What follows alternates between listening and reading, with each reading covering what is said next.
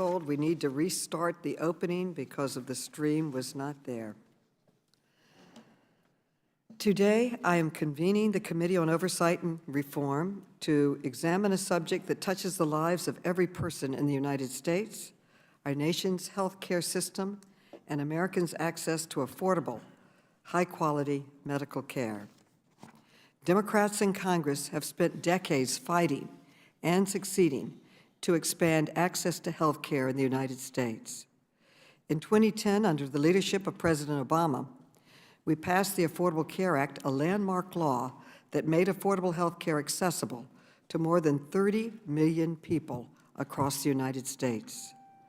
That includes 14 million people with lower incomes who finally received high-quality health insurance thanks to the Affordable Health Care Act's Medicaid expansion. This also includes millions of people who had previously experienced obstacles to obtaining health care, including people with pre-existing conditions, older Americans, and women. Unfortunately, my colleagues on the other side of the aisle not only oppose this law, but over the last decade, they have voted more than 60 times to repeal it or weaken it. Republican attorney generals sued in federal court trying to strike it down, and the Trump administration refused to defend the ACA in court. Despite these relentless attacks, and thanks to the tireless work of patients, caregivers, and community advocates, the ACA still stands. Since President Biden took office, congressional Democrats have continued to strengthen and enhance the ACA to make health care more affordable and accessible for every person in the United States. Last year, we passed President Biden's American Rescue Plan, sweeping legislation that expanded the ACA's financial assistance for patients and families working to make ends meet. But our work is not done yet. Today, more than 27 million people in the United States remain uninsured. And even for some who do have insurance, it's not enough to insulate them from the significant cost of getting health care in this country. Congressional Democrats have proposed and advanced many different reforms to close these coverage gaps and move our nation toward universal health coverage. We have voted on legislation to close the coverage gap left by Republican states that failed to expand Medicaid under the ACA, as well as legislation to expand Medicare benefits for older Americans and to further reduce out-of-pocket costs for patients with commercial coverage. And more than 100 of us have co-sponsored the Medicare For All Act, as proposed by my colleague, Congresswoman Pramila Jayapal, and championed by numerous members on this committee. Medicare for All, a comprehensive proposal to transition our healthcare system to a national single-payer model, offers a bold vision for an America where no patient is denied necessary medical care because it is too expensive, and no family has to decide between putting food on the table or paying their medical bills. This proposal fulfills a promise that I have long fought for, the promise that health care is a human right. Medicare for All would contain skyrocketing costs across our healthcare system and provide a sustainable path to more equitable and accessible health care, especially for communities where access has historically been pushed out of reach. I have proudly supported Medicare for All since it was first introduced in Congress nearly 2 decades ago, and I will continue to push for this vision of the American healthcare system. At the same time, my Democratic colleagues and I will continue to fight for every bit of progress we can make in moving our nation towards universal coverage. While Republicans raise barriers to affordable health care, Democrats will continue working tirelessly to ensure that no person's financial circumstances keeps them from obtaining quality health care.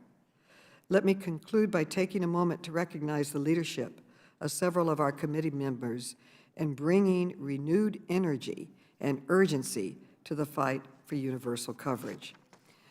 Congresswoman Cori Bush, Ayanna Pressley, Alexandra Ocasio-Cortez, and Rashida Tlaib, all members of this committee, have been some of the most powerful voices in Congress for an America where health care is a human right, and I am grateful to partner with them. Before I recognize the distinguished ranking member for his opening remarks, I'd like to recognize Congresswoman Bush for an opening statement. You are now recognized, Congresswoman Bush.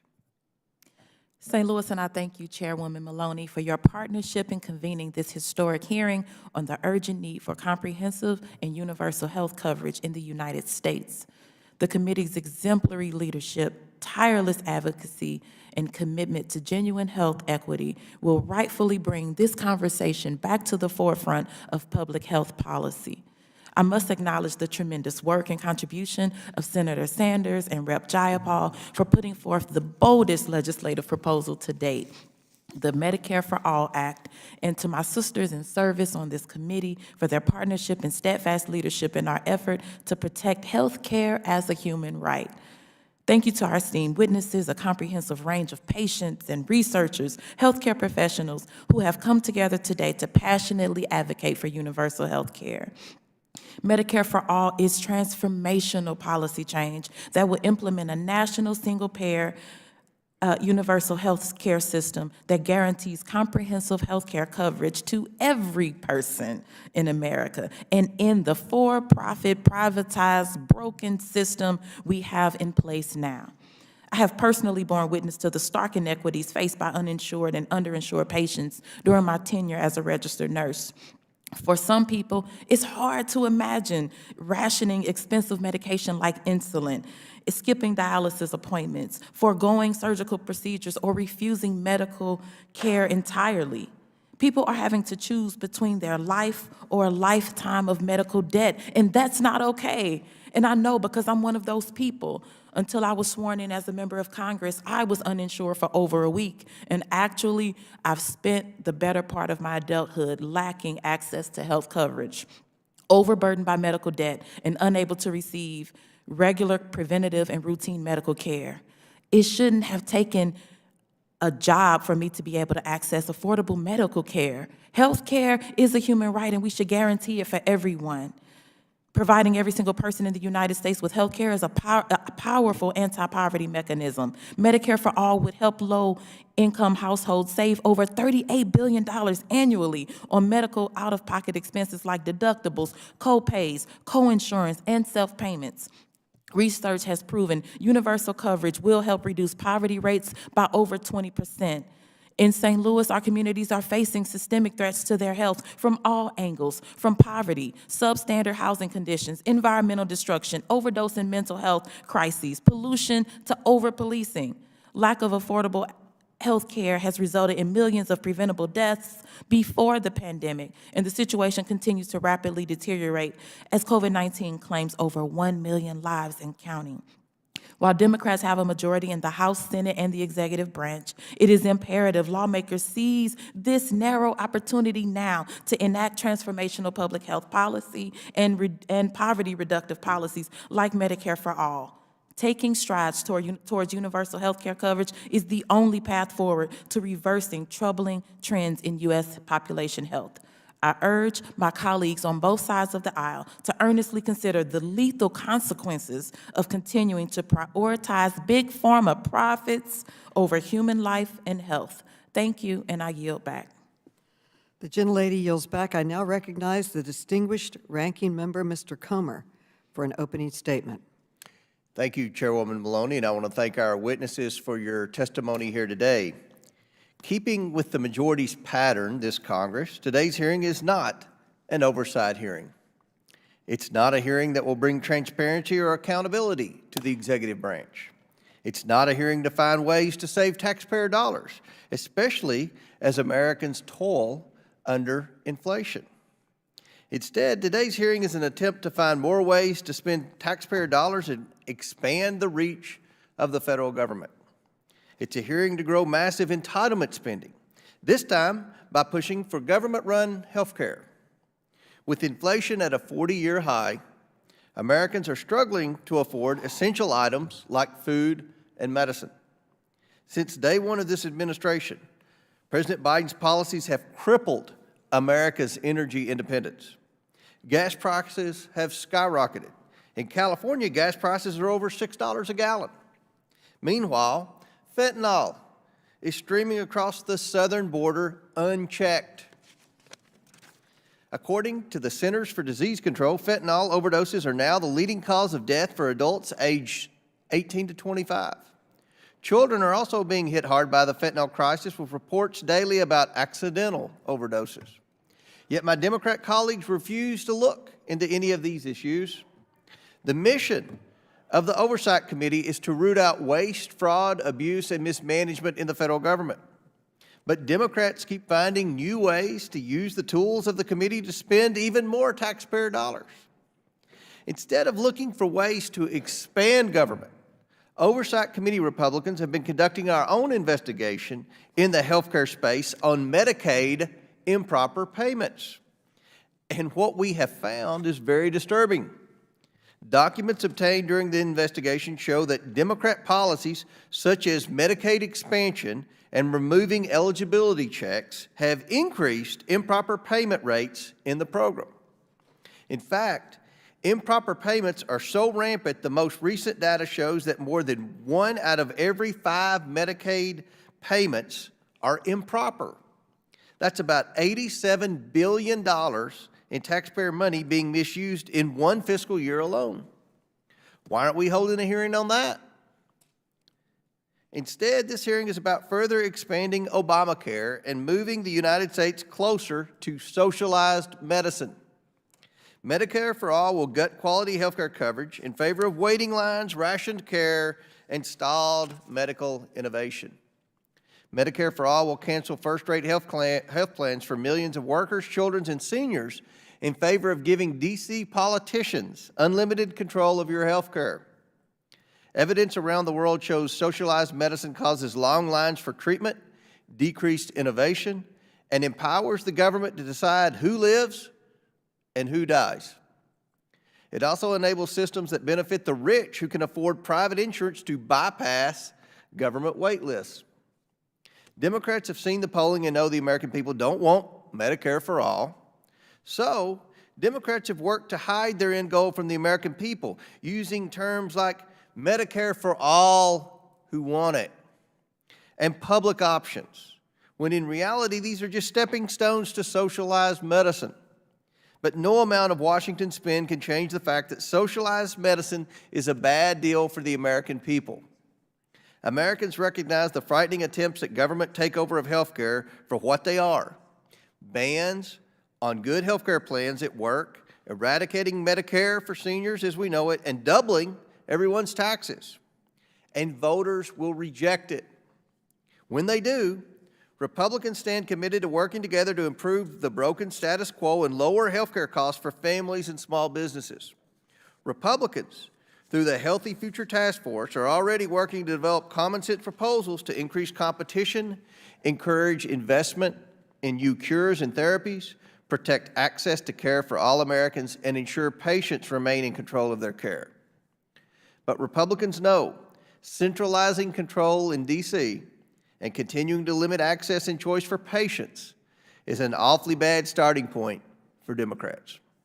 Republicans will continue to fight Democrats' takeover of health care through common sense solutions to increase the availability of affordable care for all Americans, while ensuring we remain the global leader in health care innovation. And with that, Madam Chair, I yield back. The gentleman yields back. We have very important witnesses today, and I want to focus on getting to their testimony. Let me briefly say that President Biden has unified our allies in Asia and Europe. He has restored trust in American leadership. He has swiftly acted to move against the aggression of Russia against the Ukraine. After the COVID crisis, he has taken steps to help our economy and has had record employment, the most ever in the history of our country. I'd like to place into the record a list of all the federal hearings that we've had on oversight and address the other attacks on the Biden administration and respond very simply to the claim that our hearing today is too expensive. The truth is we cannot afford our current health care system. We pay more for health care than any other comparable nation, nearly 20% of our GDP and rising yearly. Americans go bankrupt because they don't have health insurance, and that is a national disgrace. And studies show that the reforms we're discussing today would actually save money over time. I would like to submit for the record a study from the University of California, San Francisco, which analyzed 22 single-payer proposals and found that every single one would result in long-term financial savings without objection. If my Republican colleagues were really worried about inflation, they would support policies that bring down health care costs instead of voting 60 times against the Affordable Health Care Plan that has expanded health care to 30 million Americans. Finally, in terms of the deficit, I don't hear my Republican colleagues complaining when President Trump pushed through $1.9 trillion in tax cuts for the very well-off. I invite my Republican colleagues to stop playing politics and let's work together on real solutions, all kinds of ideas that we'll be discussing today. Real solutions so that working families can get the health care they so justly deserve at an affordable price. And before we move on, I would like to ask unanimous consent that Representatives Omar, Bowman, Jones, and Jayapal be allowed to participate in today's hearing. Without objection, so ordered. Now we're going to introduce our distinguished first panel of witnesses who are all patient advocates. The first panel will not be taking questions, but we welcome their experience, their perspective. I now recognize Ms. Bush to introduce the first witness. I'm proud to represent a witness in this hearing from St. Louis, Mr. Christopher Wilcox, who will share his testimony as both an underinsured patient and a relentless advocate for Medicare for All. Chris is currently a mutual aid and policy advocate at a Red Circle, where he helps connect St. Louis County residents with community resources. As a social worker who is passionate about health care, housing, and freedom from police violence, Chris has extensive experience helping patients navigate a fragmented healthcare system. I am confident his testimony will lay bare the true human cost of the brutal for-profit healthcare industry. Thank you. Our next witness will be Nikki Lyons, who is a pre-med student from my district in New York. After that, we will hear from Chris Briggs, who is a patient advocate from Woodburn, Virginia. I now recognize Ms. Talib to introduce our next witness. Thank you so much, Chairwoman Maloney, for your incredible courage in having this hearing, and of course to all of my other sisters in service for helping us bring so many of our families into the halls of Congress as they express the dismay of our broken healthcare system. I have the honor of introducing Bishop Walter Stargill from Inkster Strong in 13th Congressional District. The bishop has already had personal experiences himself, almost going blind because of our broken healthcare system, but he also serves in one of my amazing federally accredited clinics. He serves as vice chair of an all-volunteer board of directors of Western Wayne Family Health Centers, whose goal is to provide high-quality, affordable care for all of our residents in our community, regardless of insurance status. I want to thank him so much for his courage and for him providing this testimony that is so critical. As the bishop will tell you, in our district, we are not about just surviving. We're also about thriving. And that's why we need to get closer to passing Medicare for All. Thank you so much, Chairwoman. I yield. I now recognize Ms. Presley to introduce our final witness. Thank you, Madam Chair, for your leadership and heeding our calls, working with my colleagues and I to hold this critically important, historic, and timely hearing. It has been a long time coming. I thank Rep. Jayapal for being undeterred in this justice fight. And of course, I want to recognize my colleague and sister in service, Representative Bush, for spearheading this effort. The fight to make Medicare for All a reality is intrinsically a fight to center people with disabilities once and for all. And that is why I'm proud to introduce Leslie Templeton, constituent of the Massachusetts 7th, a resident of Boston, who from a young age had to navigate the world as a disabled person and uses her experiences to advocate for others.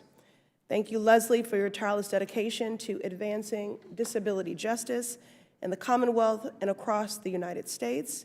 You make the Massachusetts 7th and the movement very proud. The gentlelady yields back. The witnesses will be unmuted so that we may swear them in. Please raise your right hands. Do you swear or affirm that the testimony you are about to give is the truth, the whole truth, and nothing but the truth? So help you God. I do. I do. Let the record show that the witnesses answered in the affirmative. Thank you, and without objection, your written statements will be made part of the record. With that, Mr. Wilcox, you are now recognized for your testimony. Mr. Wilcox. Great. Thank you for those kind introductions, and thank you for inviting me to speak. My name is Chris Wilcox. I'm an organizer with St. Louis Mutual Aid, and I work for a Red Circle, which is a nonprofit that serves North St. Louis County. My history with healthcare systems in America comes from the perspective of both receiving services and from providing them. I was first diagnosed with anxiety and depression in college before I graduated in 2011 at the peak of the Great Recession. Getting treatment for depression suddenly made a lot of struggles in my life make sense. The thing about depression is that the simplest things, such as getting out of bed, can feel incredibly difficult. And it can be hard to even imagine that there is anything worth getting up for. Adding to that, failing to overcome challenges makes it all the easier to gather what feels like a cumulative body of evidence of your own worthlessness. We deal with arbitrary disruptions in healthcare because of our dependence on private health insurance companies and struggles with precarious employment. I've had to change therapists at least 3 times because the ones I was working with was no longer a network. When I was temporarily uninsured or had to start with a new insurer, I've had to go through withdrawals multiple times because of denials or delays, prior authorizations, or any other bureaucratic headaches we spend hours and hours of unpaid time dealing with. In my experience working in social services, the limitations of existing public health insurance left many of my clients' needs unmet. Many agencies operate by churning as many billable services as possible from underpaid and poorly supported staff. Imagine being worried about making your numbers while trying to be present for a client that is telling you about their suicidal ideation. One client I worked with was particularly ill-served. She had to borrow money from her brother to get her medications while she waited on Medicaid to establish her coverage. I was advised to reschedule her appointments so that I could pick up others to get my numbers up because she would frequently have to reschedule. Understandable for someone needing treatment for serious mental health challenges. The very day I was given this advice, the same client texted me a call for help as she was struggling with suicide. After I intervened, she went to the hospital for the 2nd time for suicide because before she was finally granted coverage by Medicaid. This was while I was having my own thoughts about suicide related to the conditions of my job, but I had put off seeing a therapist for several months because during that time, I was hired late in the year and I would have to pay entirely out of pocket to have the deductible reset in January. These problems exist simply because we choose not to make the commitment to care for every person who needs it. This may be even more the case in mental illness, which can be every bit as lethal. It takes courage and resolve just to seek treatment, as fear of being seen as weak or as making it up in your head only adds to the barriers we've already put between people and care. Without getting the care I needed, I might not even be alive today, let alone speaking to Congress about finally getting the support our people need and deserve. We know what we need to do to make sure that everyone gets the care that they need. Medicare for all now. Thank you. Thank you. The gentleman yields back. Mr. Lyons, you're now recognized for your testimony. Ms. Lyons. Hi. Okay. Thank you so much for giving me the opportunity to speak today, members of the House Committee. Just give me 1 second. I'm having a little technical difficulty right now. Okay. So as the speaker said, my name is Nikki Lyons. I'm here to speak today because the second time in my 20s, I am waiting for an organ transplant. Due to kidney failure. This loss of control regarding so many aspects of my life and waiting for an organ transplant has had me thinking for many times about what I would say to you, those with the power to make changes in this place where decisions are made. Like so many Americans, Medicare for All would have changed the course of so many aspects of my life and provide comfort for my future. The first time I found out I was sick, I was at a hospital in the middle of college midterms week, and waking up for an emergency appendectomy. The diagnosis was not adequately explained, and there is no follow-up care that one would expect. As a struggling college student, I didn't have the luxury to see a doctor anywhere besides the emergency room. Because of this, I didn't know how truly sick I was, and because of my illness, I ended up failing out of school, which further delayed my career and cost thousands and thousands of dollars. Years later, I would have found out at that time I already should have been looking for a transplant because I was in the end stages of kidney failure, not told just to watch my sodium, or not just to watch my sodium as I was told. Had I had regular to access healthcare, blood tests, anything like that, the extent of my organ failure could have been stalled or even prevented had it been caught early enough. While waiting for my first transplant, instead of resting and conserving the little energy I did have, I was working 50+ hours a week on my feet and at a bar and at a gym to afford my doctor's appointments and medications. For those who don't know, potential transplant patients are evaluated for stability as to not waste the gift of an organ. They look at your housing, your economic status, your compliance with doctors. Not being able to afford medication or appointments could have disqualified me for the organ I needed to live at any point. Medicare for All would have meant not deciding if I need to skip meals to afford to qualify for a kidney. I wouldn't have had to work myself to the bone while incredibly sick. I was lucky enough to receive a transplant in 2016, but am again in organ failure. This round of organ failure, I can say with 100% certainty, would have been prevented by Medicare for All. I wasn't able to get regular transplant checkups because of the resources I had allotted for healthcare went towards mitigating the symptoms of long-term COVID. Because of the lack of care, I had no idea my body was rejecting my transplant as a complication of said long-term COVID. I haven't been able to properly work or attend class adequately since winter 2020. The COVID symptoms transitioned into kidney failure symptoms so seamlessly to the point I didn't realize what was happening. All I had needed was a simple blood test and the rejection would have been caught earlier. When rejection is caught quickly, it is very treatable. I unfortunately wasn't that lucky. It was amazing I was alive for the second time in my life. Since June, I have had 6 long-term hospital stays, with the longest being 7 weeks, travel 12 hours a week, 3 times a week, 12 hours, 3 times a week for dialysis for 3.5 hours, blood transfusion, chemicals similar to chemo to try and save the kidney and prevent anything from getting worse. And that just ends up making me feel significantly worse. I've had days I'm only able to be awake for 4 hours. There's no way for me to work, finish school, or thrive at all in this condition. On top of this, I had no insurance when this first started until Medicare kicked in, which took 6 months from the time I applied. I was told their online system never got my application several times. And then after that, several times the local office had lost my paperwork and never filed it.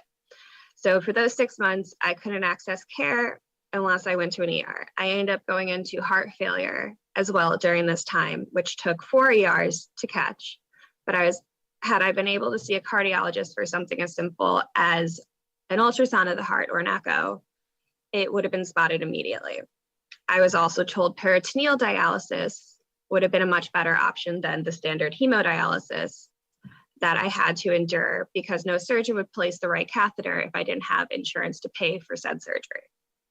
So I have spent the past 6 months getting my the entirety of my blood taken out through a tube in my neck, cleaned and returned to my body, while often going into shock when there's a loss of fluid because it makes your heart unable to pump blood through the body, having horrible insomnia, deep pain and fatigue, 6 months of suffering due to a lack of access to care for a medical situation that should have been prevented in the first place.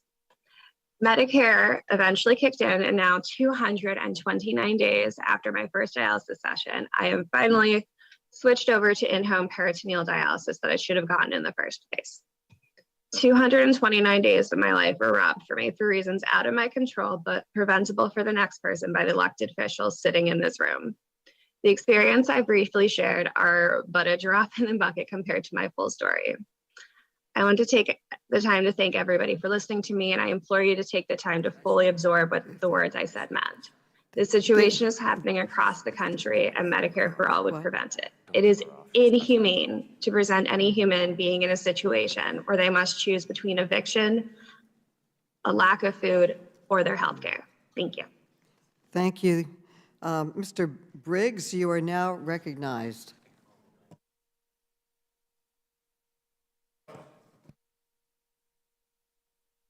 Yeah, sorry.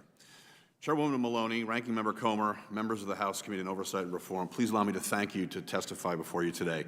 And just a point of correction, I do, in fact, live in Northern Virginia and am a patient advocate, but I also am Public Affairs Counsel for Independent Institute, which is a think tank in Oakland, California. In November 2015, my wife got the most dreadful call a parent can get. The doctor knew why our daughter, Colette, then 2.5, hadn't been feeling well. Blood work had revealed leukemia, cancer. We raced Colette to Inova Fairfax Hospital, the only one in Northern Virginia where we live, that treats pediatric cancer, and got there just in time. Thanks to Obamacare, we were already in difficult straits regarding health care. In 2014, that law had eliminated a plan we had had for years.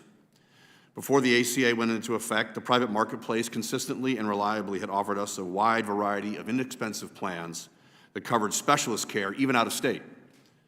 After the ACA went into effect, however, all that was left were increasingly costly plans with fewer benefits, including fewer doctors and fewer hospitals. Thanks to Obamacare, we were, and still are to this day, basically restricted to medical facilities within a short radius of our zip codes. Obamacare, in a word, has made us into medical serfs. We're tied to the land on which we live, unable to leave it even to save a little girl dying from cancer, which is why, when we tried to take Colette to Johns Hopkins, just up the road in Baltimore, we were denied.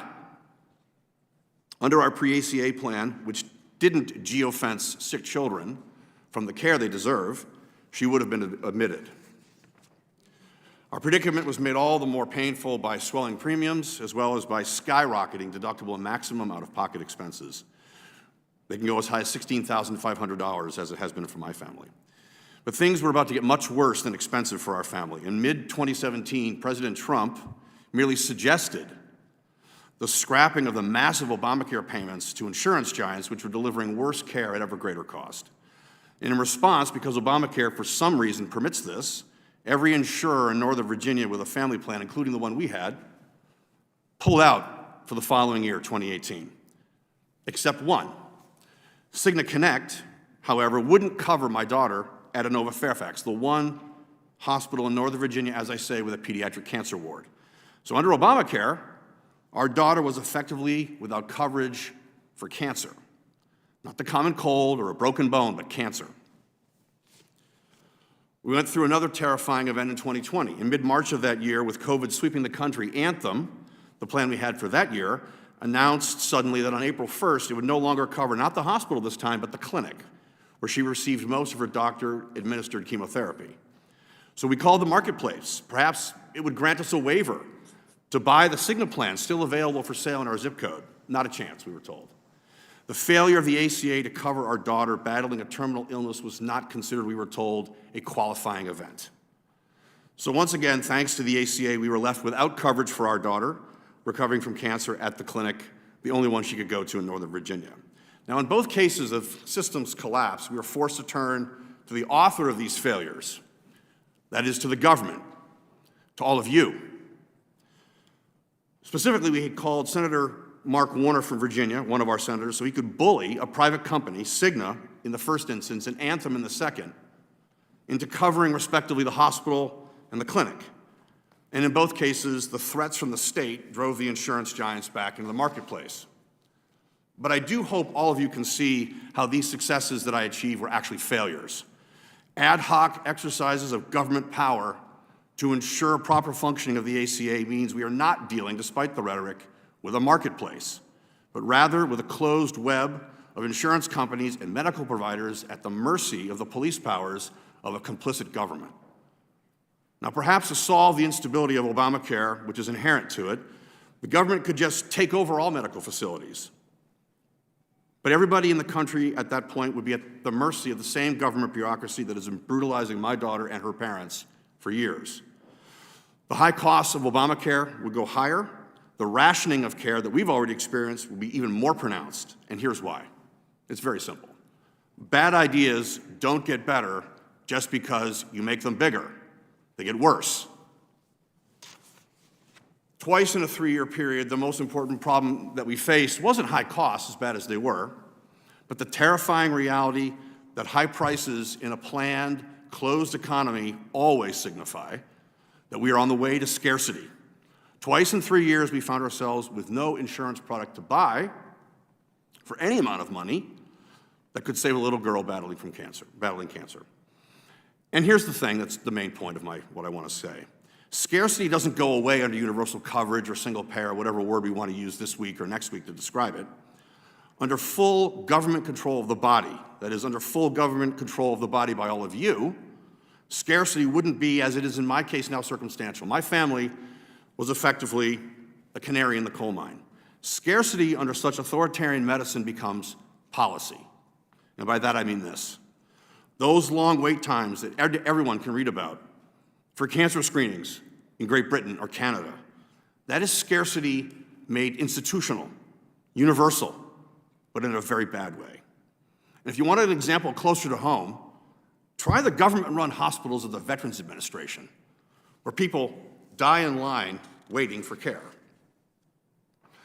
In other words, if we unfortunately get more managed care from all of you, the government, my daughter will be everyone's daughter. And every mother and father will experience what my wife and I have experienced. We watched our daughter battle cancer while the institutions of medicine, thanks to the ACA, colluded with a disease against her. There is one correct long-term answer in my view. We must prohibit the government, that is to say all of you, from further interfering in the acquisition by private citizens of their preferred medical care. And we do that by a repeal of the ACA and placing back into the hands of Americans real, actuarially sound, automatically renewable insurance products curated to individual needs. That is the kind of universal coverage this country deserves because it's the only kind that works. And now a word for my Republican friends. Obamacare, as you may know, has very little to do with actual insurance. It is essentially a giant scheme, some would say, I would say, a giant Ponzi scheme to pay for each other's medical bills. And since my daughter, thanks to the ACA, got very, very sick under a non-insurance regime, she is now permanently uninsurable. If we ever come to our senses in this country and give back to the citizens real insurance, my daughter will never be able to have one, and here's the logic. You cannot buy auto insurance after the car accident. My daughter managed to get sick with cancer. She's had that accident. She is permanently uninsurable. However, if I'd been allowed to keep my pre-ACA plan, as President Obama promised, things would be very different. My daughter today would have insured, durable access to medical care. In essence, Obamacare turned an insurable illness, one as grave as cancer, into a permanent pre-existing condition from which my daughter will never escape. But my daughter's not alone. Millions of persons have gotten sick under Obamacare. And everybody in this room, in this entire country, will someday suffer a serious illness, such as, we'll call it fate for the purpose of this discussion. And soon enough, the number of permanently uninsurable will be so large that you won't be able to repeal Obamacare. Obamacare, in a word, is creating right now a nation of pre-existing conditions. The Democrats know this. All they have to do is wait, and we will be forced into a full state takeover of the body. So how about it? When you Republicans get into the majority, You win both houses and possibly get the presidency back. Will you give us back our bodily autonomy and repeal this law? Your doing so, however, won't help my daughter. For her, it is too late. She and the other victims of Obamacare will need government health care for the rest of their lives. But the rest of us, and for those yet unborn, it is not too late. And to put this another way, and this may sting, but when you come back into power, please, for the love of God, no more Paul Ryan-style tax cuts, which the other side will just eliminate or destroy by inflation as they're doing now. The state takeover of the human person by authoritarian control of medicine is far more worthy of your attention than any tax cut, no matter how deep. I thank both sides for the time given me to air my concerns. Thank you. Mr. Stargill, you are now recognized for your testimony. Well, thank you for allowing me to be a part of this testimony and this great information that needs to be given out. I'm Bishop Walter L. Stargill Jr., Eastern Michigan pastor of Face-to-Face Outreach Ministries. Thank God for Congresswoman Tlaib allowing me to be a part of the solution or the answer to bear witness what has happened to me. One of the things back in 2009, I was uninsured, pastoring during the great migration out of the Michigan area. My membership dwindled, so therefore we didn't have the proper funding to make sure that I had insurance, so therefore I was uninsured. I had a condition which is called shingles that I didn't know I had. And at the time I was feeling very bad. And I went to the actual one of the major hospitals at about 1 or 2 o'clock in the morning, which was an emergency. And I told them I didn't have insurance. They saw me, but they gave me the bare minimum. They checked my pulse, they checked my blood pressure, and told me I may have shingles. But after that, they gave me a bill of $800. Now, I couldn't afford it. It took me almost 6 to 7, 8 months just to pay that money back. But as a friend of mine told me that they had a clinic, which is the Western Wayne Family Health Center. It's a federally funded clinic, and could you possibly come up to them and see what they can do for you? So as I got worse and worse, and as a person that didn't have insurance, you are very susceptible to just worry. And I was worrying.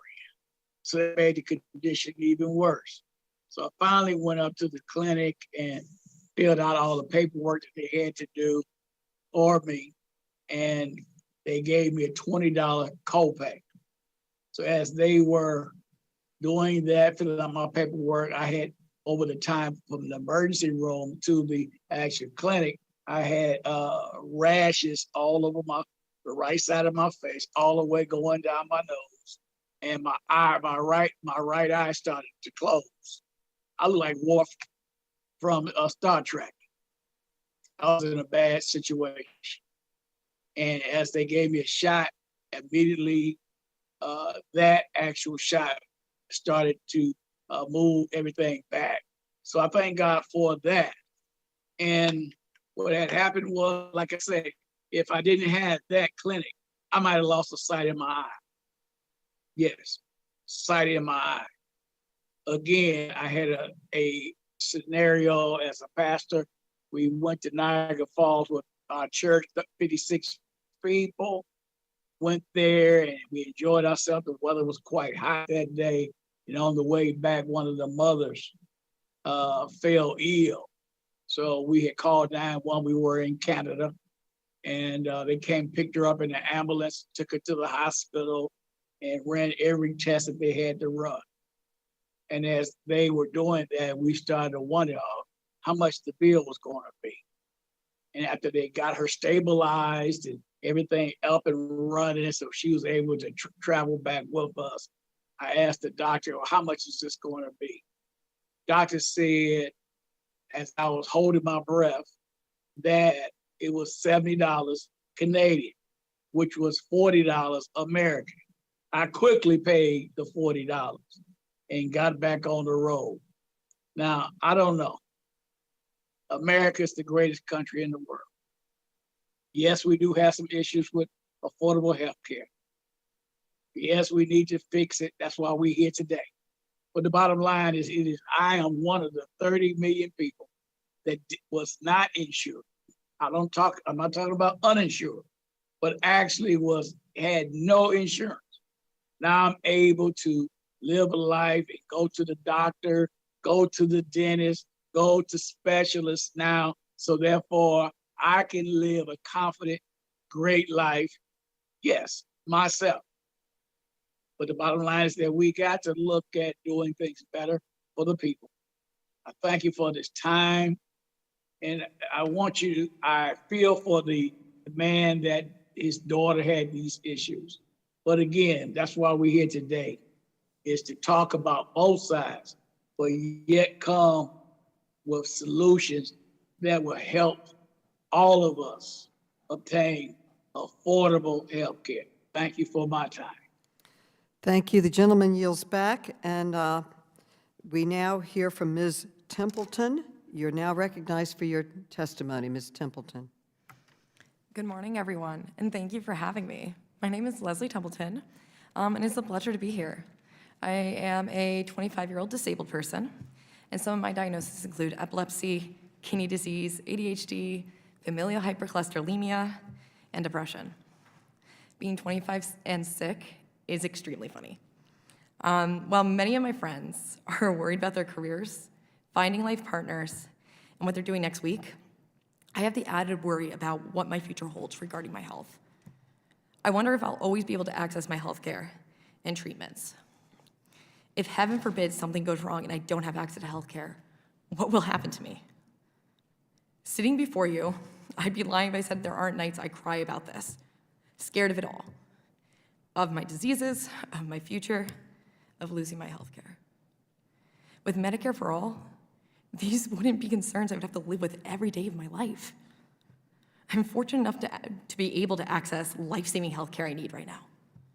That is a privilege that has given me the ability to be here today. Before I was able to access treatment, I struggled to do most things or fully participate in life. I don't know if you'll understand how deeply I mean this, but having access to health care has allowed me to be a 25-year-old. My Wellbutrin, an antidepressant, has given me the ability to enjoy life. My kidney medication is slowing, if not preventing, further progression of my kidney disease and ensuring I feel well enough to live my life the way I want to. And there's so much more. I am fortunate enough to be able to afford these interventions, currently due to my income level, a privilege not everyone has. Being sick is expensive, and that expense can make treatment inaccessible to so many people. Being able to access healthcare is not enough. It's being able to afford it too. As long as I can always have access to healthcare and I can afford it, I'll be able to hopefully live a long life. I'll get married, I'll see my kids graduate from college, I'll grow old and watch my body age gracefully. Without Medicare for All, that outcome is not guaranteed, just as it's not guaranteed for millions of Americans right now. What people don't talk about enough is the cost of staying alive. My ability to live is based on whether I can afford it or not. And that thought keeps me up at night. So many people are in a similar situation to me. Just look at GoFundMe. People shouldn't have to rely on charity to stay alive. To put it bluntly, I don't want to die. I want to live a long life without constant worry of whether I will be able to afford my meds each month or I'll have insurance to cover my doctor's visits. Medicare for All would give every American that peace of mind, especially those who rely on the healthcare system the most in order to stay alive. No one should go broke because they have life-threatening illness. No mother should have to choose between getting her medication or her kids. No child should have to watch their parents suffer through pain and ailments because they are not insured. We Americans are counting on you to change this reality for us. Because, again, to put it bluntly, We don't want to die. Thank you. Thank you. And I would like to thank all of the witnesses for their powerful testimony today. You are now excused, and we will welcome our second panel. Thank you so much. And we will moment as we make a transition.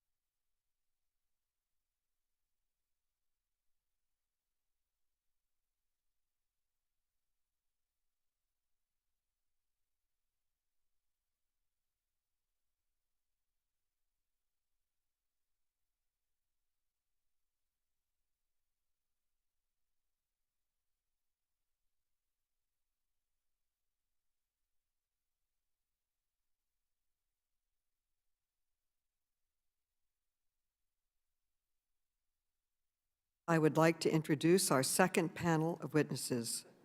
Our first witness today is Dr. Uche Blackstone, who is an emergency physician and is the founder and CEO of Advancing Health Equity. Then we will hear from Dr. Sarah Collins, who is the Vice President of Health Coverage and Access at the Commonwealth Fund.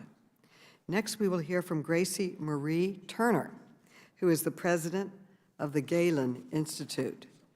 Next, we will hear from Dr. Jeffrey Sachs, who is the Director of Columbia University's Center for Sustainable Development and is the President of the United Nations Sustainable Development Solutions Network. Next, we will hear from Dr. Jamila Michener, who is an Associate Professor at Cornell University and is the Co-Director of Cornell's Center for Health Equity.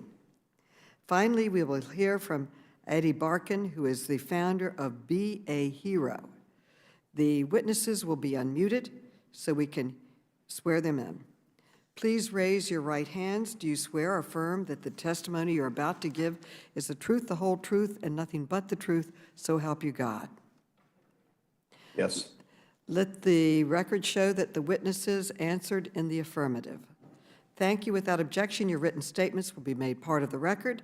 With that, Dr. Blackstone, you are now recognized for your testimony. And please, let's all try to keep within our 5 minutes. Mr. Blackstock, you're now recognized.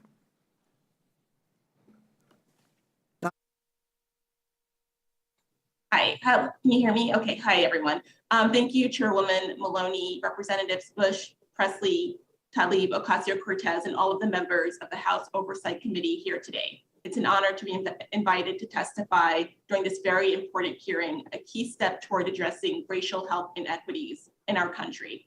I'm Dr. Uche Blackstock, an emergency medicine physician with over 17 years of clinical experience, a second-generation Black woman physician who has lived experience with injustice, and the founder of an organization dedicated to advancing health equity.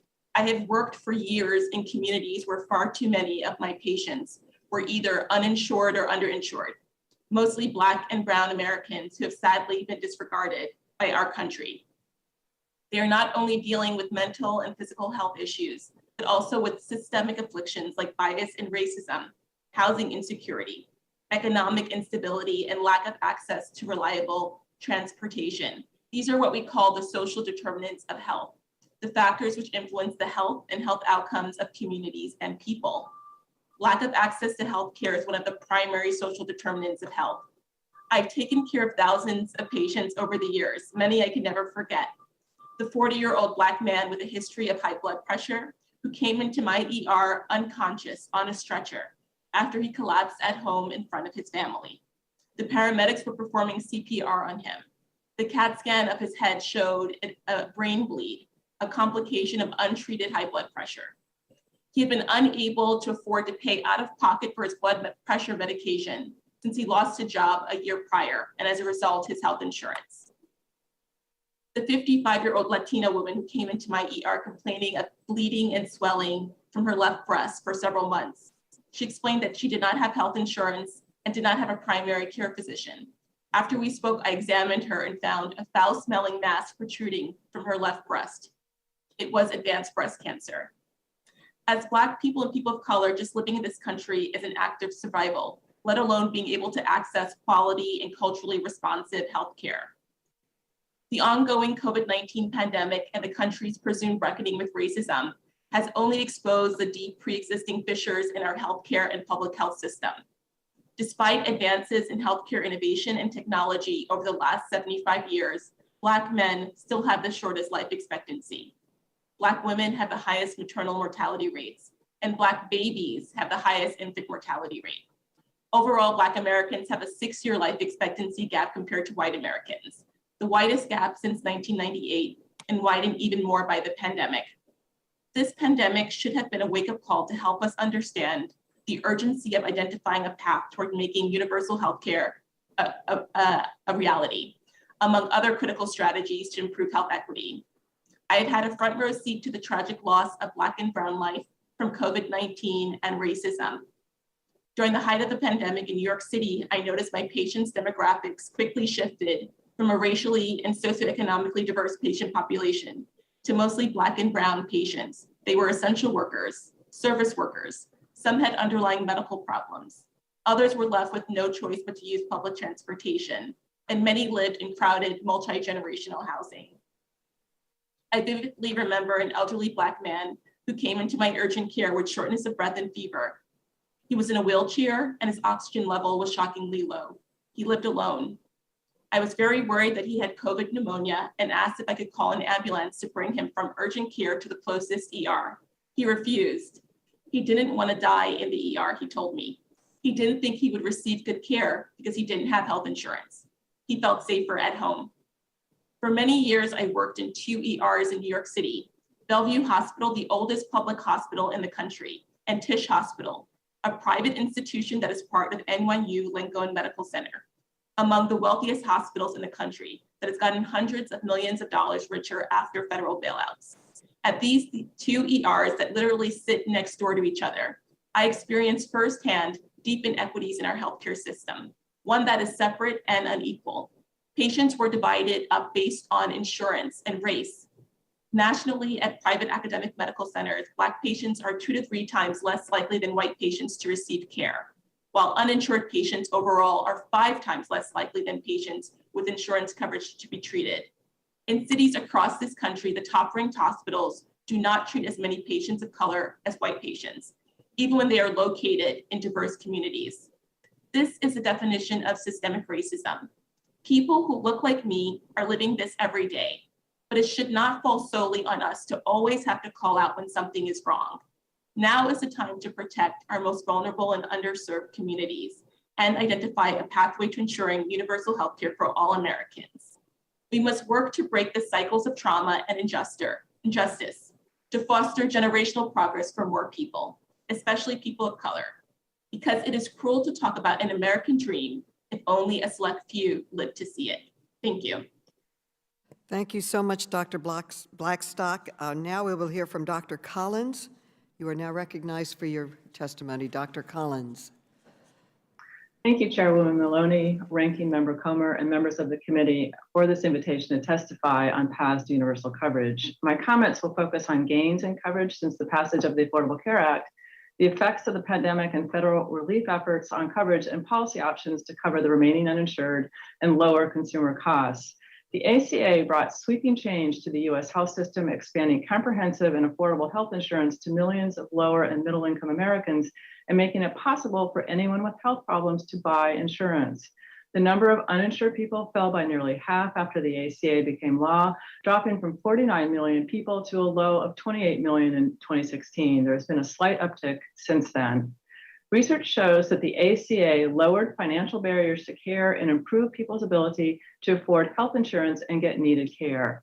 Despite expectations that the pandemic would leave millions uninsured, the latest federal data indicate that the uninsured rate is actually declining. This decline is due in part to the ACA's coverage expansions, which provided safety net coverage for those who lost insurance, and federal COVID-19 relief bills that provided enhanced marketplace subsidies and a requirement that states keep people in Medicaid continuously enrolled in exchange for enhanced federal matching funds. The result was record enrollment of nearly 15 million people in the marketplaces and nearly 84 million in Medicaid and the Children's Health Insurance Program. There are 4 risk factors that could reverse these gains and limit the ability of Americans to afford their health care. The end of the Medicaid continuous enrollment requirement and the enhanced marketplace subsidies could trigger extensive enrollment losses in Medicaid as states redetermine enrollee eligibility and in the marketplaces as subsidies decline. 12 states have yet to expand eligibility for Medicaid. Millions of people are eligible for the ACA's coverage expansions but are not yet enrolled. Growth in healthcare costs is outstripping growth in median income, leaving millions of people underinsured and with growing premium burdens. There are several targeted policy options that might mitigate these risks, including extending the marketplace subsidy enhancements, at the end of the public health emergency, requiring states to conduct Medicaid eligibility redeterminations gradually, fill the Medicaid coverage gap, maintain aggressive, targeted, and consistent outreach and enrollment efforts to reach the remaining uninsured and keep people covered, enable people to automatically enroll in coverage, address the high provider prices that drive most of the health spending growth in private insurance, and by extension, growth in worker premium contributions and deductibles, such as through a public option. Allow more workers in expensive employer plans to access marketplace subsidies, fix the family coverage glitch, rein in deductibles and out-of-pocket costs in marketplace plans, ban non-ACA compliant policies like short-term plans. But how can the US reach universal coverage? Can we get there by building on the ACA, or will it take a single payer approach? This question was debated during the 2020 presidential election. The Urban Institute tackled it at the time by modeling reforms that built on the ACA and 2 versions of a single payer approach.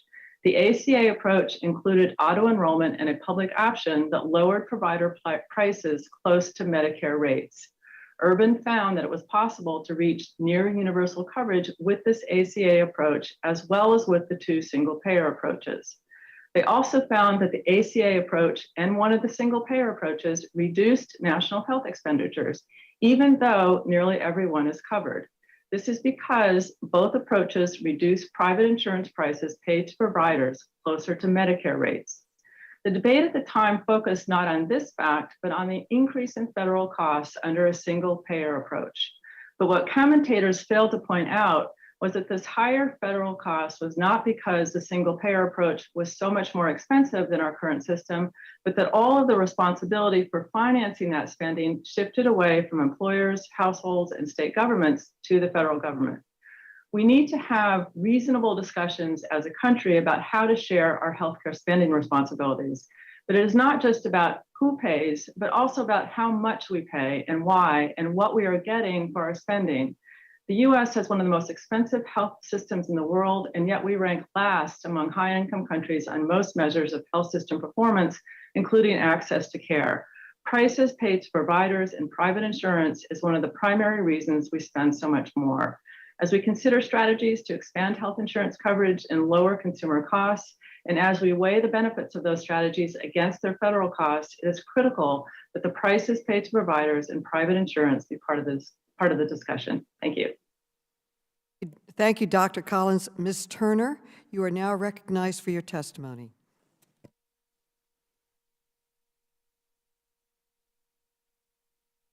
There.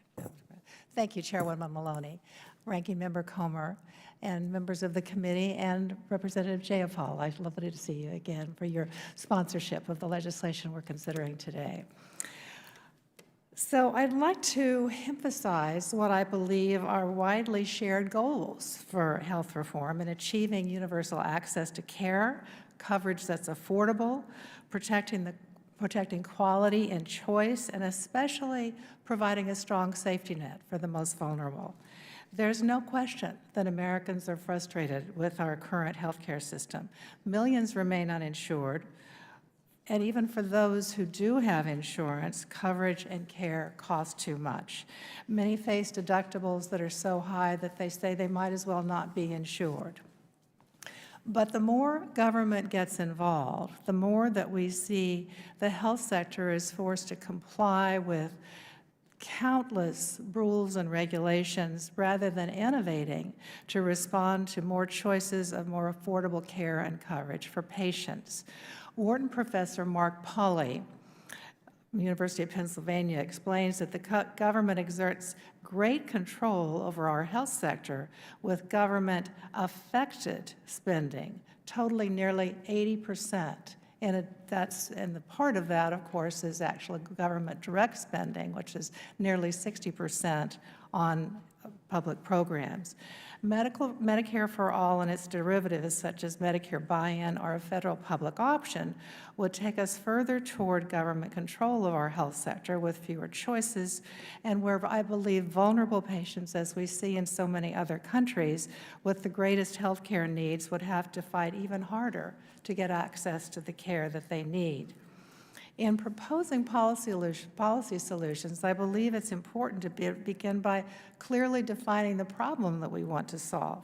The Congressional Budget Office reports that 29.8 million people were uninsured in 2019, 2/3 of whom were eligible for existing public or private coverage but were not enrolled. Most of the remaining one-third were not lawfully present in the United States, a problem for immigration and citizenship policy rather than health policy.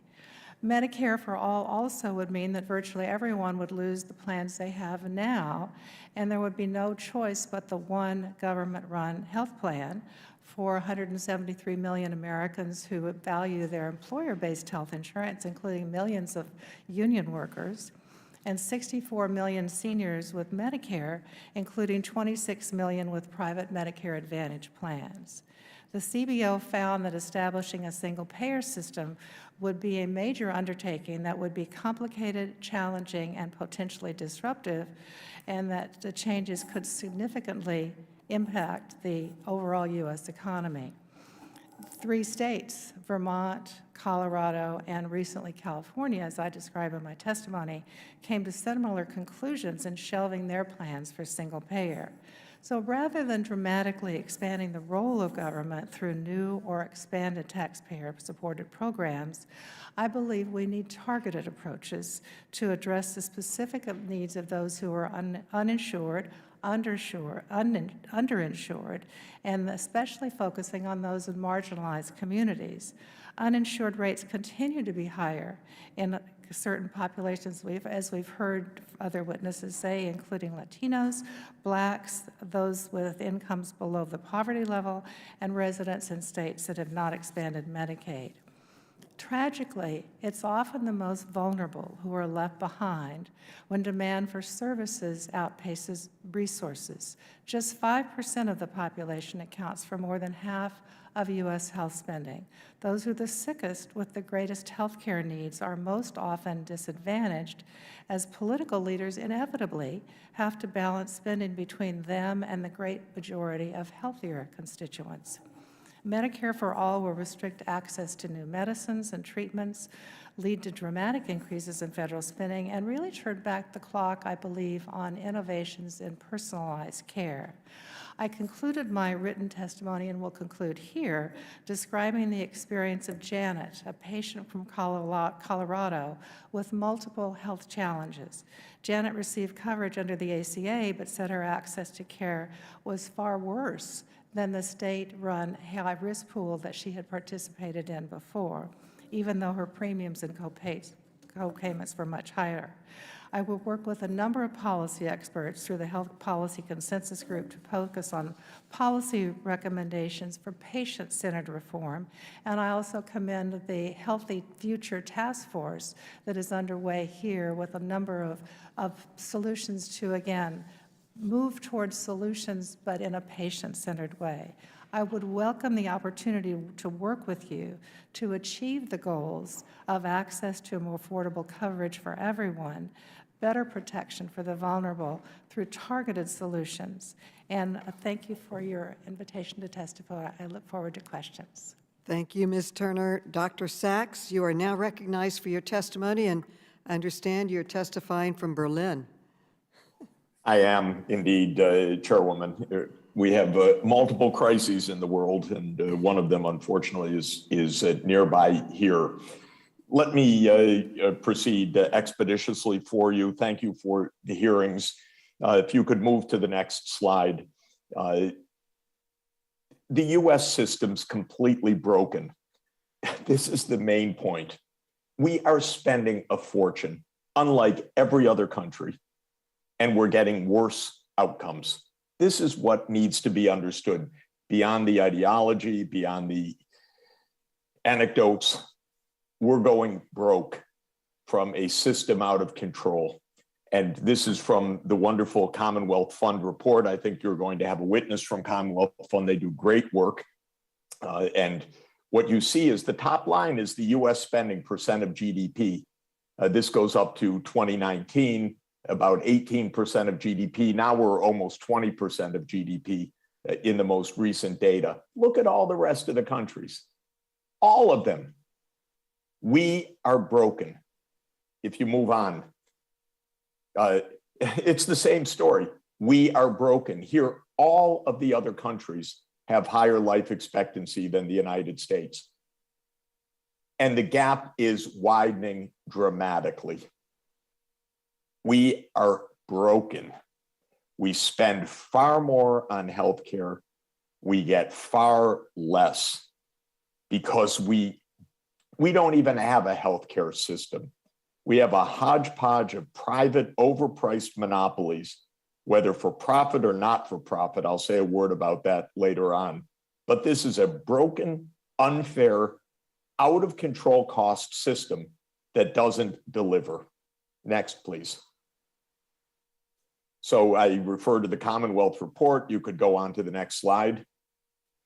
We rank last in our health system performance.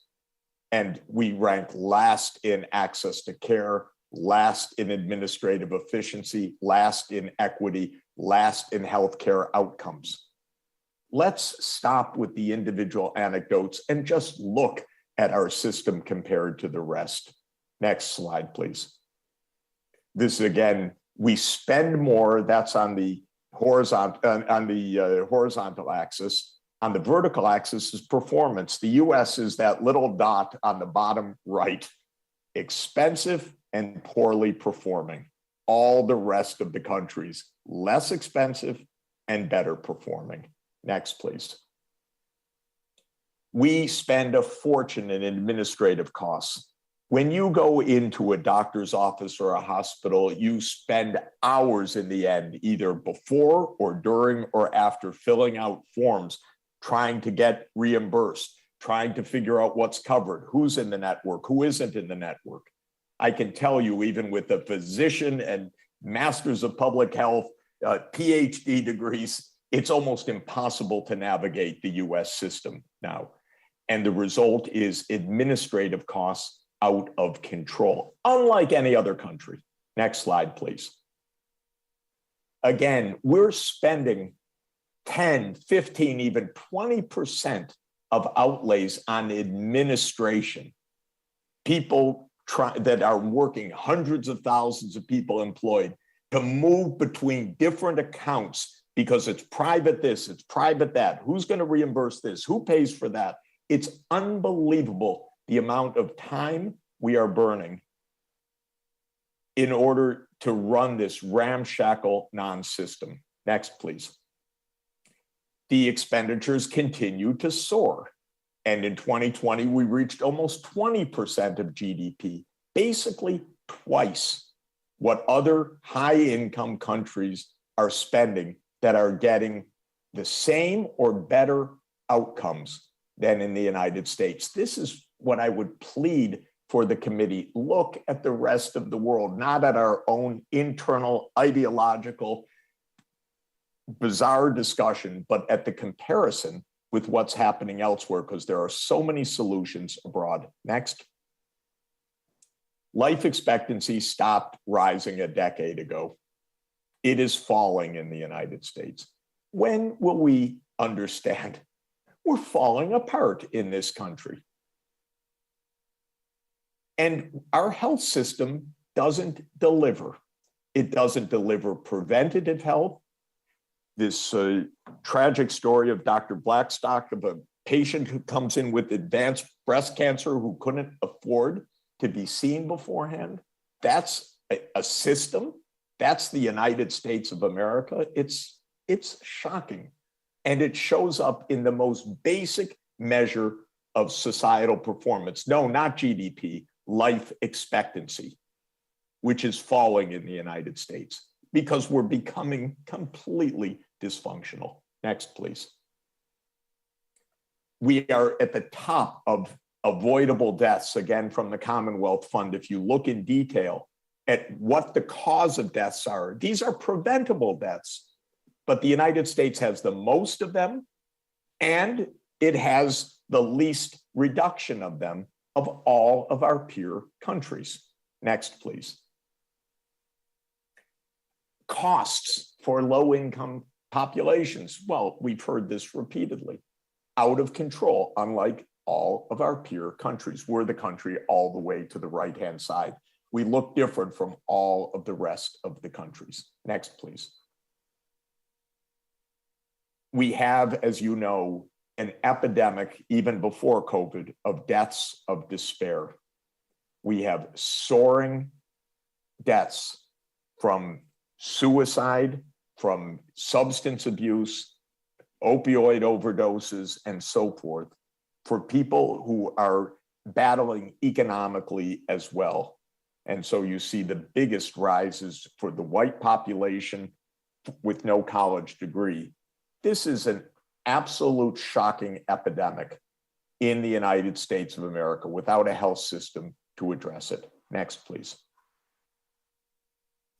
We have vast differences across the states. Typically, as is true in US politics, the states farthest behind are the ones most defending the status quo. Very sad, but this is how our politics is, absolutely upside down.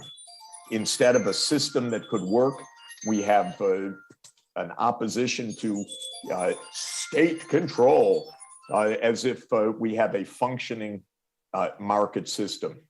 Next, please. What we have is a scam going on. Please understand, we have the most high-priced, high-cost system, and we have a system that is filled with its sense of success because they're making a fortune. This is what I clipped from the Wall Street Journal list of our CEOs of our pharmaceutical industry. What do you want? 20 million salary, 25 million a year salary, 30 million a year salary. That's the game of the United States of America healthcare Dr. system. Sachs, you're way over Yes. time. It's fascinating. I'm sorry, You're way could I over come time. quickly to an end? Okay. I'll come, just the next slide, I'll come very quickly to an end.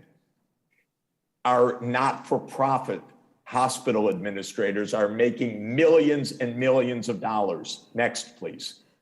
I'll just, forgive me, Chairperson, I just want to make two more points. All right. This is an incredibly profitable industry. That's where the high prices go. Next slide.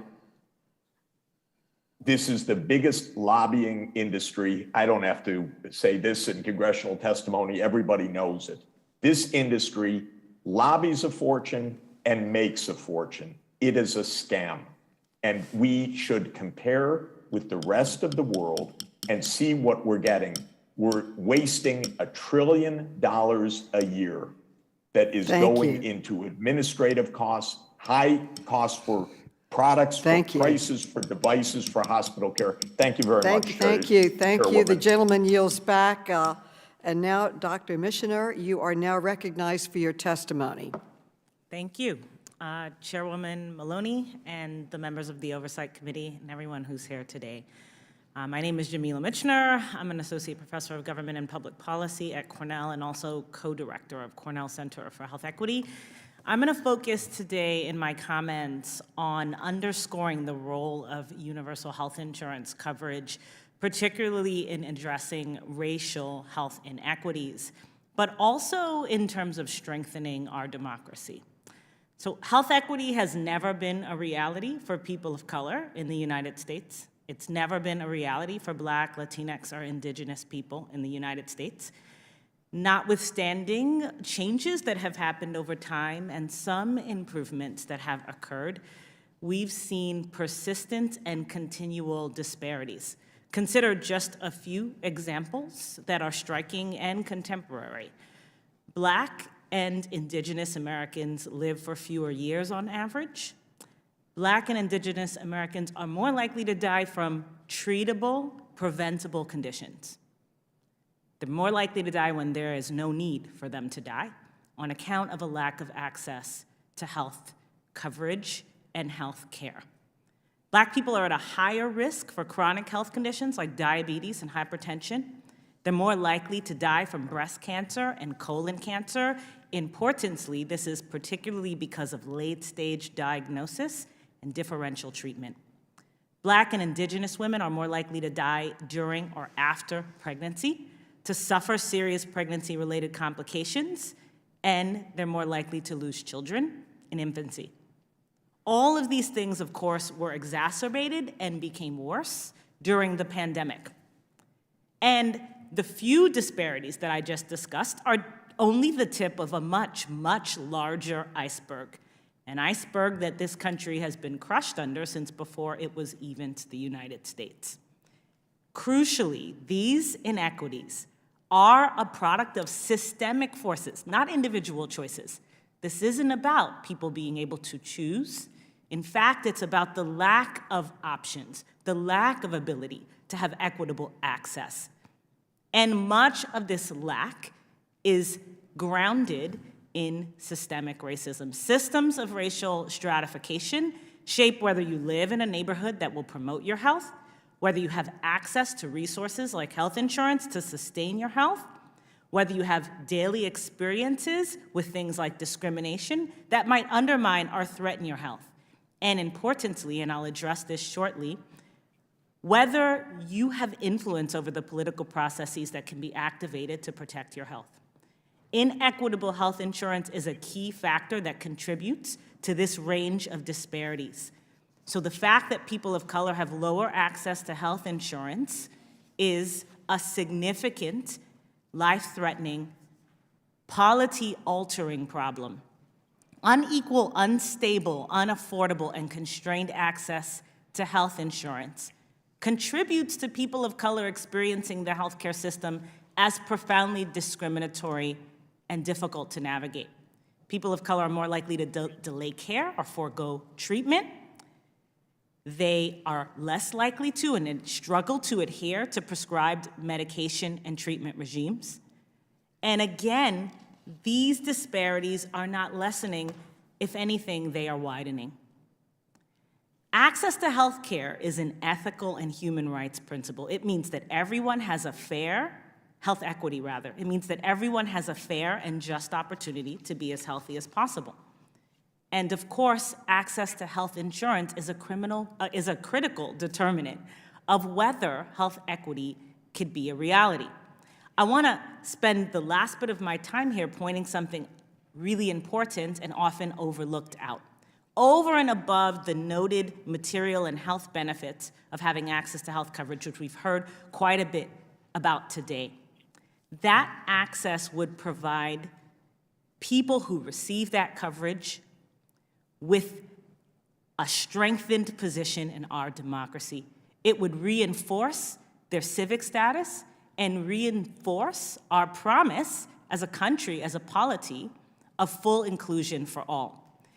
This connection is not obvious, but social scientists, political scientists in particular, have established it, that health and health policy are crucial for full democratic participation. Medicaid's a perfect example. Medicaid expansion is associated with boosts in voter turnout.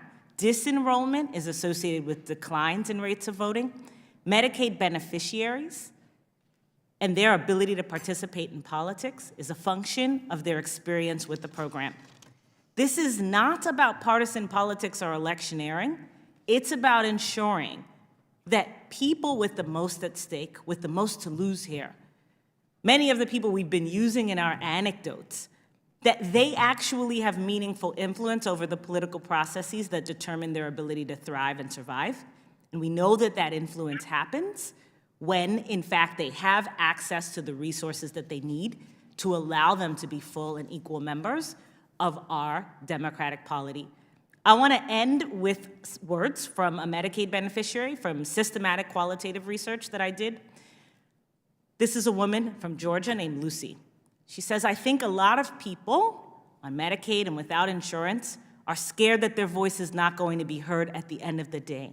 That no matter how much you protest or how much you call on those in higher upper seats, it's as if our voices don't matter. And people think, why should I even say anything? It's not going to change. But in actuality, it might just be that one vote that pushes us to change everything. But to us sitting down here, looking at those up there, it's like our voice. What is my little voice going to do? Lucy and other people who are fighting for health equity, especially racial health equity in this country, have voices that we ought to be responsive to. Universal health coverage is part and parcel of precisely that responsiveness. Thank you. Thank you, Dr. Michener. And Mr. Barkin is our last panelist, and you are now recognized for your testimony. Good morning, Chairwoman Maloney, Representative Bush, and members of the committee. Thank you for holding this hearing and inviting me to testify. My name is Audie Barkin, and I am the co-executive director of Be a Hero, an organization whose mission is to win health justice in America. As you can see, I am currently in bed. I live in California, and it is rather early here. And because I am living with the neurological disease ALS, which has left me almost completely paralyzed, it takes me a very long time to get ready in the morning. So, I am grateful for your grace in permitting me to participate from bed. But I am even more grateful that it is my bed, in my bedroom, in the home I share with my wife and our 2 young children. I am able to live at home because I have 24-hour home care. Without it, I would be forced to live in a nursing home, separated from the people I love. I don't know if that would be a quality of life that I would be willing to tolerate. Home care is literally keeping me alive. 3 years ago, I came to the Capitol to testify in the Rules Committee at the first ever hearing about Medicare for All. I was emaciated, weighing about 100 pounds, down from 160. I had trouble breathing, and was sweating even though the room was cold. Every month, my body deteriorated further. I felt like I was dying. Later that year, I had to decide whether to get a tracheostomy, a procedure to implant a breathing tube into my windpipe, to compensate for my failing diaphragm. But I didn't know how I would be able to pay for the care that would allow me to stay alive. My insurance had already denied me a ventilator, stating that it was experimental, and then 2 weeks after that, they rejected access to an FDA-approved ALS drug. Even good health insurance, which I have, does not cover the long-term home care I need to survive. Paying out of pocket would have left my family bankrupt quickly. And so for too long after my diagnosis, my wife, Rachel, and I tried to get by without home care, which put the burden on her to care for both my young son and me. We eventually secured 24-hour home care after suing my health insurance company in federal court. Home care has been life-changing, allowing me to participate in my family's life in ways I thought were no longer possible for me. My daughter Willow was born 6 months after I gave my testimony, and now I'm a father to 2 beautiful, wild children. But it shouldn't take a seasoned activist, a team of lawyers, and the generosity of strangers and friends to get the health care you need to survive. The reliance on crowdfunding to afford health care is a uniquely American tragedy. My outcome is the exception, but the challenges we faced, fighting insurance companies for services we are rightfully owed, are not. We spend such absurd amounts on health care, and we get such bad outcomes for our money. The high costs of care and infuriating bureaucracy burdens all of us, including nurses and doctors, working families, and small businesses. The only people who benefit from this absurd system are the corporate executives who profit off of our pain, and spend inordinate amounts of money trying to stop you from making life much better for your constituents. We've allowed greedy healthcare corporations to set the parameters of what we can expect of our healthcare system, and because of it, we've been forced to normalize the fate of bankruptcy, illness, and death.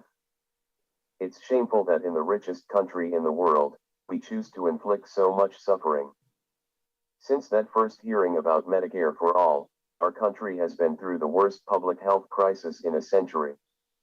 The pandemic has revealed and exacerbated the existing inequalities in our profit-driven healthcare system. It has hit hardest on disabled people, poor people, Black, Latino, and Indigenous people, and especially people who live at the intersections of these categories. And 1 out of 3 COVID-19 deaths in the U.S. are related to gaps in health insurance. Nearly 1 million Americans have already died from the coronavirus. How much more is necessary to shock our legislators into action? When we lost 3,000 lives on September 11, we responded by reorganizing our national security system, launching a global war on terror, and conducting 2 massive invasions and occupations. 300 times more people have died in this pandemic, but we have not marshaled our national energy to build a better healthcare system. It is a scandal and it is a shame. But in the last 2 years, we've also seen glimmers of what's possible when our government takes action to prioritize people over profits, and works to guarantee care for all. Congress subsidized the Affordable Care Act marketplace plans, leading to unprecedented enrollment, and paid states to keep millions more people on Medicaid. As a result, more Americans have health insurance than ever before. Taxpayers funded vaccine research, and then, our government made vaccines easily accessible to all at no cost. And recently, our government made rapid test kits available to all Americans who requested them, free of charge. These programs and many others are at risk of ending if Congress does not fund them and when the pandemic emergency policies expire. Instead of returning to the status quo, which fails all of us and especially our most vulnerable communities, we should build on the progress we have made during the pandemic. The American people deserve so much more, and so much better. Our seniors and disabled children and adults deserve to live at home, not be warehoused in institutions. Working people deserve high-quality care regardless of their income or their employer marital status. The people of rural America deserve good mental health care options, good community clinics, good accessible hospitals. And so do the residents of poor urban America, and the people who live on Indian reservations. And seniors on Medicare deserve care also for the parts of their body above their necks, which means their teeth and eyes and ears and minds. We can and must do better. We know what the solution is. A system that brings everyone in, and abandons no one. Where we are patients and people, not opportunities for profit. The road to reach the better world of our imagination may be long. And there are many obstacles in our way. But our North Star is clear. It is time for America to guarantee comprehensive, affordable health care to all. The best way to do that is by enacting Medicare for All. If each one of us continues to demand better, if together we build an even more powerful movement for health justice, then I know that someday we will get there. Thank you. Thank you so much for your testimony. I now recognize myself for 5 minutes for questions. In 2010, President Obama signed the Affordable Care Act into law, laying the groundwork for over 30 million people to achieve affordable and available health care. Republicans not only oppose this law, but in the past decade have voted over 60 times to repeal or weaken it. Dr. Blackstock, you gave very moving examples of healthcare challenges. As an emergency physician who sees patients directly, how does access to healthcare coverage affect a person's health? Thank you, Chairwoman. Well, I mean, access to healthcare coverage, is key. Unfortunately, what I often see in the emergency department, especially working in the communities that I work in, are people who, because they do not have insurance, will come to the ER sometimes for treatment of chronic medical problems or come for issues like advanced cancer, as I described with the patient that I had, with preventable diseases that have essentially become chronic and even late stage. And so they're at the point in their disease process where it's very costly for them to even be able to afford to pursue treatment.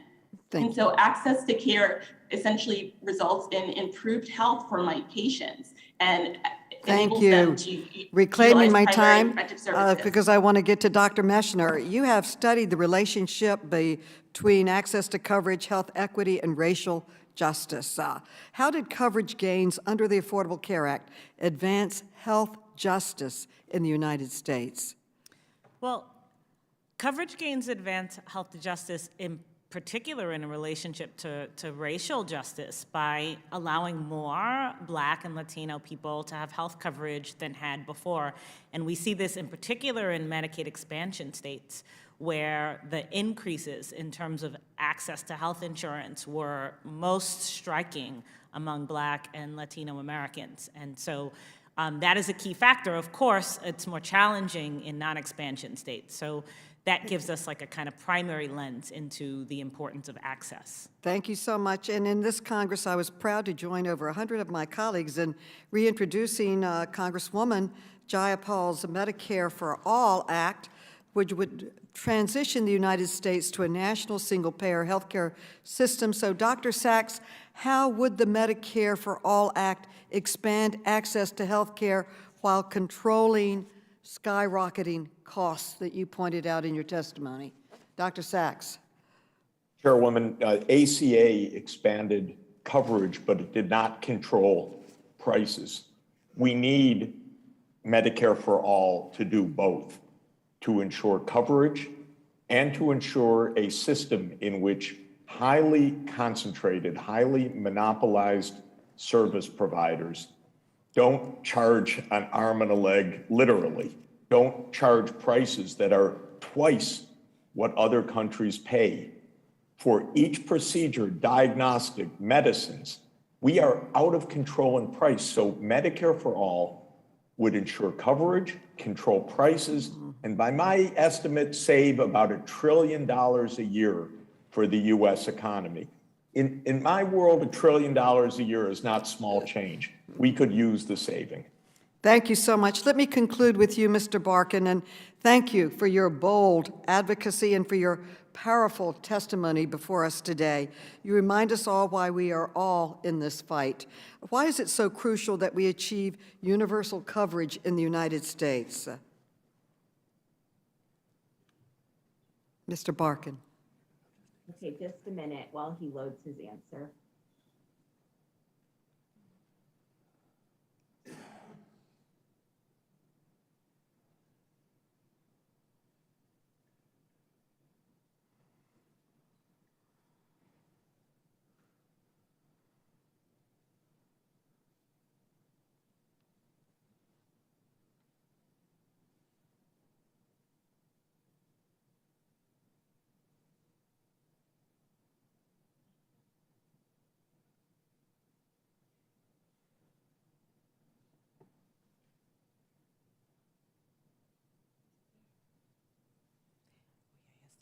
Okay, he's writing.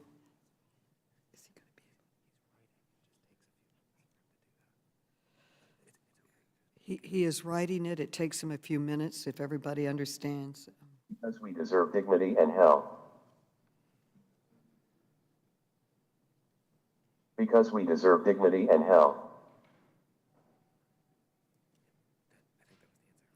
Thank you. Thank you for your statement for equity and health. And in conclusion, as we will hear today, Democrats have proposed a number of different policies to move us toward a universal coverage, including Medicare for All. Our party has a diverse set of ideas on how to reach this goal, but we stand unified in pushing to make health care more affordable and available for every person in the United States. I thank all of our witnesses for their testimony this morning. I yield back, and now I yield to the gentleman from Georgia, Mr. Heiss. Mr. Heiss. Thank you, Madam Chair. Look, we all realize this is a complicated issue, but the solution is not government takeover of the health care. It's returning power to the patients, not overwhelming doctors and hospitals with regulations. This is a disastrous pathway to go down. Ms. Turner, I'd like to begin with you, if I may. And I realize it's extremely difficult to try to take the cost issue out of the debate discussion, but I want to try, okay? So if we were in some magical land where money was no object, in spite of that, are there still problems that exist with a government socialized healthcare system? Congressman, there will always be resource constraints. That's the world we live in. There are only so many physicians, so many hospitals, they have to be paid. The people that I worry about most in a system like that are the most vulnerable. I had a father write to me after Medicaid was expanded in his state, and he said that there's so many people now on Medicaid that it's almost impossible for him to find a urologist to treat his daughter with multiple health problems. He has to wait sometimes 6 months for an appointment. So when you see the people who are most vulnerable having to struggle the most for care, it's because of resource constraints. The studies that have been done on Medicare for All, Congressional Budget Office said that we would likely see physicians paid 40% less, hospitals 30% less. Many of them wouldn't be able to keep their doors open. The American Medical College says that they expect to have 120,000 fewer physicians. So when we think about putting everybody in the same system, the people who need care the most are the ones who have to fight the hardest for it because the resources are constrained. And what would happen to those who currently have coverage that they like?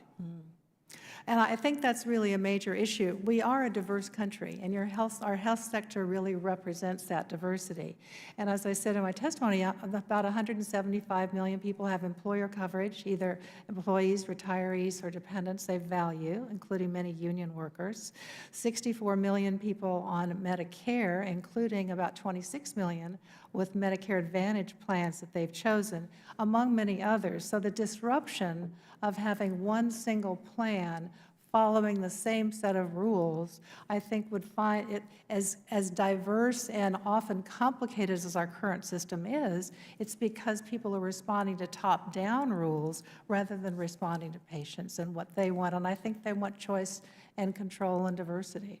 So there's a problem on both sides of the equation. So is it fair to say, in your opinion, that even those who would be those currently who need health care, that they themselves, through the long lines, the waiting periods, all these things, some of the things you mentioned a moment ago, would they be satisfied with a government-run socialized health care system? Well, you see in the Medicaid program today, too many people are forced to go to hospital emergency rooms for even routine care.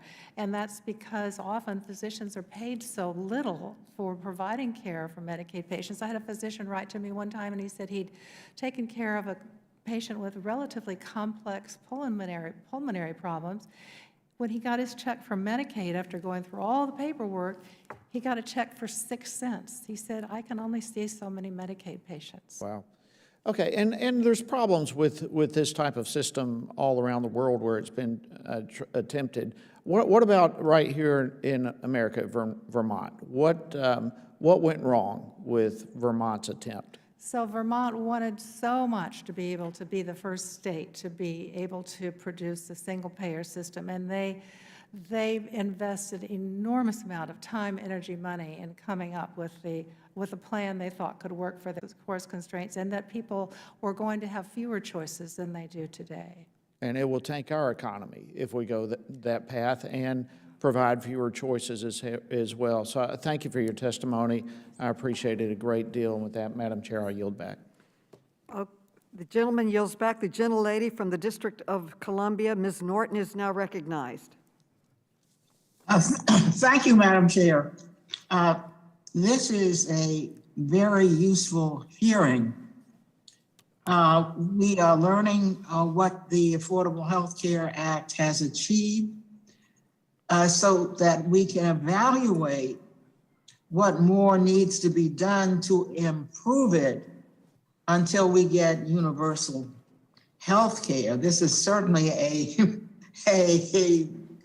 far less than what it is that we want in the long run. When I look at last year, 11 million people used the ACA marketplace. 14 million people, and this one is particularly important, have enrolled in Medicaid as a result of the ACA's Medicaid expansion. And I think it's important to note that millions of people have benefited from the ACA's protections for people with pre-existing conditions. So it's done a great deal. But Dr. Collins, let me ask you how the ACA has improved the economic security of families in the United States, particularly those who have historically struggled for access to health care. Thank you very much, Congresswoman.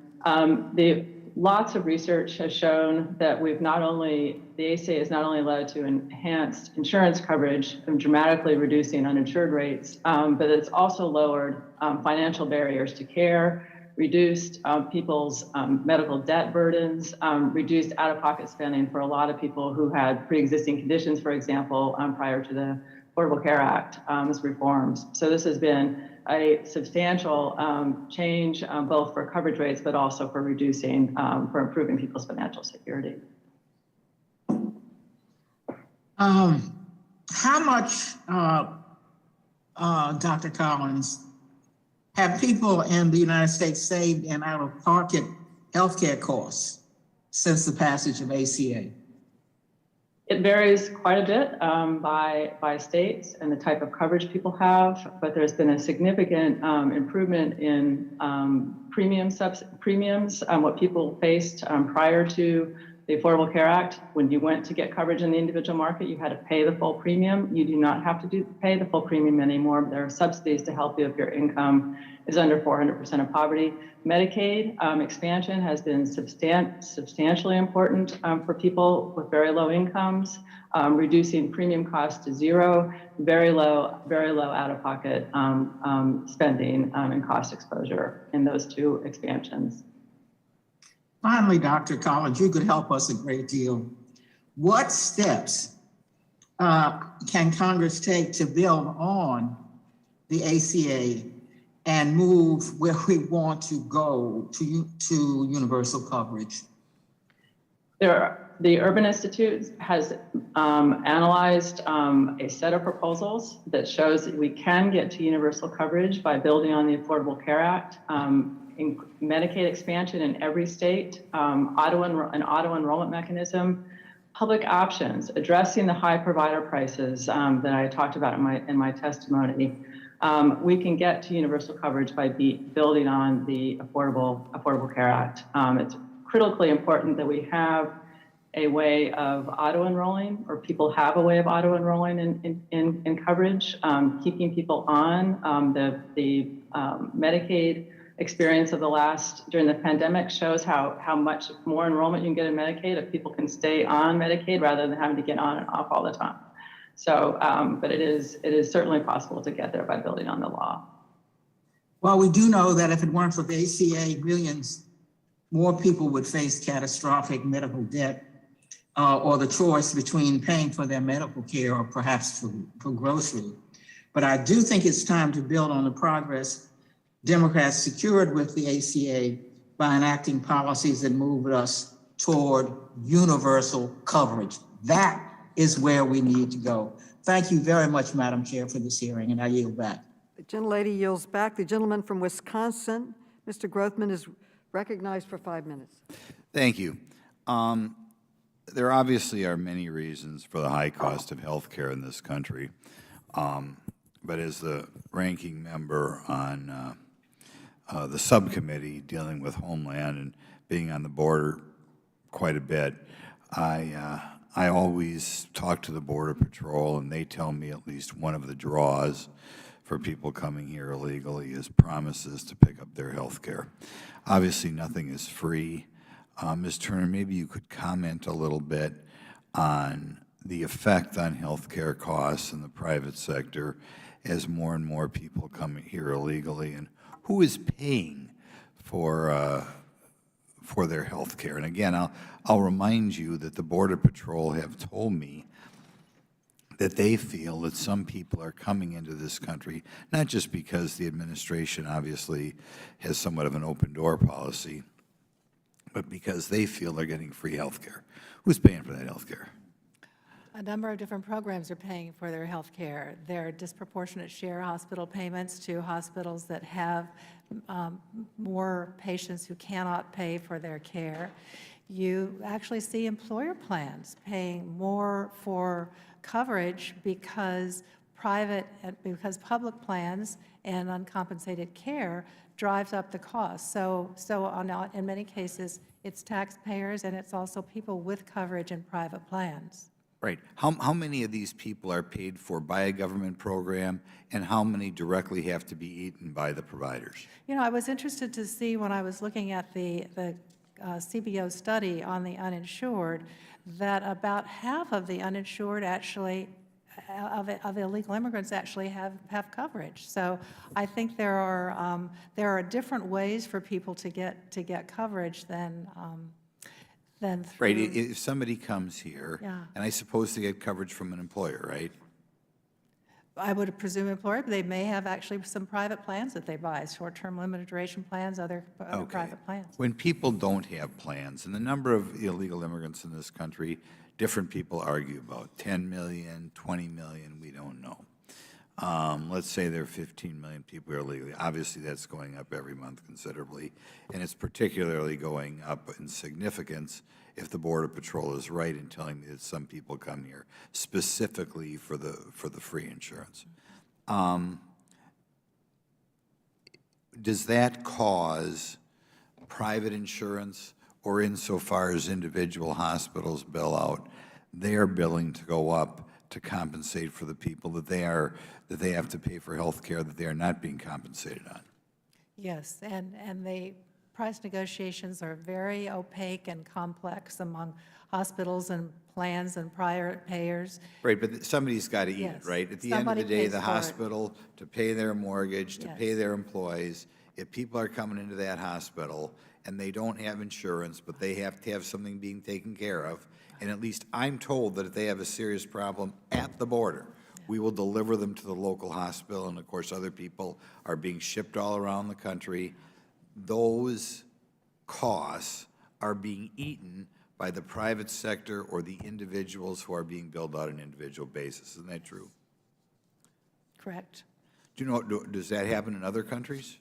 Do you have any idea, like in European countries where they Actually, other countries have very different ways. There's really no one way that you can say other countries deal with it, but it is a problem everywhere, and it rises costs, increases costs for those who do pay, from those who don't pay or cannot pay. Okay. And I want to talk a little bit about pharmacy benefit managers. I'm under the impression right now, a lot of times they're rebates, a lot of times the pharmacy benefit managers wind up eating those rebates. Could you comment on the fairness and the kind of who is getting the benefits and who is the intended beneficiaries of the rebates offered by the pharmaceutical? Yes, there are large rebates that go through the pharmaceutical benefit managers, and they say that that reduces insurance costs across the board.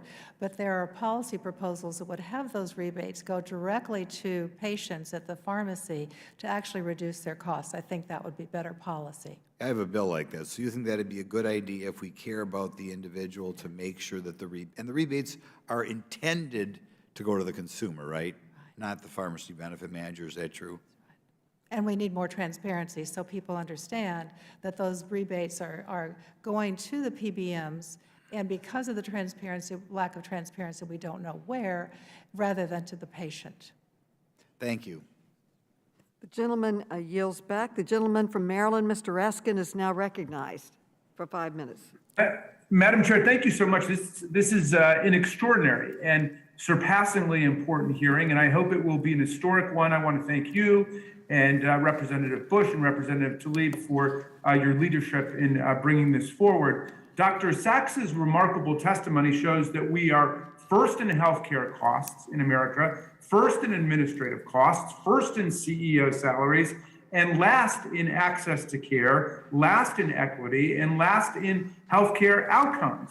And our colleagues across the aisle just don't want to deal with any of these realities and are now trying to blame the systemic failures of our healthcare arrangements on undocumented immigrants, which is just an absurd and irrelevant distraction from the real nature of the problem.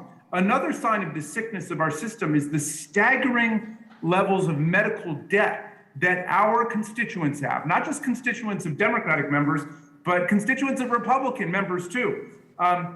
Americans collectively owe an astonishing $195 billion in medical debt. And this is a leading, and in many places, the foremost reason for bankruptcy that persons and families go into. Dr. Collins, let me start with you. What are the leading factors that cause patients and their families to fall into this extraordinary abyss and quicksand of medical debt? Well, first, being uninsured is the primary risk factor. So people who are uninsured have the highest rates of medical bill and debt problems. Second, being underinsured, having a health plan that you face really high deductibles, or maybe you have a non-ACA compliant policy that doesn't protect you from catastrophic healthcare costs.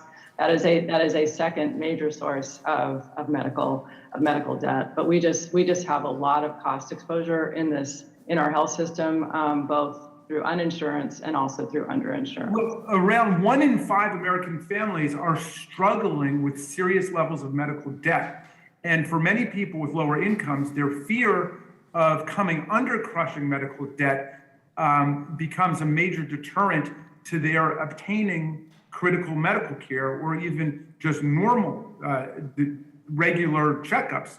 How does medical debt pose a threat to the health as well as the economic security of families that are working to make ends meet?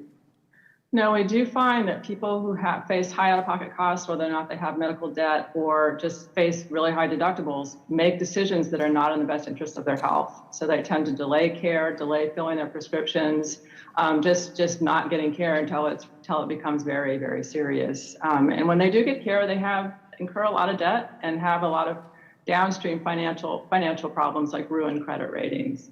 My family lived in France for a year, and just in our first month there, our youngest daughter came down with just a piercing earache. She began to scream, and we called some French friends and asked what to do. They told us to call a service that's connected to their national healthcare program. In 20 minutes, somebody knocked on our door. It was a doctor, came in, diagnosed Tabitha as having a strep throat, wrote a prescription that we were able to fill downstairs, and asked if we were citizens. We said no. Asked if we were members of the National Healthcare Plan.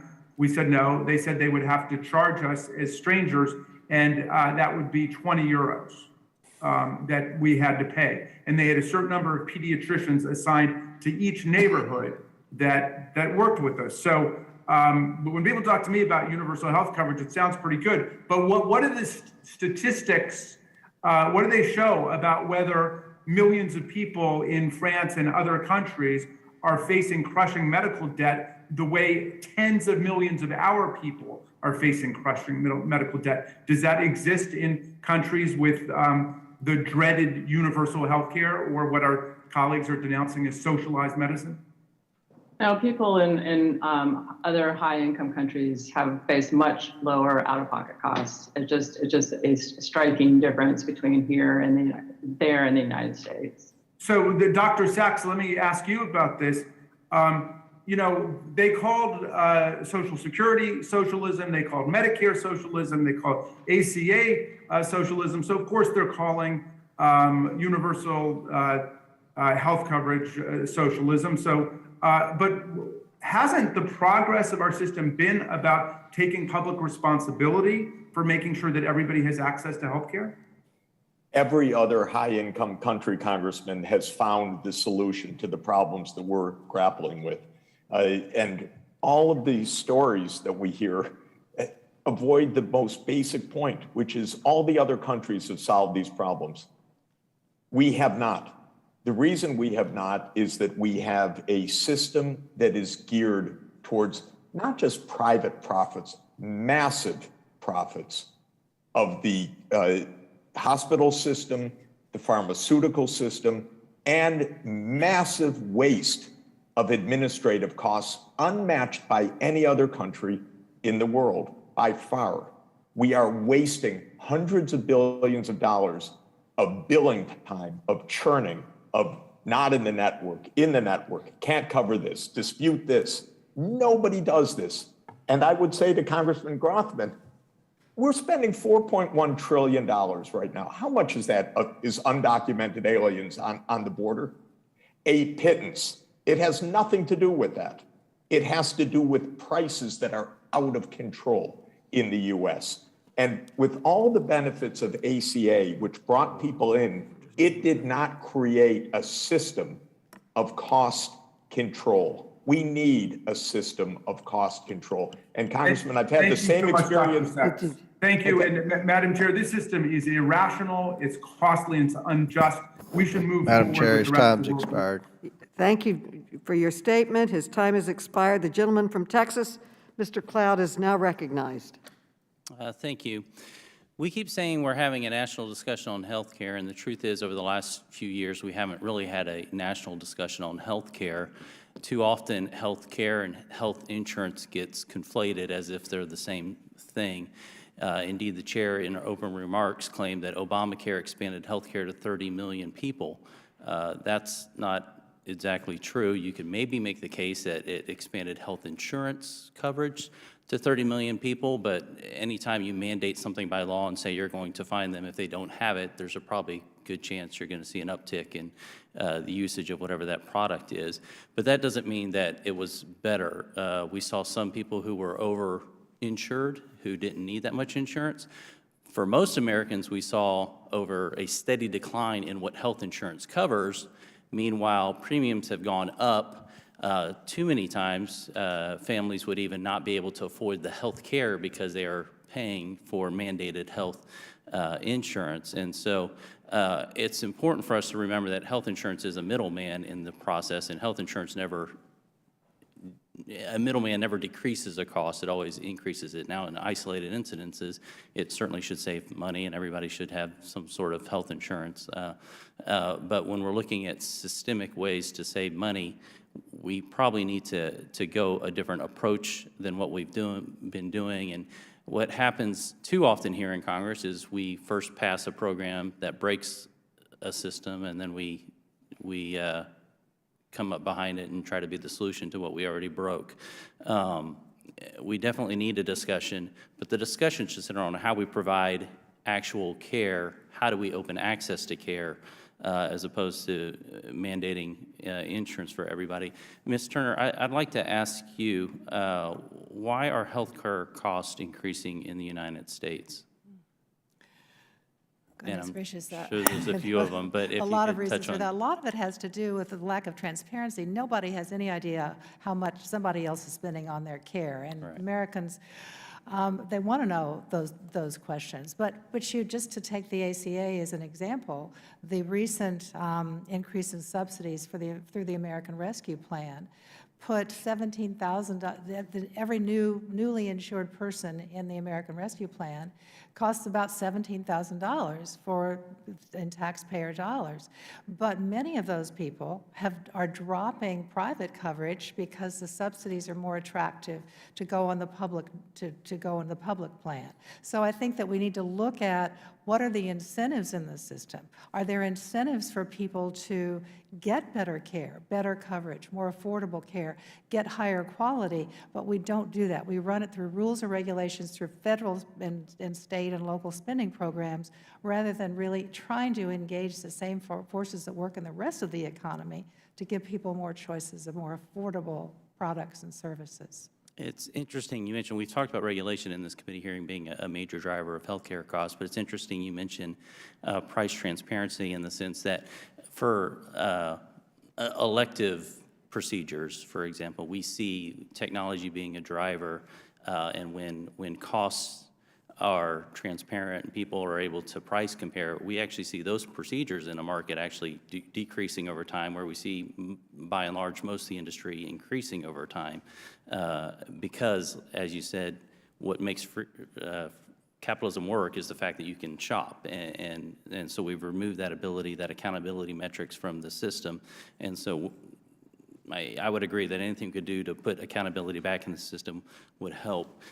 We talked about some of the ways that healthcare costs are increasing. What are some of the ways, maybe some technological breakthroughs, different ways that prices could be lowered in healthcare, that we could lower the cost and thus provide access to more people? I reported my testimony about several states that have used a provision in the Affordable Care Act called Section 1332 to be able to repurpose some of the money that's going through the ACA, to be able to figure out how can we do a better job of taking care of the most expensive patients who need the most care, but they're not able to see the physicians they need because of everybody is a one-size-fits-all plan.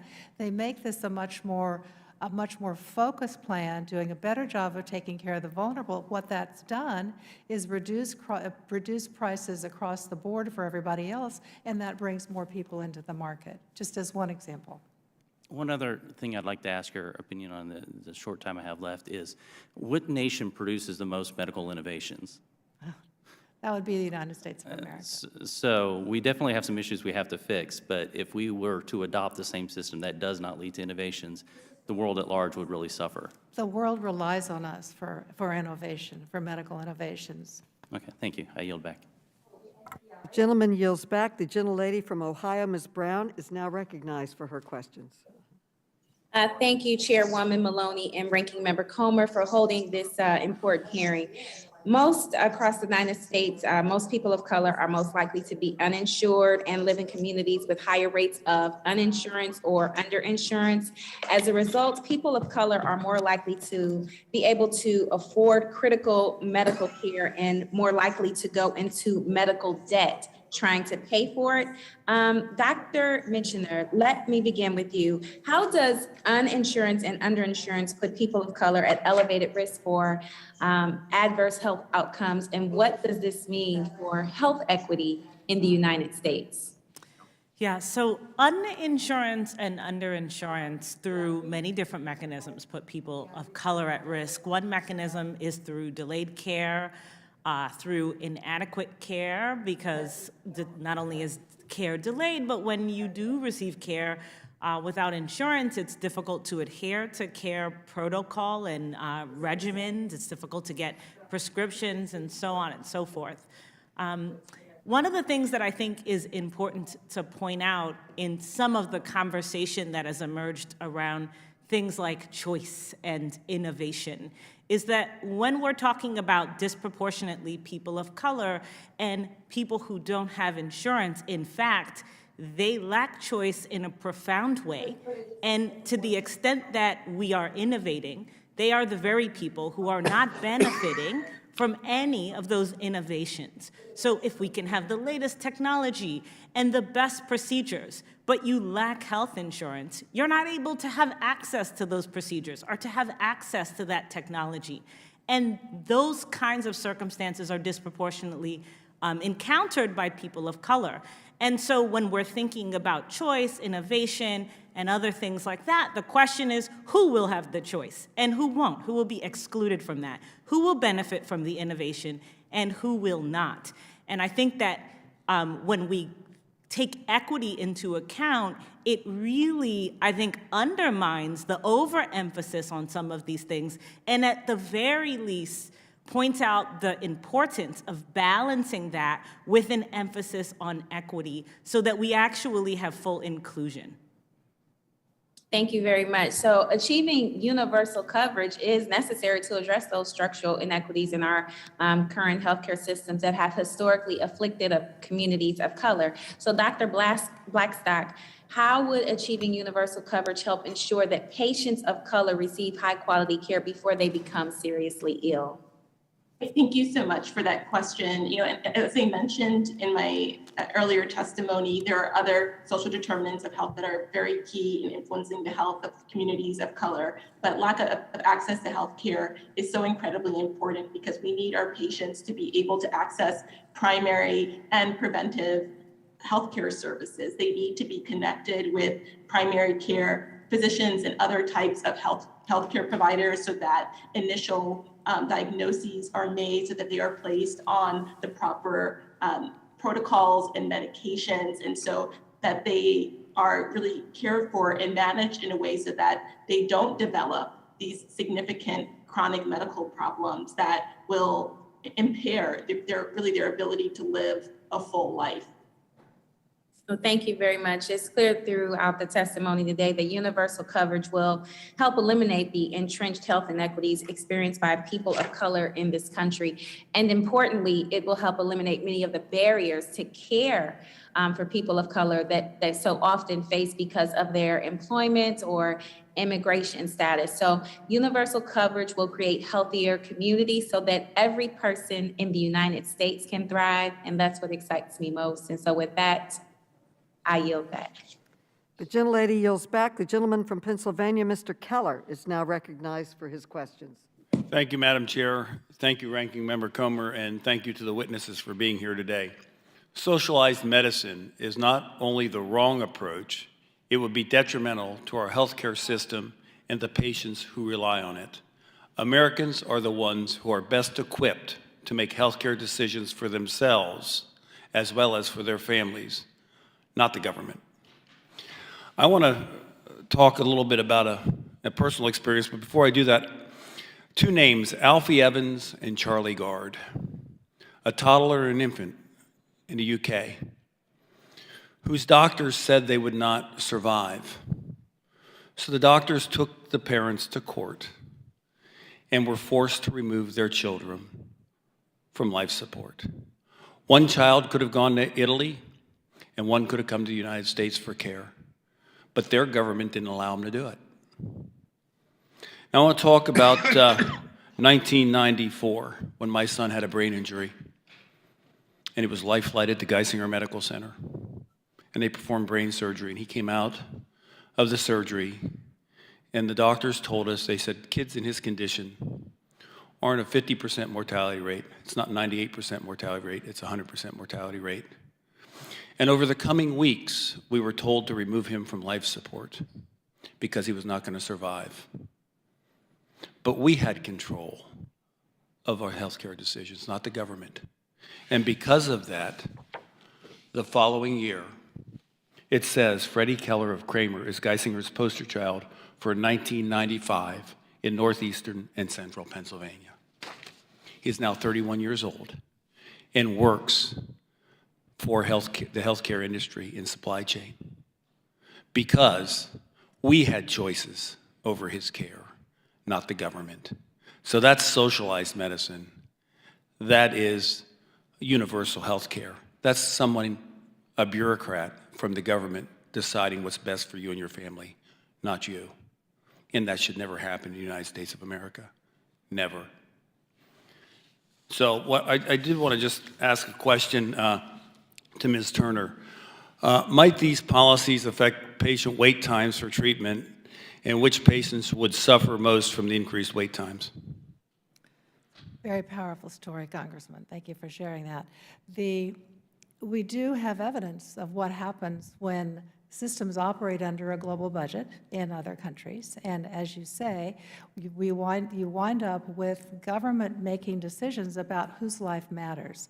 And they do that in sometimes very subtle ways, something called quality adjusted life year, where they decide whether or not your life is worth getting a new medication that may be on the market. So I think the choice and control issue is profoundly important because it also focuses system on the patient rather than on bureaucrats making decisions about people's lives.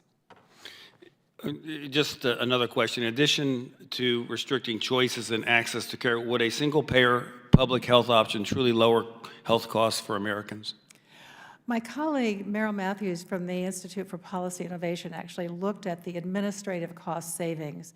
And when he made an apples-to-apples comparison, he said it's not going to save any money administratively because the government's still going to have to make sure that a procedure was provided. The documentation will have to be there. The person will still have to be paid. There will still have to be all of the paperwork that we have now. It just runs through a different system. So it is not clear to me to see how it would save. And Chuck Blauhaus from Mercatus Center says that it would actually cost $32 trillion over 10 years.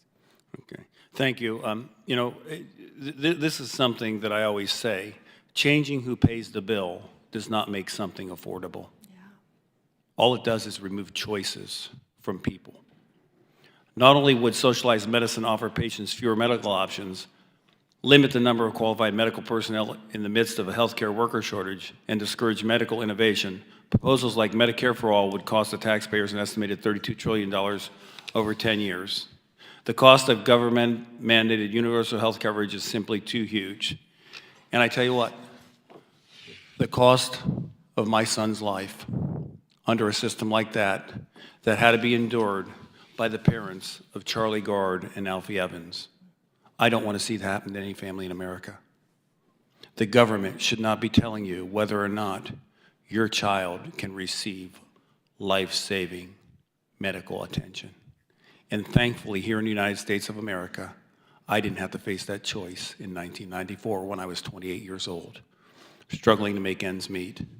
And my son is still alive today. Thank you, and I yield back. The gentleman yields back. The gentleman from California, Mr. Khanna, is recognized for 5 minutes. Thank you, Madam Chair. Thank you for your leadership on Medicare for All and holding this historic hearing. Let's be very clear that private healthcare insurance is a crushing tax on working families in this country and on businesses. Working families have to pay a tax of almost $12,000, if not more, on the premiums that they pay to private healthcare insurance and on their out-of-pocket costs. And businesses in this country are competing with one arm tied behind their back. What is the tax that private health insurance is putting on businesses? $16,000 for a family that businesses are having to pay. That's why they're having to compete in a total disadvantage to many companies and businesses and manufacturers overseas. In fact, if you talk to CEOs, they say the biggest burden on their payroll often is this tax that they're paying to private health insurance. On top of that, and I want to just talk about the economics here, on top of that, you have over 23 million Americans in medical debt because of the tax that they're paying to private health insurance. You have 78 million Americans not able to get the health care they need, not able to treat their kids for the medicine they need or get, in certain care, life-saving treatment. 68,000 Americans every year dead because they aren't able to have health care that they need. This is the current system.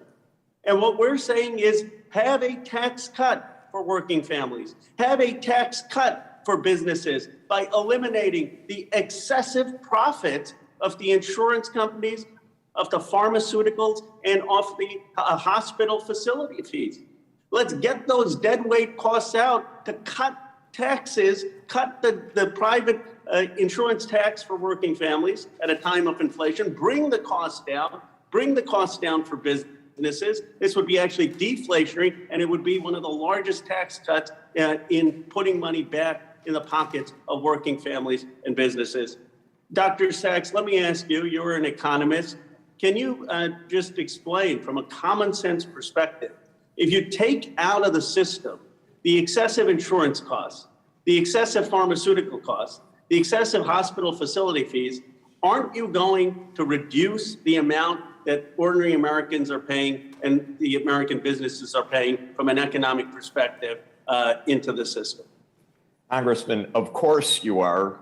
It's just bizarre, this discussion that it would be too expensive to lower the health care costs through universal coverage. We just heard it would be an extra $32 trillion.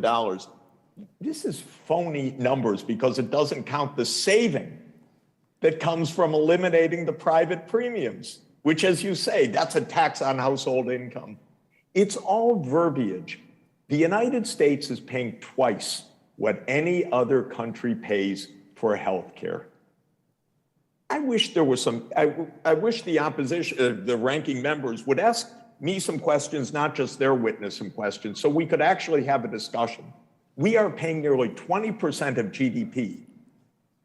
We are paying $12,000 per person, more than twice what other countries are paying. Shame. It's just absurd. And where is that? It's procedure by procedure. It is hospital stays. It is doctor's appointments. It is devices, because our system is rigged. From all the campaign contributors that make this the #1 lobbying sector in this country, it is rigged for an overpriced healthcare system. We could save about $1 trillion a year for our country to do other useful things. Dr. Sachs, I totally appreciate that. And, this is why I strongly support Bernie Sanders' Medicare plan, which is a very reasonable plan. I guess my last point is this. I'm not a PhD economist like you, but I don't think you have to be a PhD economist to understand that if you have a system where everyone can go to any doctor they want, because everyone now is in network under Medicare, and you eliminate the middle people, you eliminate the people who are charging the insurance fees, you eliminate the pharmaceuticals who are making their profits in terms of having to negotiate with Medicare, and you eliminate hospitals from just being able to charge whatever they want because they have to negotiate with Medicare, that as a common sense perspective, you're going to bring costs down because you're going to not have all those profits. Am I missing something in that simple explanation? Not only are you not missing something, it's not even hypothetical, it's proven. It's proven in France, in Germany, in Norway, in Denmark, in Netherlands, in Sweden, in Finland. Go look at the data. I live in these countries. I see these countries day by day. It's the demonstrated daily reality. So it's not theory, it's proven. And the United States is the single outlier because we are driven by greed and by a system of lobbying that imposes this completely overpriced system, which is not a system, actually. And what you said, Congressman, is exactly right. The hospitals charge whatever they want.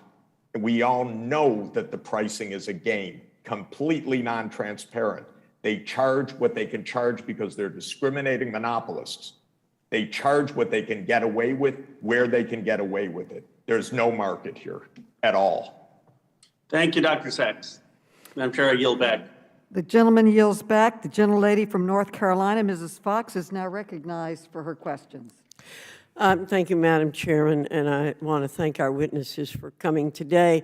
But I have to say that listening to this last interchange, there are some people on this committee and some of our witnesses who live in a never land. Ms. Turner, today we've heard a lot about government-run health care, such as Medicare for All, but we've not heard much about the quality of care. This is not surprising, though. I cannot think of one thing the government does that is both affordable and of high quality. What would Medicare for All do to employer-sponsored insurance?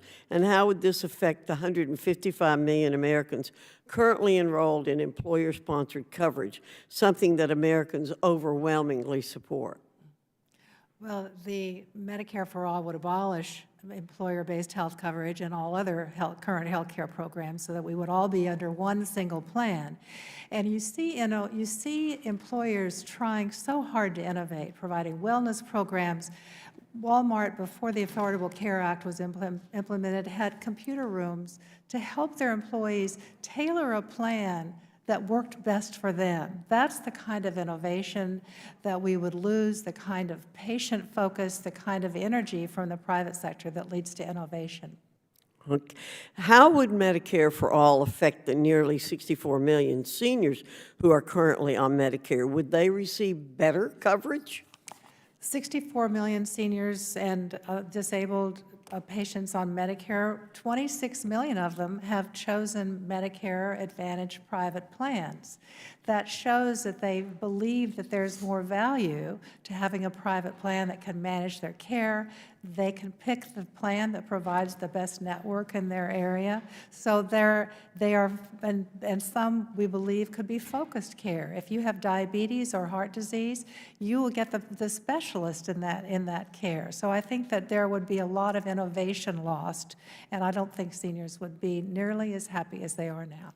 Yeah, as I understand it, our friends on the other side of the aisle want to do away with Medicare Advantage and the kinds of things you've described. Also under Medicare for All or another universal health care system, would Americans have wait times to seek care that are similar to those in Canada and the UK? Absolutely, because there are lots of different ways for people to pay for systems, and one of them is in care that they don't get, and oftentimes they don't even know the care that they're not getting. I talked with a physician from the UK, and he saw both private patients as well as those on the National Health Service plan. And he said, I can't even tell my public patients about new medications that would be better for them because it's not covered under the system. Patients who are going to have to wait for 2 years to get a knee replacement surgery, pay out of pocket if they can to go to the Mayo Clinic if they live in Canada or someplace else. So patients pay in other ways, especially those most in need of serious medical care. Thank you, Ms. Turner. Another question. The Mercatus Center calculated the cost of Medicare for All and found that under the best case scenario, it would increase federal budget commitments by $32.6 trillion over the first 10 years of implementation. $32.6 trillion is triple what the federal government spends on our defense and domestic discretionary programs over 10 years. Even doubling the corporate income tax could not cover that. Since our government is consistently overspending and running large deficits each year, is a massive new government spending program like Medicare for All financially feasible or sustainable? It's really hard to see how that could work. As I said in my testimony, that Colorado, Vermont, and most recently California have tried to figure out how they could do, just on a state basis, a single-payer system. In California, even California saw the price tag of $450 billion a year, and they said that's really not something we can afford. Thanks. And my last question, what lessons can we learn from the implementation of Affordable Care Act or Obamacare, and how should that inform our expectations for further government involvement in health care? Running a top-down system is really difficult, especially from Washington in a country as diverse as this one is. And one of the reasons there have been so many changes to the ACA is because some things worked for some states and others didn't work for other states, and for different sectors of the economy. You need to have local control, bottom-up decision-making, not top-down decision-making that could have the same catastrophic effect as healthcare.gov did. The gentlelady yields back. The gentlelady from Michigan. Ms. Tlaib is recognized for her questions. Thank you so much, Chairwoman, and thank you so much to my good colleague from St. Louis, Congresswoman Bush for really leading us to making sure that we bring our residents to Congress and make sure that they're seen and heard. As Bishop Stargill from my district said in his testimony, and it was very clear, lacking access to health insurance not only causes financial hardships, but it puts millions of Americans' lives at serious risk every single day. I represent the third poorest congressional district in the country. Very limited choices when folks talk about choices when it's convenient. But today, whether or not a person has access to high-quality medical care depends largely on whether they are insured or what their income is, whether or not they're wealthy enough to pay for it. Medicare for All will guarantee access to high-quality health care for every person in our country, regardless of their ability to pay. And we've heard a lot of misleading claims from my colleagues on the other side, but Medicare for All, what we're talking about and what they're saying is simply not true, but what we are saying in regards to making sure it's accessible and making sure folks are covered is true. It simply says you don't have to be rich to have access to quality health care. So my question to my good friend, Mr. Barkin, and thank you so much for being here today and getting up so early. Your activism has helped put a face to so many people that really don't lack the access to being here, but also the fear that comes with being this vulnerable and talking about not being able to access health care. So I want to hear from you in whether or not you believe we would have universal health care today if we didn't allow those who profit by our broken health care system to make political contributions.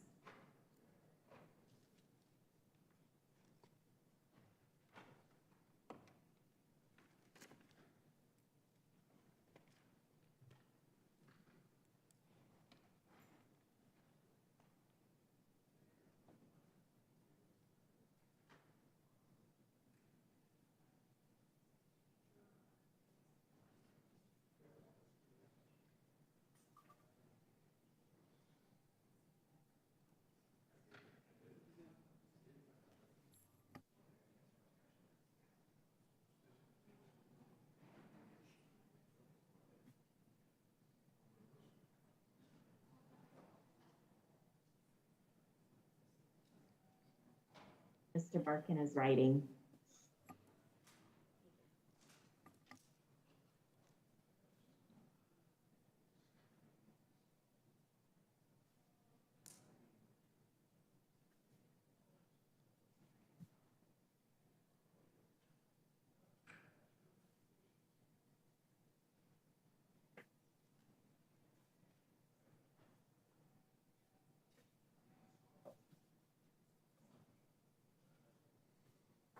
I think it is crystal clear that we have a corporate corrupted system, and it needs to change. Thank you, Mr. Barkin. Do you believe in the work and the advocacy work that you're doing that our system is rigged? If yes, how have you seen it so clearly in your advocacy work?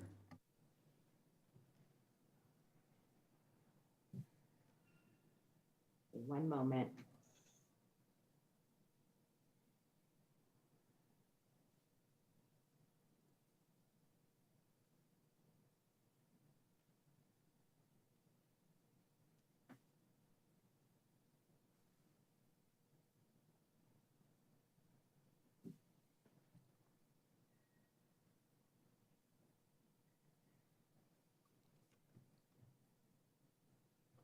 Medicare for All boils down to the simple question of whether or not you believe that health care is a human right. Those against Medicare for All will call this policy various names to distract the public from the truth, that you and me, nurses and small businesses, all of us, would fare far better under a system that guarantees comprehensive, high-quality, affordable health care to all. The only people who benefit from our for-profit system are the multimillionaire healthcare executives who profit off our illness, their corporate lobbyists, and the elected officials who take campaign contributions from healthcare corporations, and therefore, their policy cues from them. Thank you so much again for your courage and for helping again put a face to this broken healthcare system. I know I've said it over and over again, and Chairwoman, you've probably heard me. Corporate greed does kill in our country, and Medicare for All would address the disparity and reduce the health inequities associated with our current broken system while preserving patients' ability to make the best medical decisions for themselves and their families, no matter their income. So for those reasons, I am incredibly proud to support Medicare for All. And again, thank you so much, Chairwoman Maloney, for your courage in having this hearing. I yield back. The gentlelady yields back. The gentleman from Arizona, Mr. Briggs, is now recognized for his questions. Thank you, Madam Chair.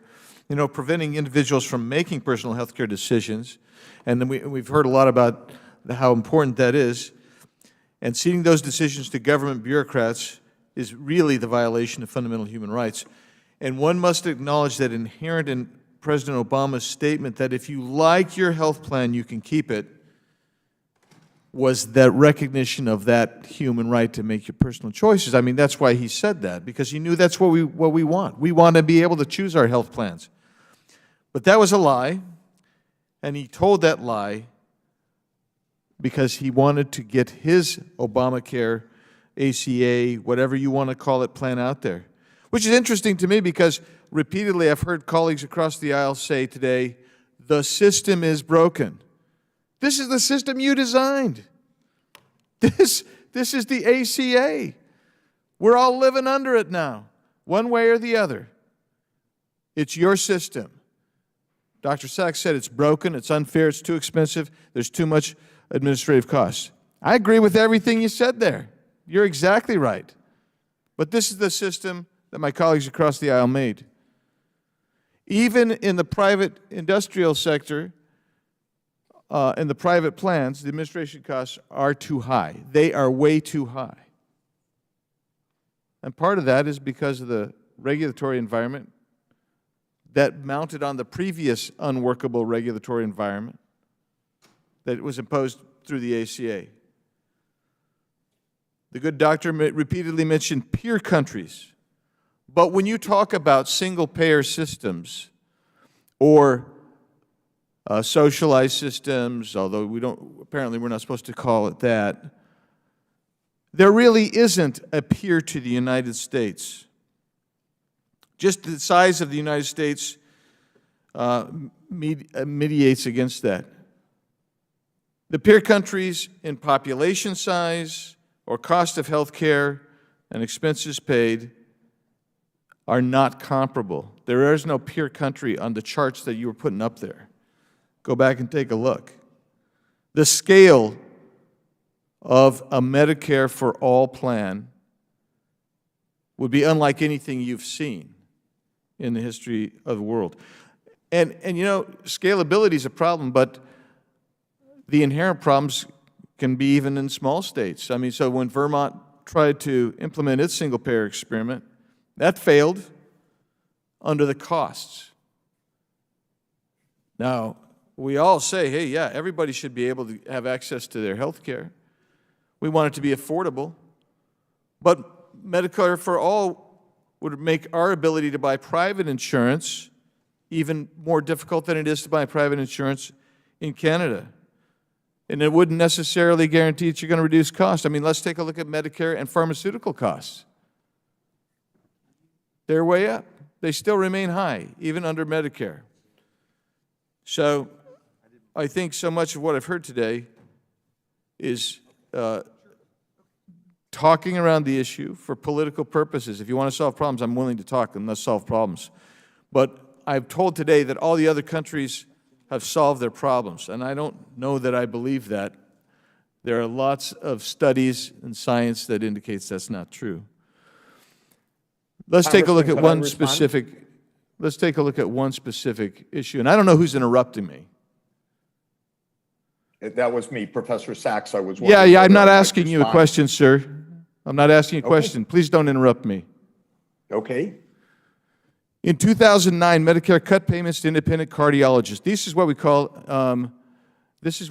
an unintended consequence for people who don't understand economics. 2009, Medicare cut payments to independent cardiologists for common tests, but left untouched their payment for cardiologists employed by hospitals. So what do you think would happen? Some imaging services, Medicare paid hospitals nearly twice as much as they paid independent physicians for the same service. The effects were predictable. The percent of cardiologists employed by hospitals rocketed People received many more cardiac imaging from hospital outpatient departments and less from freestanding physicians' offices. That is an unintended consequence. So I'll turn to you now, Ms. Turner. What effects would Medicare for All have on patients' ability to receive care in a timely, affordable fashion? I can't agree with you more about the comparison. The Swiss system works fine for Switzerland. It's the size of Massachusetts. That is not something that we can impose on this whole country. We must have diversity. And I think people value not only diversity of places to get care, but they also value diversity of how that care is going to be paid for. And giving people more options than they have today, as we see fewer and fewer, because so much of the spending is controlled by government, federal and state government, rather than by patients, and rather than seeing what innovations could come to provide people with more options of portable coverage that they own and take with them and that they can afford to keep, with a strong safety net for the vulnerable. The gentleman's time has Thank you. expired. Thank you. I now recognize the gentlelady from California, Ms. Porter. She's recognized for her questions. Dr. Collins, what percentage of revenue do private insurance companies spend on administrative costs?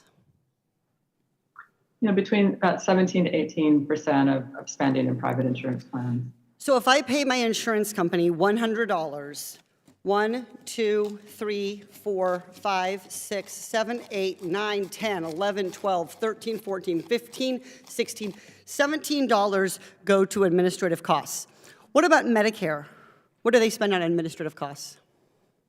That range is about 3 to 5%. 3 to 5%. About 3 to 5%, right here.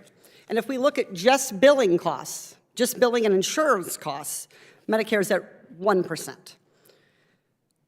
Wait, private companies spend 17 times more on administrative costs than Medicare? What are private insurance companies spending on that Medicare is not? Does Medicare spend hundreds of millions of dollars on television advertisements like private insurance does? Dr. Collins? No. Does Medicare spend millions of dollars on stock buybacks to shareholders? No. Does Medicare spend money on marketing? Private insurance likes to put its name on stadiums and PGA tournaments. Is there a Medicare arena? No. Does Medicare spend $23 million on executive pay like private insurance companies do? No. We know how much it costs to run a high-quality health insurance program. $1. Out of $100, research shows that Medicare spends 1.1% on administrative costs. We spend $4 trillion on healthcare every year. We could save $200 billion on administrative costs with Medicare for All. And those savings, they could go to expand Medicare. We could spend that money to let patients see dentists. We could spend that money to let patients pay for hearing aids, to help older adults afford eyeglasses, to bring down the cost of prescription drugs, to finally pay mental health professionals for the work they do. Instead, all this money is wasted. We're not talking about paying to keep the lights on in operating rooms or improving the quality of care. All of this money is used to pay big insurance to push paper. It's death by 200 billion paper cuts. Dr. Sachs, what is it about the U.S. market that leads to these sky-high administrative costs? Congresswoman, there is no market. These are local, concentrated providers that have tremendous power to set their prices and to set extraordinary salaries. We should contemplate that the so-called not-for-profits in this country pay their hospital directors $5 million. This is unbelievable. And so this is why these costs why the prices are so high. The administrative costs are so high because we don't have a system, because we spend 20% of our spending just to funnel money between organizations, which is something that other countries don't spend. Dr. Sachs, I wanted to ask you, reclaiming my time for 1 second, Dr. Sachs, I wanted to ask you specifically about standardization and what role that might play in reducing some of this waste that we could reallocate to healthcare costs. Well, when you go in for billing, There is no standardization on anything, on the information technology, on the systems, who's in, who's out, what's going to be reimbursable. Everything is completely opaque. Everything is completely discriminatory depending on who is being involved. So standardization is a big part of all of this, because when you lack standardization, you put in resources to suck out whatever rents you can, and we end up, as you counted, those $17 out of every 100 basically lost. Reclaiming my time, Dr. Sachs. We heard today about the cost of Medicare for All, but there's a cost to letting insurers paperwork patients and providers to death, and that cost of inaction is $200 billion on administrative costs. Now, administrative costs waste money, but they also waste healthcare workers' time. A recent study found that a majority of doctors, 56%, support a single-payer healthcare program. Why? Because today doctors spend only 1/4 of their time with patients. What are they doing with the rest of their time? Paperwork. And I want to add, not only would 50 to 56% of doctors support Medicare for All, but patients would have the most choice under Medicare for All. The health insurance coverage with the biggest network is Medicare. No private insurance comes close. 99% of non-pediatric doctors participate in Medicare. So I want to recap. Medicare for All would save money on administrative costs, $200 billion a year. Medicare for All would give patients the most choices, 99% of non-pediatric providers, and Medicare would let doctors practice medicine. Not surprisingly, given these three things, what do we get with Medicare for All? Better health outcomes. And that's why I support Medicare for All, because I support patients over paperwork. I yield back. The gentlelady yields back. But before we continue, as mentioned at the beginning of the hearing, Dr. Sachs has a hard stop at 12 o'clock. We thank you for your participation. Dr. Sachs, you are excused. Thank you. Now, the gentleman from Kansas, Mr. LaTurner, is recognized for 5 minutes. Thank you, Madam Chair. I appreciate it. Dr. Sachs, I'll give you, we don't agree on this, but I'll give you 30 seconds. I can see that you wanted to say something. Thank you very much. I want to say there is no economic cost to Medicare for All. It's pure saving. The $32 trillion referenced is about the increase of federal finance, but there's a larger decrease of private finance. The net is a large saving. We need to take that talking point out of the discussion so that we can solve the problems. We also need to understand we do have a peer. It's the European Union. Life expectancy is 81.3 years for their 440 million people. I'm going to have to reclaim my time. Thank you very much. You're welcome. In the name of bipartisanship, Madam Chairwoman. I appreciate that very much. Thank you. Yes. My questions are for Ms. Turner. Much of the money that Americans pay for healthcare is going toward its administrative costs, whether that is for hospitals, pharmacy benefit managers, or insurance companies. Many proponents of Medicare for All strategy say that administrative savings would offset some of the cost of a government-sponsored healthcare program. Do you agree that Medicare administrative costs are or would be significantly less burdensome than administrative costs for private insurers? If not, where do you think that misconception comes from? Thank you, Congressman. I quoted in my written testimony a study by Dr. Merrill Matthews of the Institute for Policy Innovation in Texas, who is saying that when you compare apples to apples, when you compare the actual cost of making sure a procedure was performed, deciding what your patient population is, making sure the doctor gets paid, all of the other procedures, you wind up with about equal cost. One of the things that the federal government is able to do is to be able to shove the cost of collecting payments off to other agencies, or not do the kind of due diligence that many the private plans do to make sure that the revenues they're collecting in premiums from our customers are able to be are spent properly. So you see less waste in private programs because they're spending some part of that administrative money on due diligence. We need to see more of that in the federal government.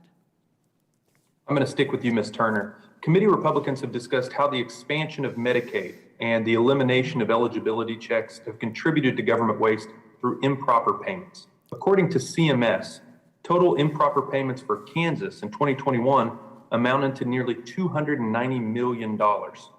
Can you provide any further insight into why 20 to 25% of all Medicaid payments are dispersed improperly, and whether fixing these improper and wasteful payments would change how you feel about a Medicare for All policy? Well, I already don't think that a Medicare for All policy is the right approach for such a diverse country as this that values innovation. If you wind up with standardization, you get rid of a lot of the innovation. My colleague, Ryan Blaze, who with Paragon Health Institute, also a senior fellow at the Galen Institute, has done a deep dive into the study that you reference about Medicaid waste. And he says that in 1 year, Medicaid had improper spending of about $100 billion. That was largely for people who were on the program weren't eligible. There are a number of other ways in which people are taking advantage of the system, and it's not being properly monitored. The inability of the federal government to be able to contain hundreds of billions of dollars in wasteful spending with a program that would cover 330 million Americans seems to me an incomprehensible task. You highlight the burdensome federal regulatory demands that providers must respond to. Often, it's at the expense of their patients. Yeah. Can you describe further how increased government involvement in the healthcare sector reaches a point of diminishing return when it comes to addressing patient needs specifically? Well, writing one more regulation to solve one more problem is only going to add more paperwork to a physician's backlog. The former head of the Mayo Clinic one time looked up had his staff look up the number of regulations that the Mayo Clinic had, pages of regulations the Mayo Clinic had to comply with in order to treat Medicare patients. He said we lost track at 100,000 pages, and that was 2 decades ago. So when the more regulatory compliance, and we are not going to get rid in this country of demands that taxpayer dollars are spent on this service that is promised.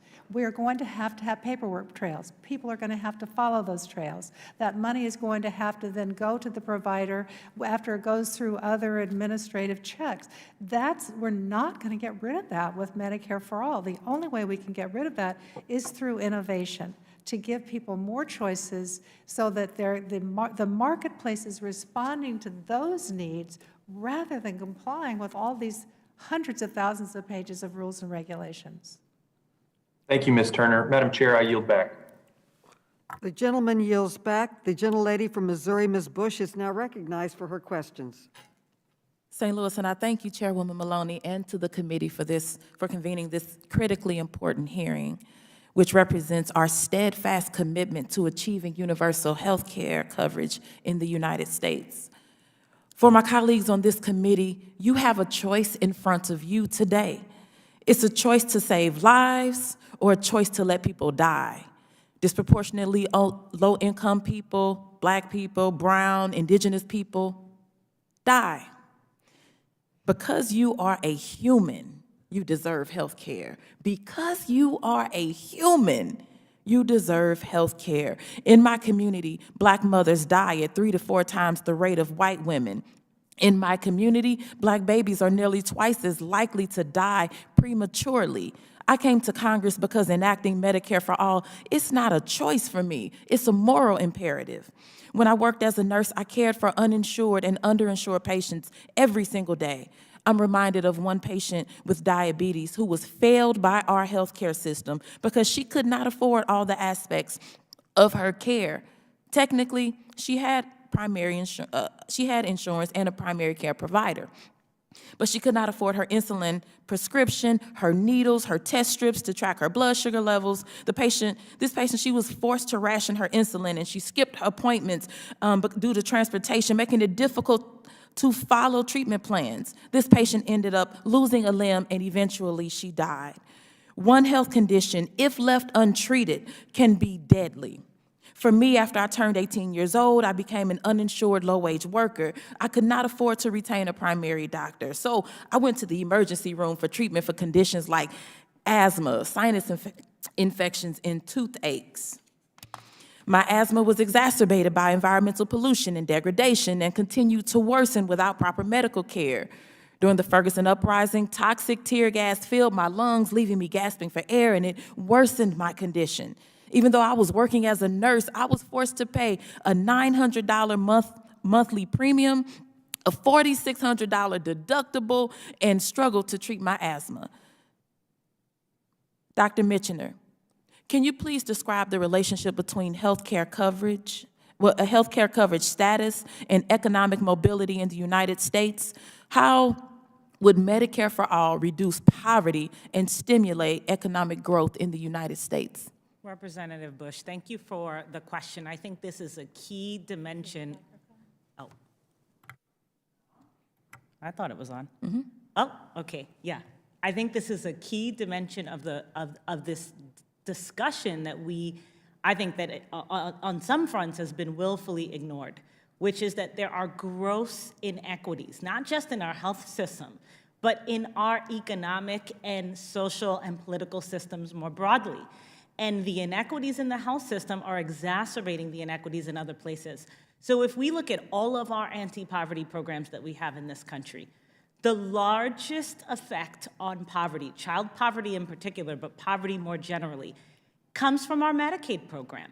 Addressing health care disproportionately addresses some of the other core and fundamental challenges we have around economic inequality in this country.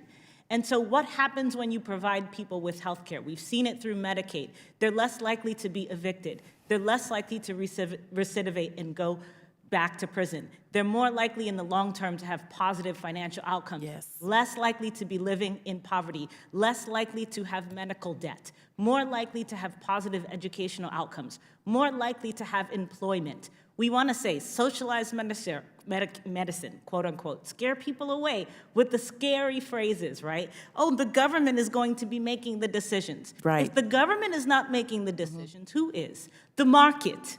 And that is not democratically controlled. Thank you. It's not something that people can influence. Thank you.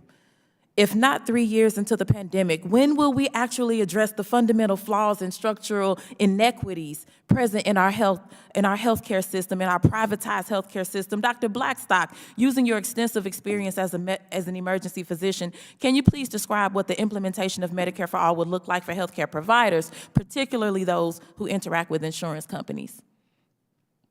So what it will do is it will enable us as healthcare providers caring for our patients to more efficiently care for our patients, to prioritize their primary and preventive services that we provide them. It will not result in more administrative effort and cost. In fact, it will do the reverse. And so it'll help remove barriers for our patients to seek care, and in doing so will enable us to provide the best care and to do so even more efficiently than we can do that now. I would say yes to that as the nurse that actually worked the bedside. That is true. Thank you, and I yield back. The gentlelady yields back. The gentleman from Texas, Mr. Sessions, is now recognized for his questions.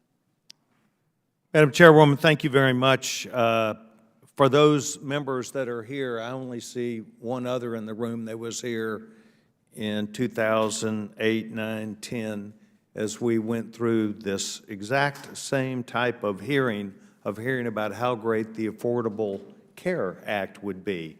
And yet you notice no one Democrat that I see talks about how great the Affordable Care Act was, because it wasn't. It took $800 billion out of Medicare. Democrats actually took $800 billion away from seniors to pay for this. Now we have Medicare for All, like it's their newfound answer. Oh, by the way, I heard one of our persons just a minute ago giving testimony about how Medicaid works so well. I wonder why we're not doing Medicaid for all. Well, ladies and gentlemen, the bottom line is that both the House bill and the Senate bill, under Section 107, beginning on the effective date, as in Section 106A, it shall be unlawful for a private insurer to sell health insurance coverage that duplicates the benefits under this act. And it's unlawful for an employer to provide benefits. Well, Mrs. Turner, I recall where it took President Obama several election cycles before they could even tell us, quote, what was in the bill. And it took them a long, long time only to discover that their drawings on a board did not equal success for patients. Why would they want everybody to go into this system that is designed for seniors? It is designed for seniors. It is not designed for children. It is not designed for disabled young adults. As a matter of fact, I have a disabled, at least one in my family, a Down syndrome young man who is my son. They are trying to take all of America and make it to where we would be at the same place 2 years later of trying to say, my gosh, what did we do? Mrs. Turner, I know the gentleman, Dr. Merrill Matthews, well. I know the gentleman, Dr. John Goodman, well. And they have spoken about the excessive impact that this would have. Do you agree with me? I do, Congressman, and I also agree that we really have to figure out what the problem is we're trying to solve, since 2/3 of people who are uninsured today have access to coverage, they're just not enrolled. So I think we need to look at that specifically. How do we help get people into the system who, for a number of different reasons, are not participating? And we also need to figure out how can we do a better job of delivering specialty care to people with special medical needs, rather than one-size-fits-all standardization, which is ultimately going to work for very few people. Yeah, Mrs. Turner, when I came to Congress, I had spent 16 years at a small telecommunications company called AT&T. AT&T was prohibited by the law that was passed by Democrats and President Obama that said that they would not allow employers to deduct benefits, money spent on employer-provided health care to retirees. That's against the law. They wanted to move everybody off of an employer-provided model, which seemingly everybody was happy with, and to move to a Medicaid model.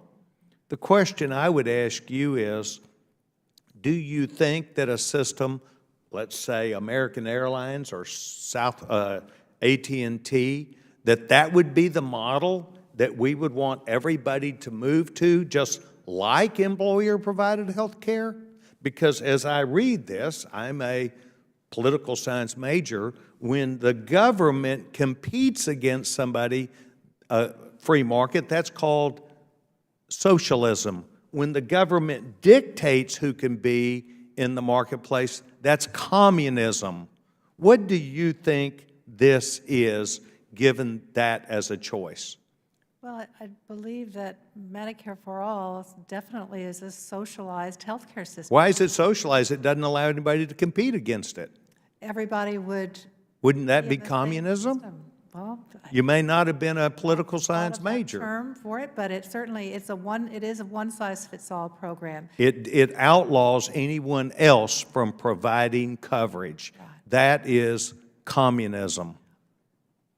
I thank the gentlewoman for being here, and I thank the gentlewoman, the chairwoman of the committee, for this hearing today. Thank you.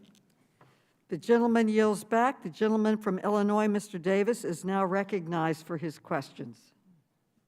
Thank you, Madam Chairman, and thank you so much for calling this very important hearing.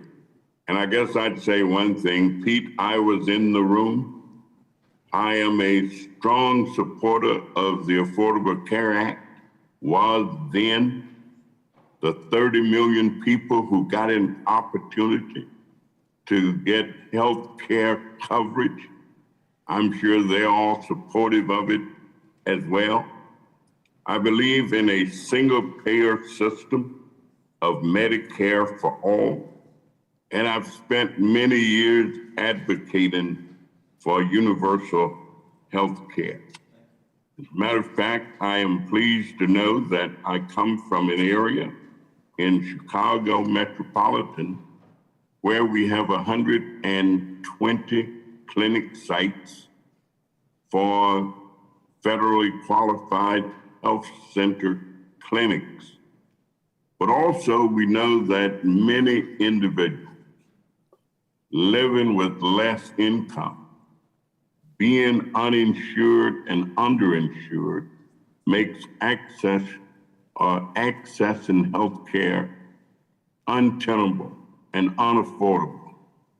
People with less income are more likely to be uninsured in every state, but most especially in those states that have refused to expand Medicaid.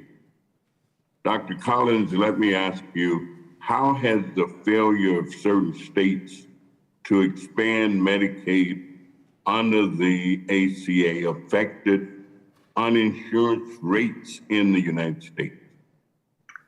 Thank you, Congressman. That's a great question. And I agree that the Affordable Care Act has put us on a path to universal coverage. And there are things that are preventing us from getting there right now. And one of them is the fact that 12 states haven't expanded eligibility for Medicaid. People are entitled to Medicaid by law, but states have chosen not to expand. About more than 2 million people are caught in the so-called coverage gap and unable to be enrolled in their state's Medicaid program or enroll in the marketplaces. And people with low income, or people who don't have the resources, for example, to purchase prescription drugs and pay the rent, they may have a different opportunity. Dr. Blackstock, let me ask you, you are an emergency room physician. What differences have you observed in the health of patients who come to the hospital with health coverage and those who come without it? Thank you for that question, Congressman. That what I have seen is that people, and I've worked in two different types of hospitals. I've worked in hospitals where people have insurance and their health status and health outcomes are far more superior than patients I've cared for in public hospitals or patients who are uninsured and underinsured. I've seen patients who are uninsured coming in with uncontrolled chronic medical conditions that compromise their quality of life and that lead to an early mortality. And we don't see that in the same way in an insured population. Thank you very much. And Mr. Barkin, let me end with you. What can we do and how can we get rid of the barriers that people without resources have to being able to obtain health care for what their needs are?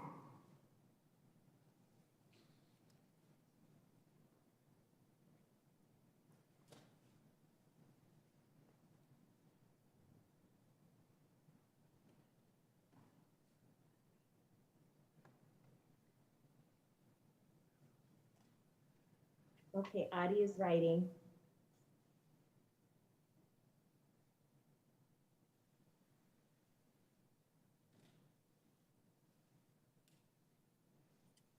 Yeah, I think we're just waiting for Mr. Barkin.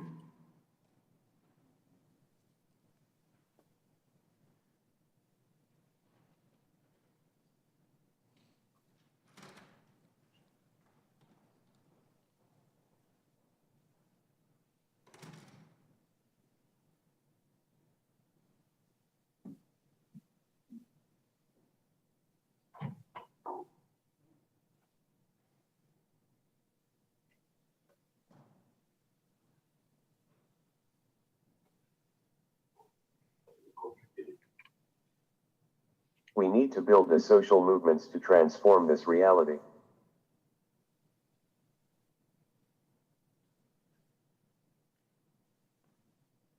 Thank you. Thank you very much, Madam Chairman. Again, thanks for this very important hearing. And I certainly want to commend those who generated the enthusiasm and the need to hold it and to have it. And I yield back. The gentleman from Florida, Mr. Donalds, is recognized for 5 minutes. Thank you, Madam Chair. To the witnesses, thanks for being here. I mean, look, here's the deal. We already run a single-payer health system in the United States. It's called the VA system. The VA system has been plagued with backlogs. It has been plagued with long lines. It has been plagued with shortages of care. It's been plagued with overspending. It's been plagued with fraud and abuse. We've never fixed it. We choose not to fix it. But what we're going to say is that the VA system, which we know has not provided the best outcomes for the men and women who have served our country with honor and distinction, we're going to say, instead of fixing that system, we are going to create a much larger system for every American, where our own experience with the VA system has already proven what happens when you have universal coverage. We have another system. It's called Medicare. By and large, it's one of the most popular systems that the federal government has in the United States. It goes insolvent in somewhere between 5 to 7 years. I was actually just in the Budget Committee, and the Director for Office of Management and Budget, in the President's own budget, which he just released yesterday, does not show any slowing down of benefits with respect to Medicare, but then also no proposals about how you're going to keep this situation going in Medicare, because we're spending significant amounts of money providing the care to the elderly who paid in through payroll taxes over decades in the United States. But there's no reforms to actually make sure that the benefits can be paid, which means that we're just going to have to dig into the pockets of every American to continue benefits when the money that was actually allocated for those benefits is not even enough to pay the burden going forward. But yet in this hearing, we're talking about universal health care. I remember a video it was a YouTube video from years and years ago. This was back when I was a fledgling political watcher. And it was from a member of our body who still serves here today, who talked about how the Affordable Care Act, effectively referred to as Obamacare, was just the first step towards universal health care. What Obamacare has done, what the Affordable Care Act has done, however you want to call it, it has led to higher deductibles, and it has led to higher premiums in the United States, bar none. I am, of course, because I'm a member of Congress right now, I'm on Obamacare. I've never paid higher insurance premiums than I'm paying right now. I've never paid higher deductibles than I'm paying right now. And everybody I know in my district and throughout the state of Florida, and frankly across the United States, their deductibles are higher, their premiums are higher, their access to care is actually less than it was before the Affordable Care Act. But the answer from the Democrats in our body is universal health care, or Medicaid for all, or whatever the amalgam is going to be. Ms. Turner, you said in your opening testimony that undertaking universal health care in the United States, according to CBO, would be complicated, challenging, and disruptive, quote unquote. The complicated, challenging, and disruptive would apply to all Americans, whether you're black or white or Hispanic, whether you're rich or whether you're poor. You know, it doesn't matter. When you unleash a system that is complicated, challenging, and disruptive, that affects everybody. And where are they going to go? Ms. Turner, I have a question for you. Because of all the situations that we're talking about, can you provide some specific examples of potential stalled innovation in the medical field? What products would be most at risk if America adopted a single-payer healthcare structure? What are the advantages today and what would be most adversely affected, Congressman? Yes, ma'am. The world relies on the United States for medical innovation. We saw it in the pharmaceutical research with the vaccines just last year. And when you see the federal government working together to support the private sector and the incredible resources it has in research and technology, innovation, flexibility, that's when you get results. When you have the federal government coming in and saying, this is how we're going to do it, that's when you get the CDC with its failure to be able to come up with a test. We have to have the private sector if we're going to have innovation. And if we're going to have innovation, that's what leads to progress. That's what leads to the miracle cures that we see today, to new surgeries that would have been impossible to envision 30 years ago. So having private sector innovators who are rewarded through ownership of patents oftentimes, but rewarded adequately for their investment in that research is what will solve these problems, to give people more choices of more affordable care and coverage. The Surgery Center of Oklahoma is a perfect example. It doesn't rely on government funding to be able to provide the high-quality care it does. It relies on being able to make the procedures that they do as efficient as possible with the best procedure, with the best physicians, the best nurses, and the best outcomes. That's what we need more of. Thank you so much, Ms. Turner. Madam Chair, I know I'm over my time. Well, one thing I would say is this. I've long said to a lot of students across the country when I go and speak with them, if the federal government was in charge of the telecommunications industry, we would not have iPhones and Samsung Droid phones. We would still be on the Motorola StarTAC. And their response is, what is a Motorola StarTAC? And I'm like, that's my exact point. It's that funky phone that had the orange buttons and the orange screen. There is no innovation when it comes from the federal government. It only comes from private markets. This is the exact wrong way to go, and health outcomes in the United States would actually be worse. And if you don't believe me, look at the VA system. I yield back. The gentleman from Georgia, Mr. Johnson, is recognized for 5 minutes. Thank you, Madam Chair. For decades, Democrats have fought to protect and expand access to health care, and at every step, Republicans try to gut our efforts. Ms. Turner, do you believe that every American has a right to access America's health care system? Or is access to health care just a privilege reserved only for those who can afford it? Congress decided in the early 1980s that anyone who needs care and shows up in a hospital emergency room is going to get care. Beyond that, we have just a plethora of government programs to offer coverage to people. As So do you believe health care is a right, or is it a privilege only for those who can afford it? I think we have a system that allows people who cannot afford it to be able to get care and coverage, but you Okay, don't and have you're a fine right. you're fine with the system as it is now. I get it. No. You've been involved in the debate over health care reform since President Clinton proposed health care reform in 1995. Isn't that correct, Ms. Turner? That's correct. And that was in 1992. And you opposed the Clinton health care legislation, correct? I did not believe then, nor do I now, that the government should be in charge of making all decisions in our health sector.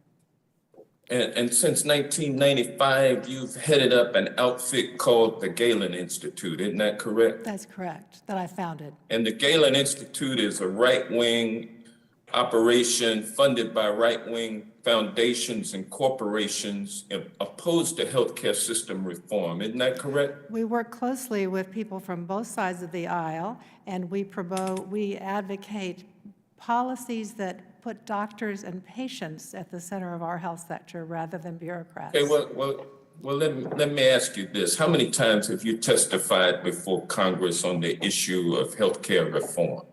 Oh, dozens. And each time you testified, you spoke in opposition to healthcare reforms proposed by Democrats. Isn't that correct?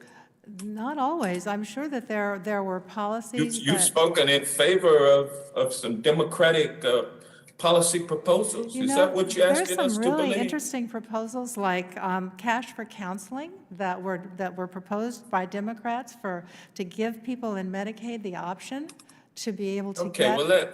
Absolutely. Okay, all right. Well, let me ask you this, Ms. Turner. Let me ask you this. For 27 years, you've made a handsome living protecting corporate profits while opposing reforms that would make access to health care affordable for all. Isn't that correct?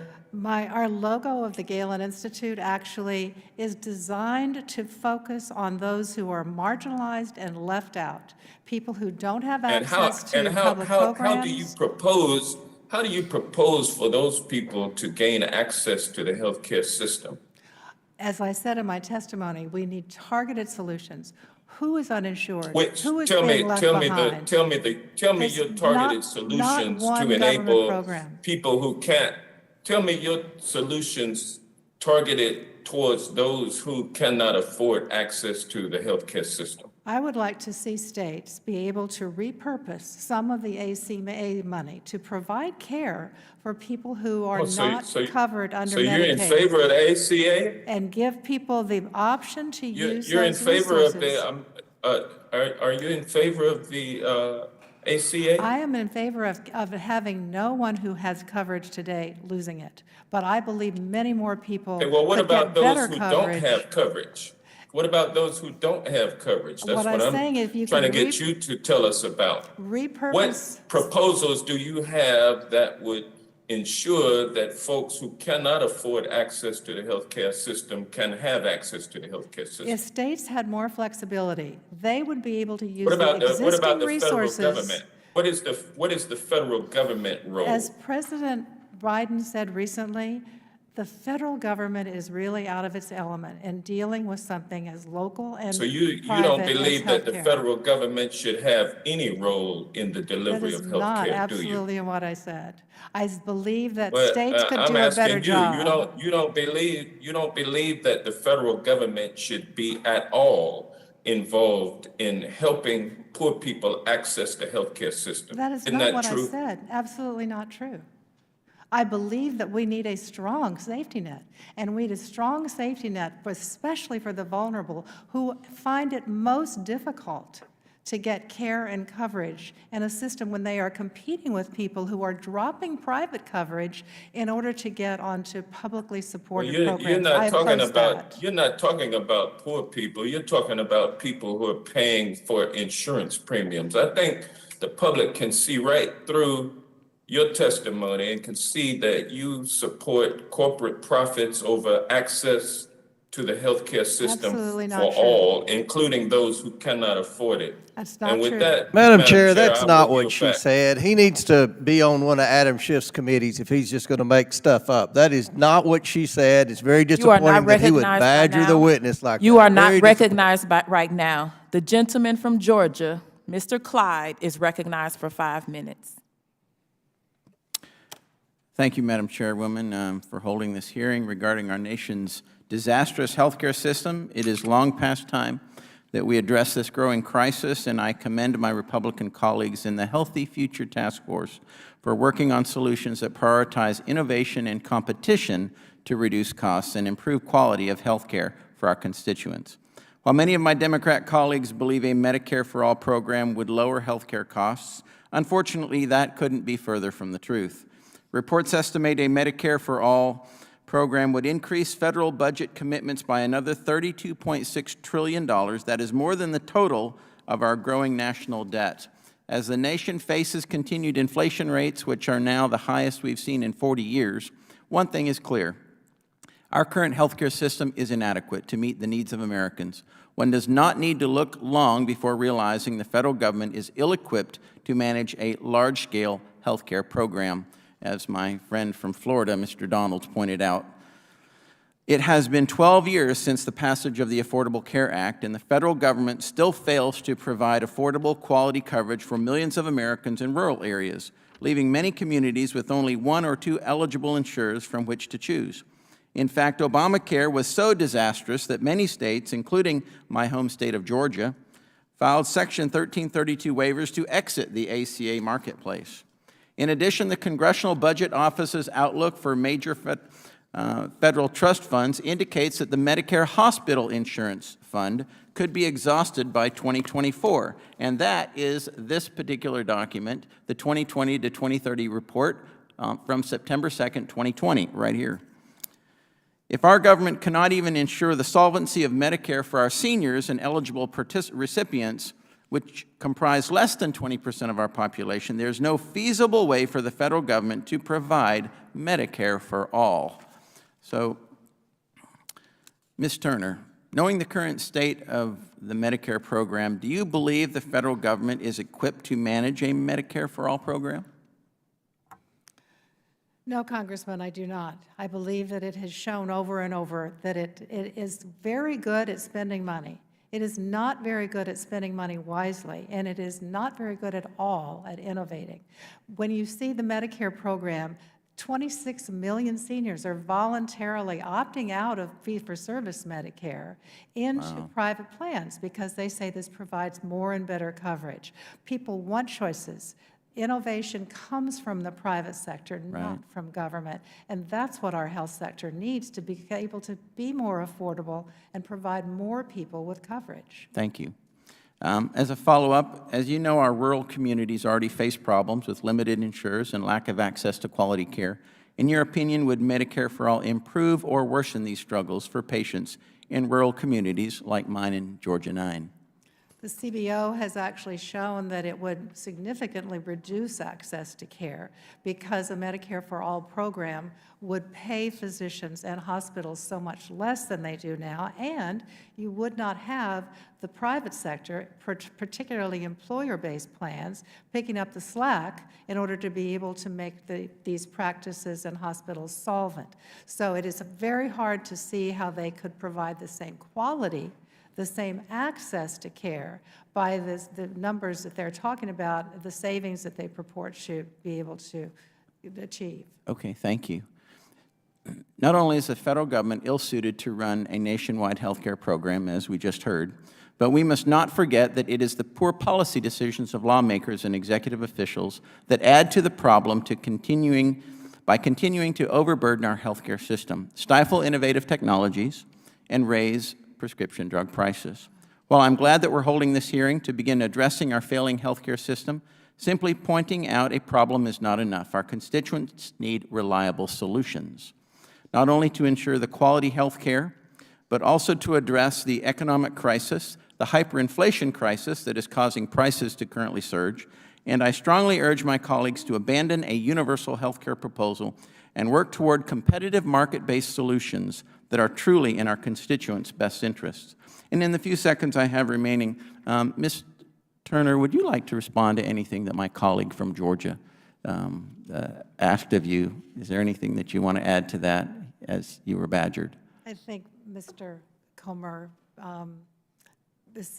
he's putting words in my mouth for things that I'm not saying. Can I, just to make a comment that I really commend you in Georgia and Governor Kemp for the innovative proposal that you have offered to try to repurpose some federal funds to do a better job of taking care of the vulnerable patients in the state and make care more affordable and efficient by giving them a wider choice of plans. So congratulations. I hope that the Biden administration allows that waiver request to go through. Thank you. And I yield back. The gentlewoman from Illinois, Ms. Kelly, is recognized for 5 minutes. Thank you, Madam Chair. Thanks for holding this hearing. One thing I wanted to say really quickly, yes, when the Affordable Care Act was passed, I wasn't here, but it was just the beginning. It wasn't the end. And through the years I've been here, we've been trying to approve it, but could not get cooperation from the other side. And the other side always talked about repealing the Affordable Care Act. And when they had a Republican president, Republican Senate, and a Republican House of Representatives, they did not get it done. So I digress. Home and community-based services give older Americans and people with disabilities a chance to live freely and independently in their homes and remain contributing members of their community. Mr. Barkin, I'm just going to tell you my question, but I'm going to move on to others to give you a chance to prepare to answer. But I wanted to know from you, I would love to hear about the ways in which home-based services have impacted your life. But I'm going to move on and come back to you. The Biden administration significantly expanded access to Medicaid home and community-based services through the American Rescue Plan. The number of people in the U.S. who will need home and community-based services is projected to more than double by 2050. At the same time, direct care and home service workers are increasingly short supply. Dr. Collins, what workforce investments do we need to make now to prepare for those projected increase in demand, and how can we make sure that these investments are equitable? Thank you, Congresswoman. This is a huge burden for families, and everybody is experiencing it with both with elderly parents and also with disabled children. It's come up repeatedly in this hearing today. We do need to improve the wages that people are paid who work in these jobs. These need to be living jobs to pay people well enough to give people the care they want and the security that people in these families that need them so much need. Thank you. Dr. Blackstock, let me turn to you. 40% of family caregivers identify as Black, Indigenous, or people of color. The highest prevalence of family caregiving occurs in Hispanic and Black families. We also know that it's much easier to establish trust with a provider that looks like you. And according to the National Academy of Medicine, this improves health outcomes. I am a person that has worked for the last 6 years on maternal mortality and morbidity, and luckily got some bills passed. Why is it important that we consider health equity in expanding home and community-based services in America? As you mentioned, by having racial concordance in terms of who the caregiver is or who the healthcare provider is, we know that that will result in better health outcomes overall. So we need to make that investment in making sure that that home caregivers receive the funding and support they need to do their jobs.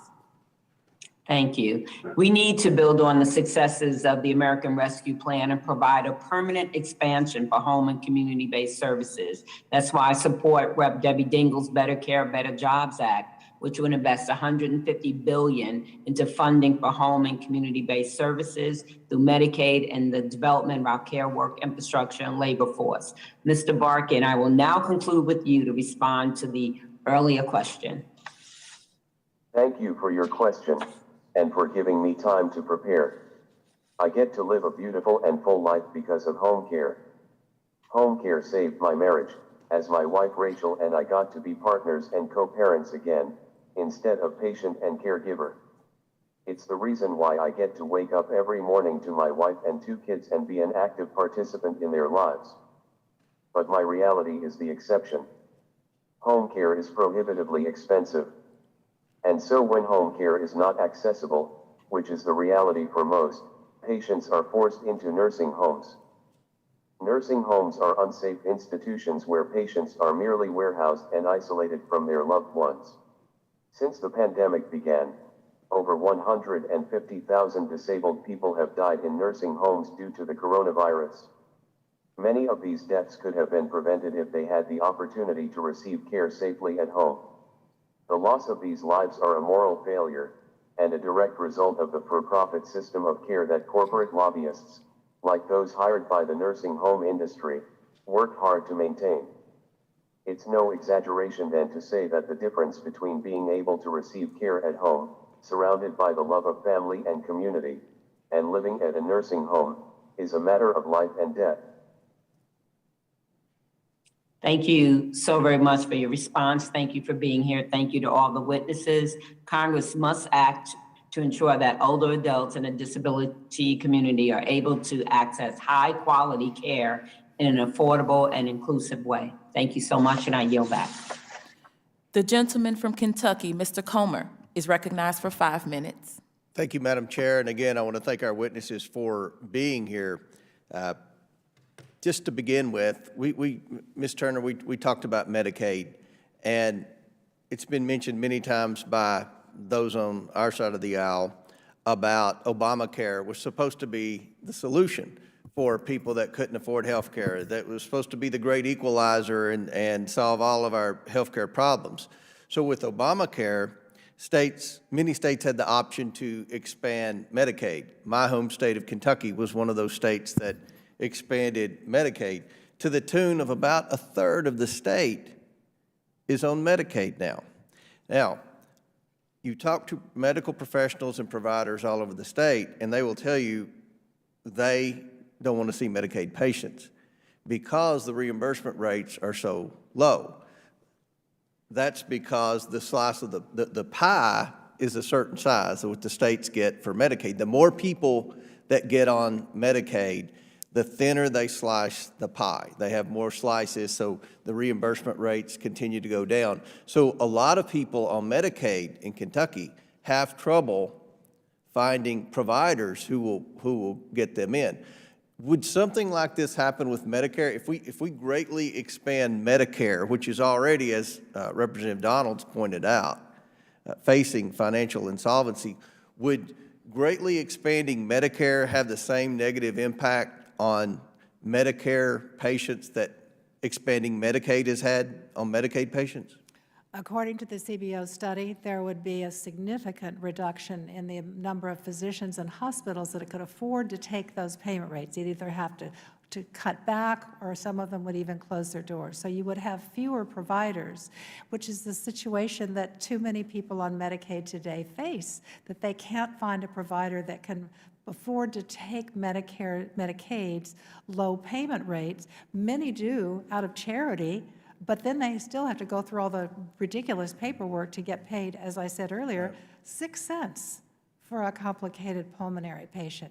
Very few of them would be able to keep their doors open to do that, and it is not clear. I mean, I think it would be really a decimation of the medical profession. I have to note, I have 29 hospitals in my district. I would go out on a limb and say I have more hospitals than just about any member of Congress. Every one of my hospital administrators will say the same thing, and these are, by the way, very rural hospitals for the most part. They say that they lose so much money on Medicaid, anyone that goes in and private pay or has private health insurance, they have to really spike the price up on them to cover the cost for Medicaid. So many of the arguments that my friends on the Democrat side have been making for Medicare for All, I just don't buy, because a lot of these policies were tried with Obamacare, and they have failed. Representative Porter mentioned how efficient the government was in administrative work. That is a joke. I mean, the VA is a perfect example of government-run healthcare, and you can talk to my caseworkers in my office in Tompkinsville, Kentucky, about how inefficient and unresponsive the VA is to the VA patients. Very few VA patients in my district in Kentucky are satisfied with government-run healthcare of the VA. It was also mentioned by several Democrats about the numerous times that Republicans have tried to repeal Obamacare. Can you talk about any of the 60 or so times that Republicans have tried to repeal Obamacare? Thank you for that question, Congressman. We actually tried to track the number of changes that were being made to the ACA as it was happening. And we gave up because I just was taking over the Galen Institute. 70 changes, 43 of which were made by the Obama administration, some with authority, legal authority, some not. 24 were passed by Congress and signed into law by President Obama, and 3 were made by the Supreme Court. So the allegation that Republicans have been trying for 60 to 70 times to repeal and replace Obamacare, the law didn't work. And it had to be changed, and even to marginally work, and still we see that it's not nearly serving the patient population that they'd expected, and millions of people are having to pay such high premiums and such high deductibles that they basically don't feel they're insured. One other thing, and I'll close by this, Madam Chair. Ro Khanna made a statement that I actually agree with. He said we need to eliminate the middle people, and that's why Republicans, with respect to health care, we requested a hearing on PBMs, pharmacy benefit managers, that I feel like is an unnecessary level of bureaucracy in the healthcare system. This is something that I believe this committee should have a bipartisan hearing on. Republicans had a hearing. We published a report from our hearing, and I think that is a very good place to start looking if we're talking about trying to make prescription drugs more affordable to people, which is a significant cost of health care for people. So I think the Republicans are serious on this committee about trying to solve the health care problems we have in America, but bigger government and government-run health care is not the solution to the problem. Madam Chair, my time has expired. Transparency would be very helpful. The gentleman from California, Vice Chair Gomez, is recognized for 5 minutes. Thank you, Chair.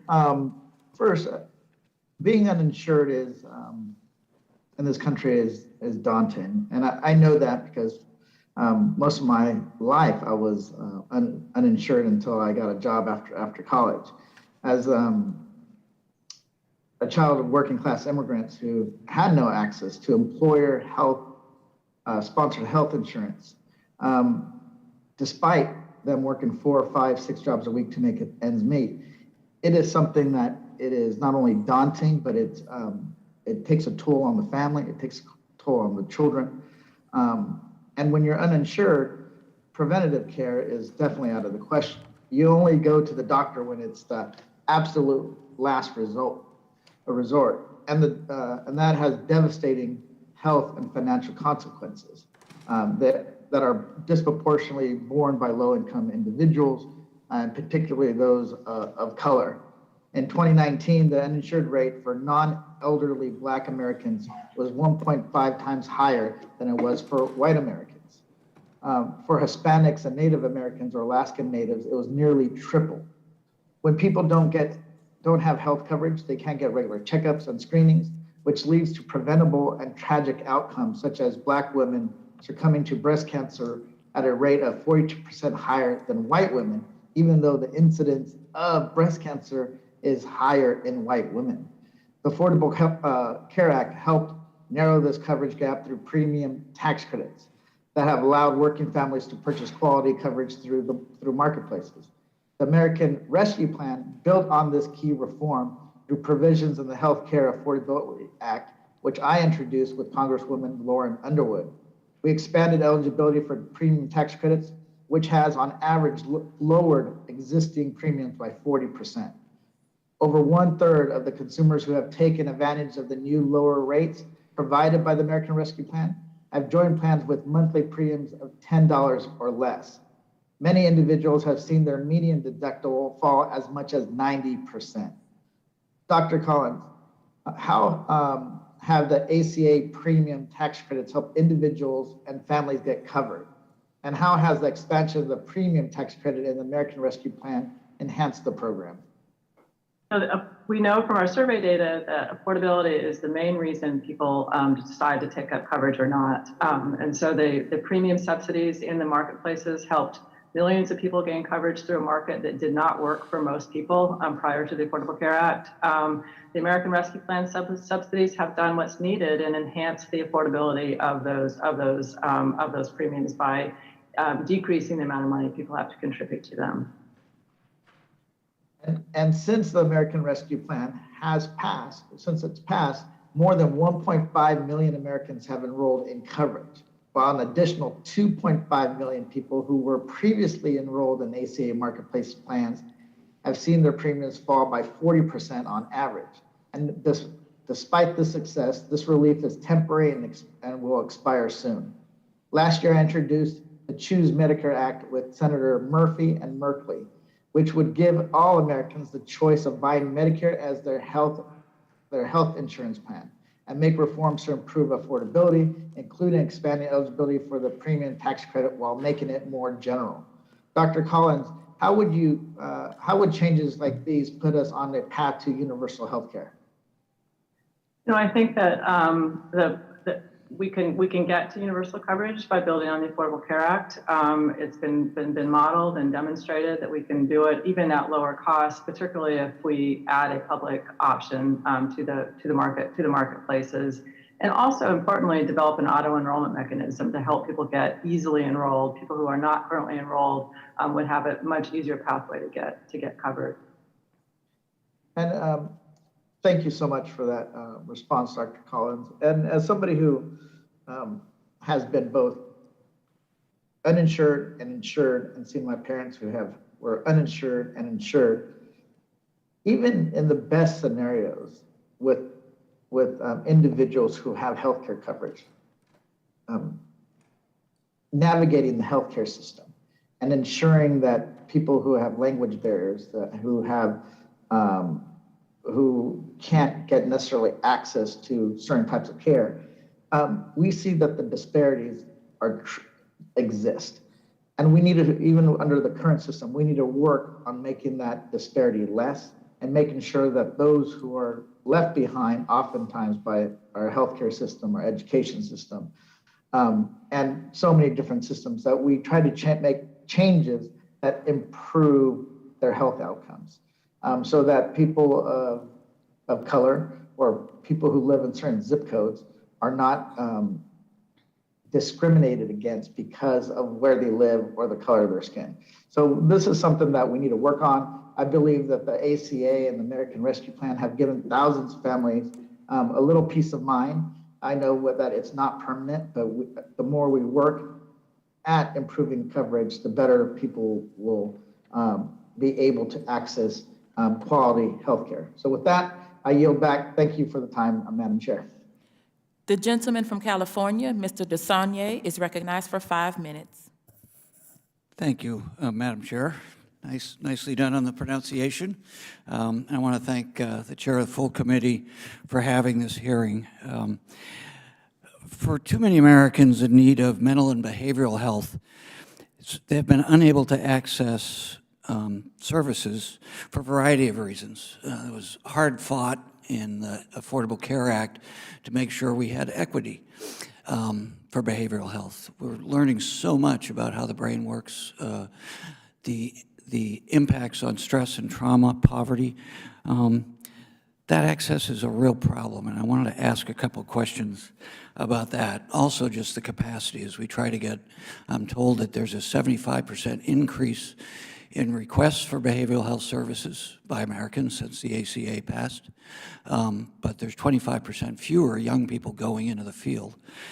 So access and getting universal health care for medical conditions is extremely important, but also for behavioral health. This is personal for me. I'm a survivor of suicide. On April 20th of this year, it'll be 33 years since my father took his life. And largely because of that, myself, my family, my sons have accessed great professionals. But it has been a challenge for us, so I can imagine what it is, particularly for poorer people and people of color as they try to access health care for behavioral and mental health. The Kaiser Family Foundation has studied and said that more than half of American adults coming out of COVID report experiencing symptoms of anxiety or depression disorder within the past 2 years.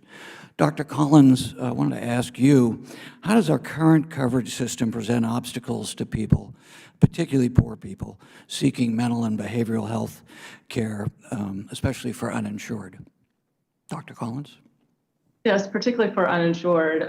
If you don't have health insurance coverage, it's very difficult to get care of any kind, including mental health, behavioral health care for substance abuse problems.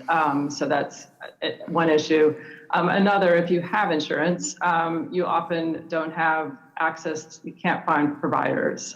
So there's an increased demand that hasn't necessarily been met by the available capacity in the system, particularly in the wake of the COVID pandemic. Thanks. How would Dr. Collins moving to universal health care help with that access? I think for people who are uninsured and are completely without access, particularly in states that haven't expanded Medicaid, expanding Medicaid expansion would clearly help address the problems in those states, making coverage more affordable for people through this. The ARPA subsidies have dramatically increased the affordability of marketplace plans.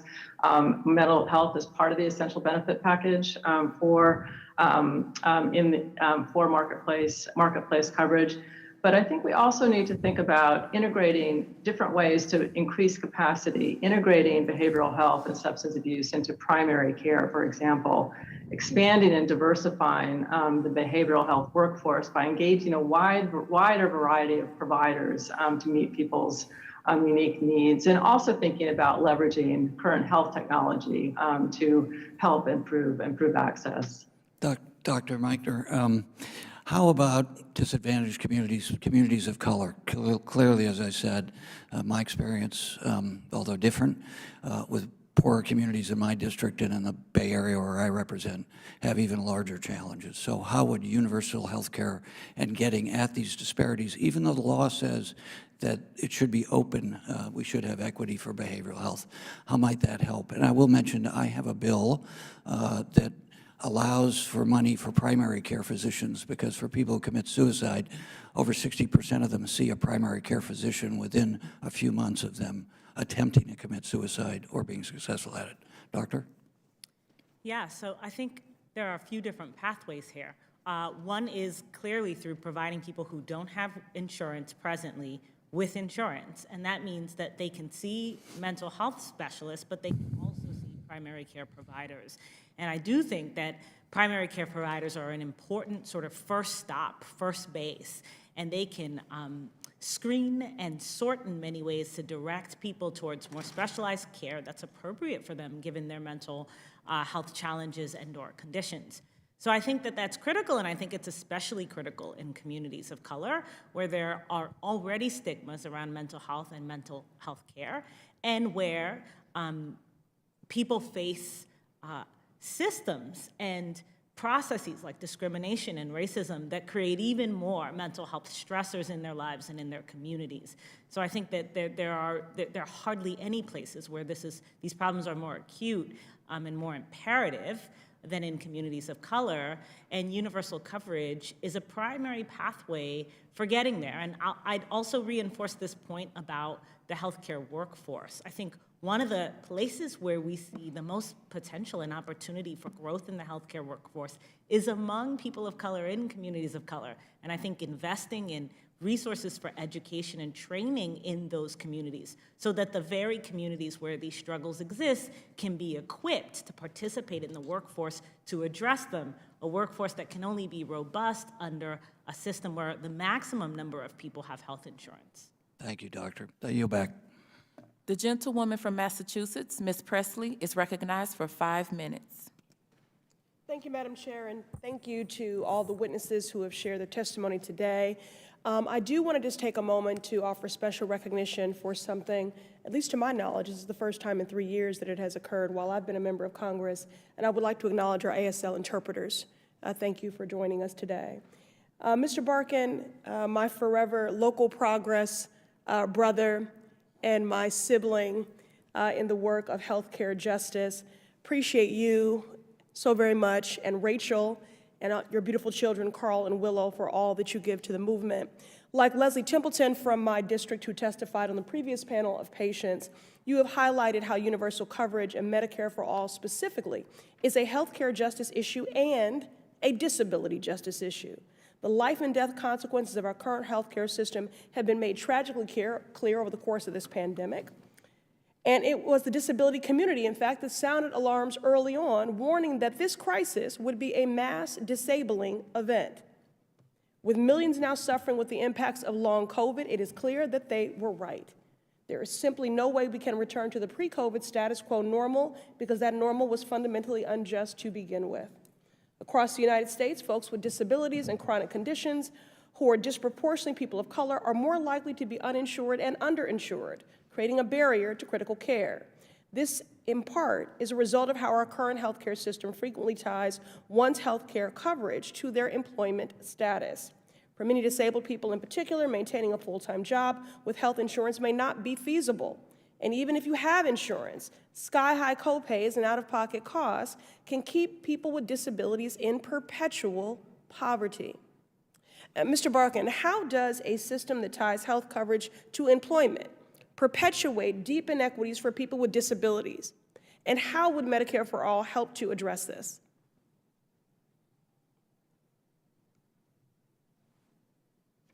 Thank you. He's writing.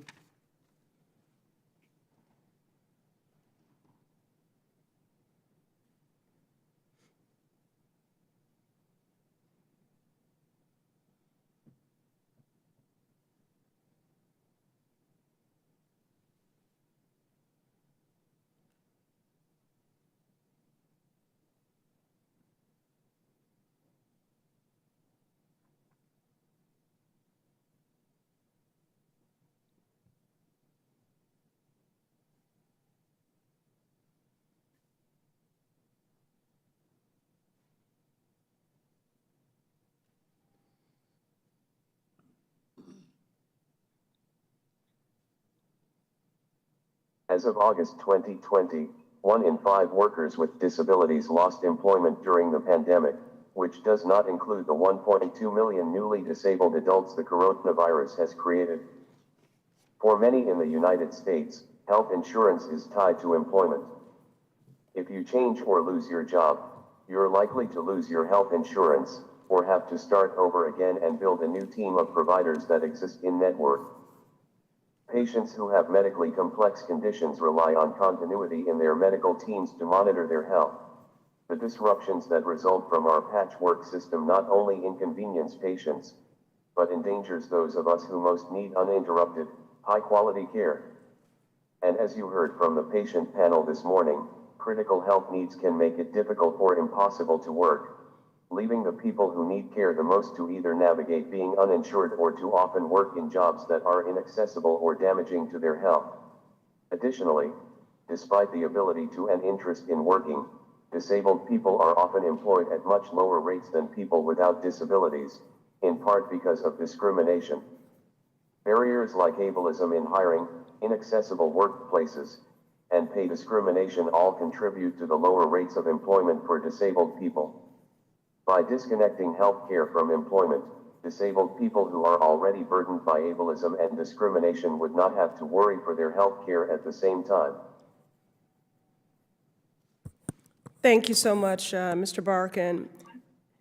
Congress must stop enabling a predatory health insurance system, one that repeatedly fails our most vulnerable communities. Today in America, if you're poor, Black, brown, indigenous, or disabled, your very ability to live, to survive, is jeopardized by a broken healthcare system that puts profit over people. We must stop allowing the greed of insurance companies to outweigh the health of our constituents, of our community members. We must ensure that every person has access to quality care when they need it and where they need it. Babies with heart conditions ending up with parents in bankruptcy is not healthcare justice. A grandmother working the night shift so she can scrape together cash for insulin is not healthcare justice. These are moral failures and policy choices, violent ones. In fact, Coretta Scott King reminded us that, quote, ignoring medical need is violence. Contempt for poverty is violence. Healthcare is a human right, and we need Medicare for all. Thank you, and I yield back. Excuse me, I'm sorry, Congresswoman Presley, but Audie was, Mr. Barkin was going to add a little more. Oh, yes. 1 in 4 Americans live with a disability, and this number is growing exponentially due to those who have become recently disabled because of the long-term effects of the coronavirus. Only a single-payer system would possess the scale and resources necessary to guarantee care for all, detached from employment. As one example, Medicare for All covers home and community-based services for all who need it. The federal government currently requires states to fund nursing home care for everyone eligible. This is not the case with regards to home and community-based services. And because states manage their own home care programs through Medicaid, eligibility requirements, and services available vary widely across states. It's by default and design that so many Americans who require care are forced into unsafe institutions like nursing homes. Patients overwhelmingly favor the option to receive care at home, but these services are prohibitively expensive and therefore inaccessible to most. The government would actually save money covering the cost of home and community-based services instead of covering nursing homes. Under a single-payer system like Medicare for All, home and community-based services would be prioritized over institutional care, giving patients the safe and dignified care they prefer and deserve.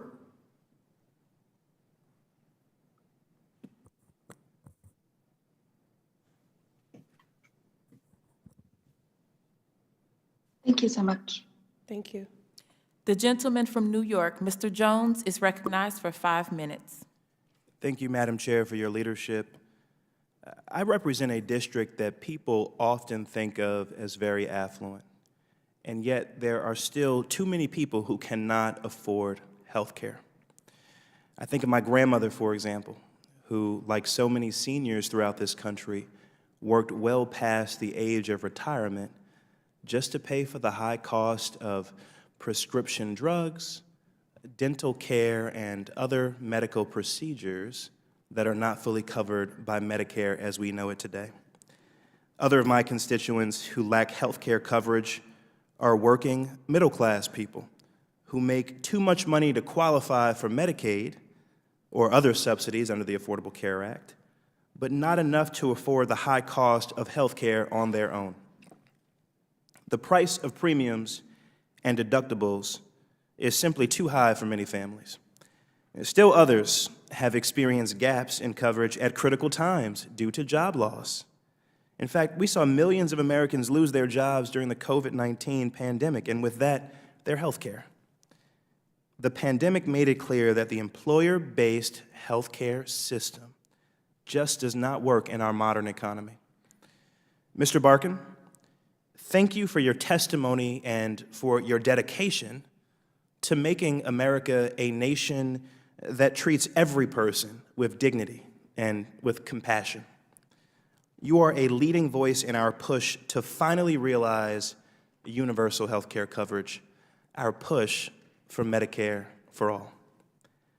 We have heard a number of misleading claims from my colleagues on the other side of the aisle today, so now I'd like to give you the opportunity to correct the record on what we have heard today.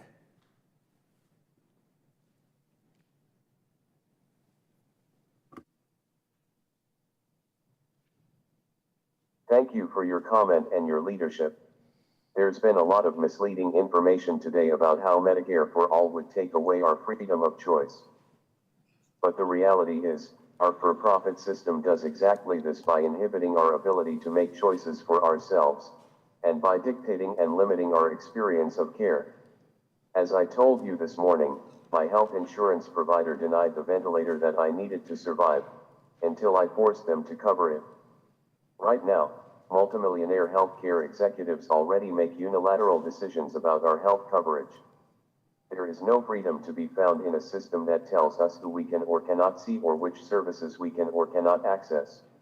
Medicare for All would ensure that all of us have the freedom to choose our health care providers and hospitals without worrying about whether a provider is in-network. It would mean that patients would have uninterrupted access to care, and that we would be able to build long-term relationships with our providers. It would mean that seniors and disabled people have the option to live safely, and with dignity, at home instead of being warehoused in unsafe nursing homes. Medicare for All would mean that Americans would be free of medical debt. Health insurance companies and their multimillionaire executives do not belong in the intimate decisions we make about our health. Medicare for All is a system designed to empower the people by placing the power of choice back in the hands of patients and providers. A single-payer system is in fact the only system that would allow us the true freedom to make our own decisions about our lives. When it comes to waiting times, we already have incredibly long wait times for every element of our healthcare system. Even prior to the pandemic, which has deeply exacerbated this issue, wait time for the ER takes hours. Wait times for specialists can take months or years. And that doesn't include the people who have to ration their own care because they cannot afford this. With a Medicare for All system, the system would expand, there would be more providers, and care would not need to be rationed in this way.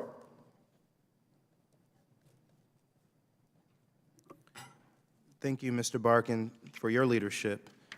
Madam Chair, I yield back. The gentlewoman from New York, Ms. Ocasio-Cortez, is recognized for 5 minutes. Thank you so much, Chairwoman Bush, and to all of our witnesses for being here today. But I just have to underscore how grateful we are for Representative Bush's leadership and determination in securing such a historic and unprecedented hearing, not just for this committee, but for the country. So thank you. We know that private insurance is the primary health coverage for 2/3 of Americans, with the majority of private insurance being employer-sponsored.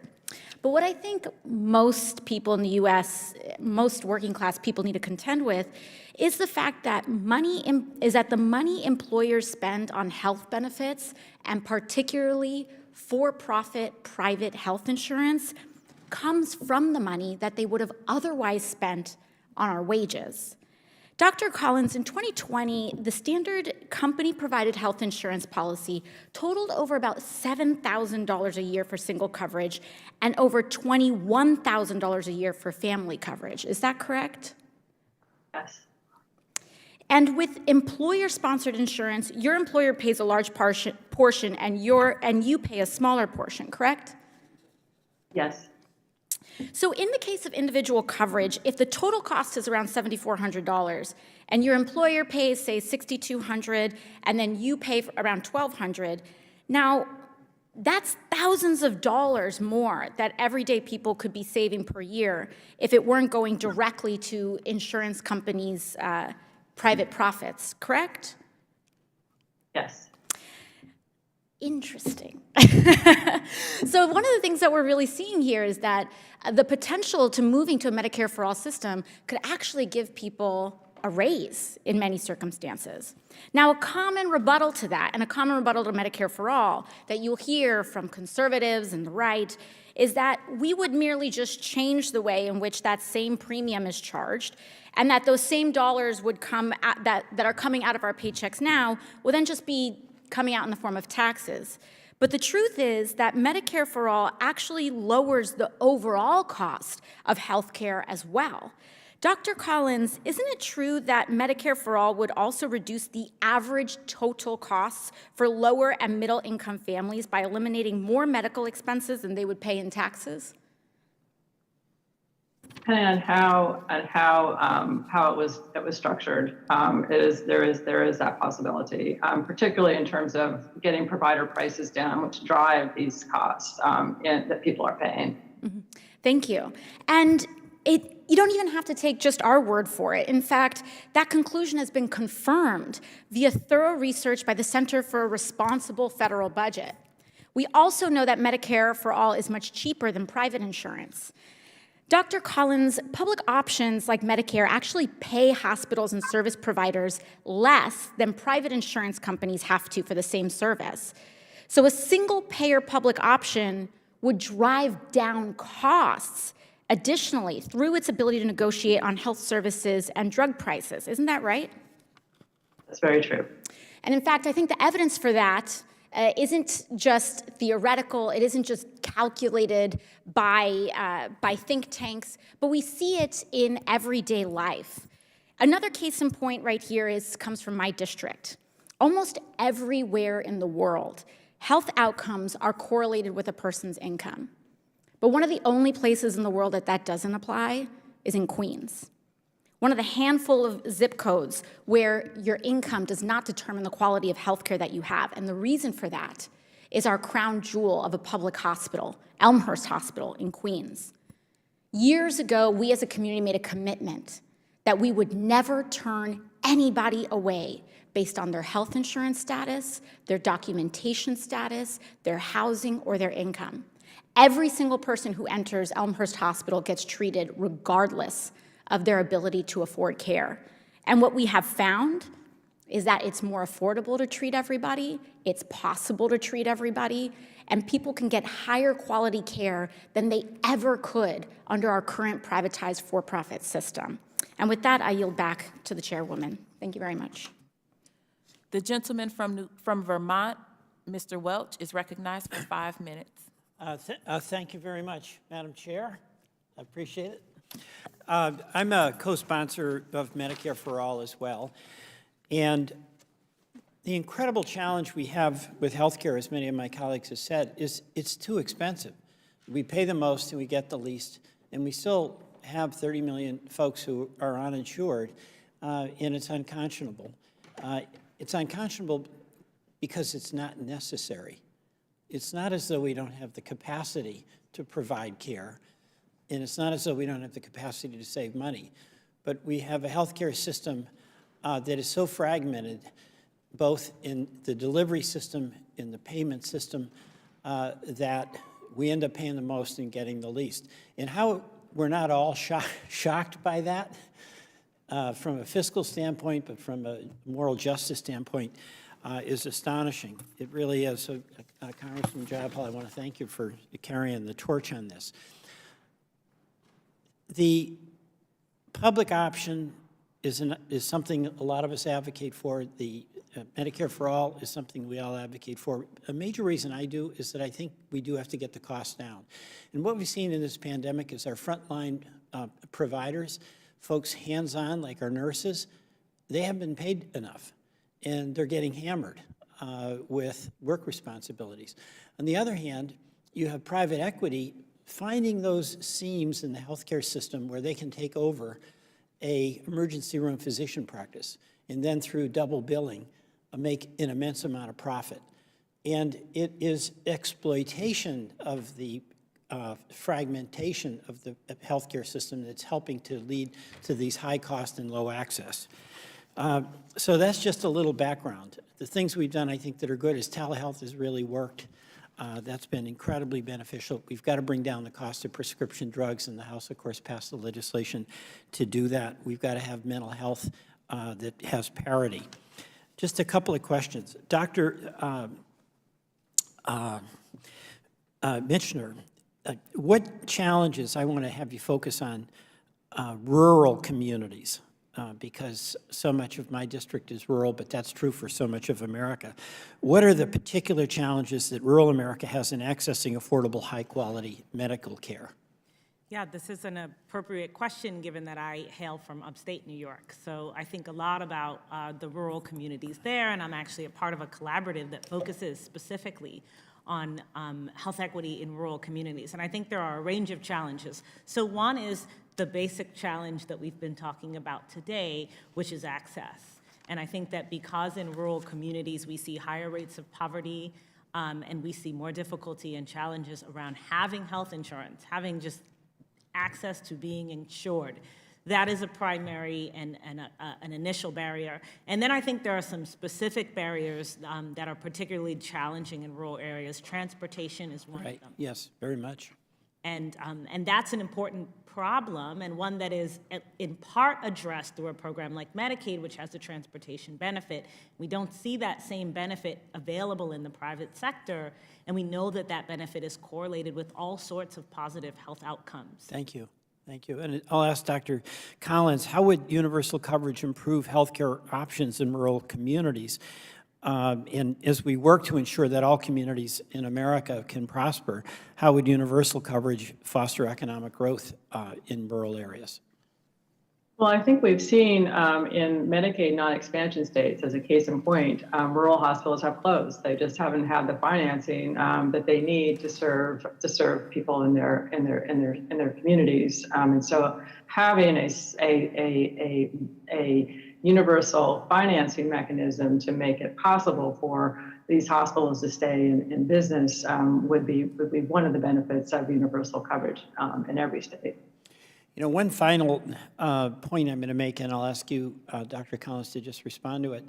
If you have universal coverage, then the challenges that each of us faces in access to health care become the challenges that all of us face. It's not as though having Medicare for All necessarily solves all problems. It just means we're all in it together to try to solve the problems we face. Does that make some sense to you? That's right, and insurance is the most important. It's a necessary condition for people getting access to care, but it is not the only factor. And so we also need to work at making sure people have adequate provider networks, that providers are paid well enough to participate in the networks, and that we have good transportation systems so people in hard to reach areas are able to get the health care that they need. I yield back. Thank you, Madam Chair. The gentleman from Maryland, Mr. Sarbanes, is recognized for 5 minutes. Thank you very much, Madam Chair. Appreciate the opportunity to join the hearing today. We know that the research shows very clearly that there's a correlation between uninsurance or underinsurance and poor patient outcomes. And we saw that during the coronavirus pandemic in particular.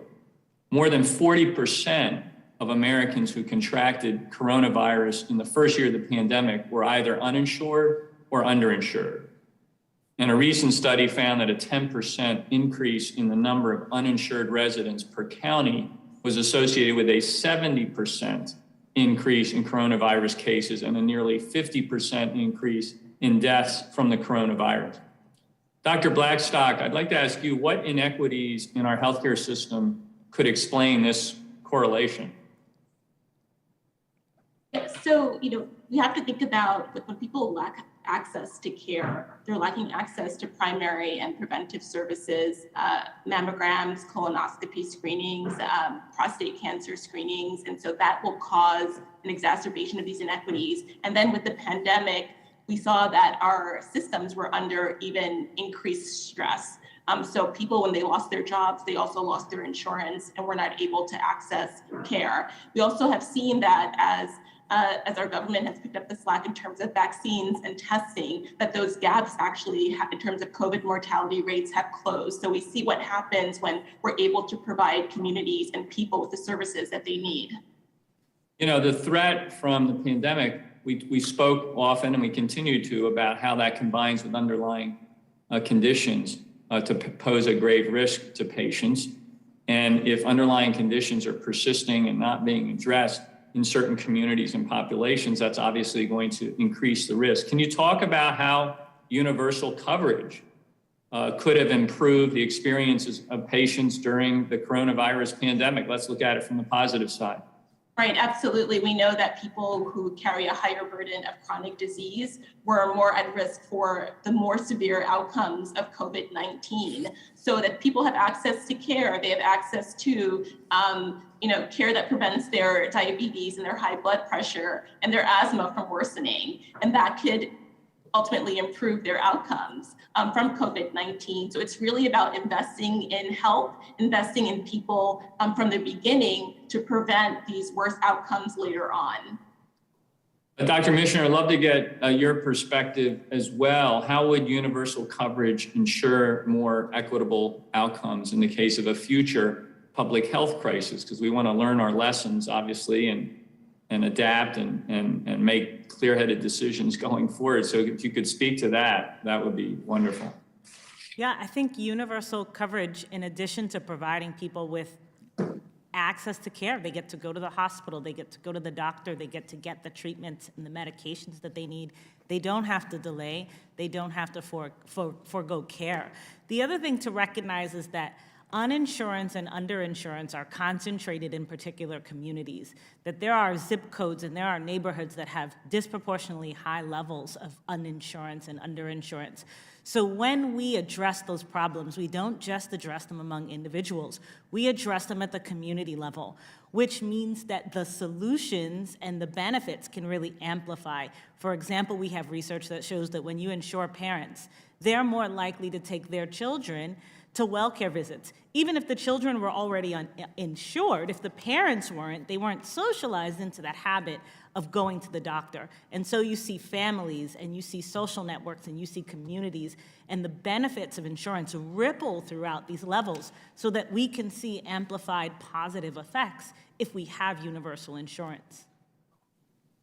You know, there's so many connections here that aren't necessarily intuitive, but when it's brought to your attention, it makes perfect sense. So a lot of the adults with less income in our society experience coronavirus-related job loss or pay cuts at the beginning of the pandemic, and then had consequential coverage loss that went with that. In Maryland, we saw 200,000 people enroll in healthcare coverage through our state-based health exchange during the special enrollment period that we extended for during COVID-19, and nearly 2/3 of those people enrolled in Medicaid. I'm running out of time, but Dr. Michener, what does it tell us about how federal healthcare programs can support people and the ability to lift up communities during times of crisis and volatility? I'll quickly say, mindful of time, given all that's been said about the government and big government and government inefficiency, this is a really important point. There was a time before Medicare, there was a time before Medicaid, and it was a dark and dismal time where many more people had much worse outcomes. The private side of the market could not address the fundamental needs of the American people. And that is why we developed these public programs. And they're not perfect, but they're absolutely saving lives. And the science around that is quite incontrovertible.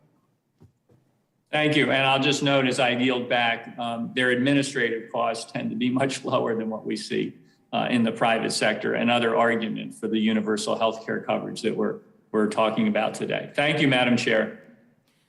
The gentlewoman from Washington, Ms. Jayapal, is recognized for 5 minutes. Thank you, Madam Chair, and thank you for your incredible leadership in making this hearing happen, and to all my sisters in service that were a part of it, and to all the colleagues who have been talking about the various aspects of universal health care. Also, thank you for the powerful testimonies that we've heard. My Medicare For All Act would provide health care to everyone in the United States without the financial, racial, or demographic barriers that exist in our current system.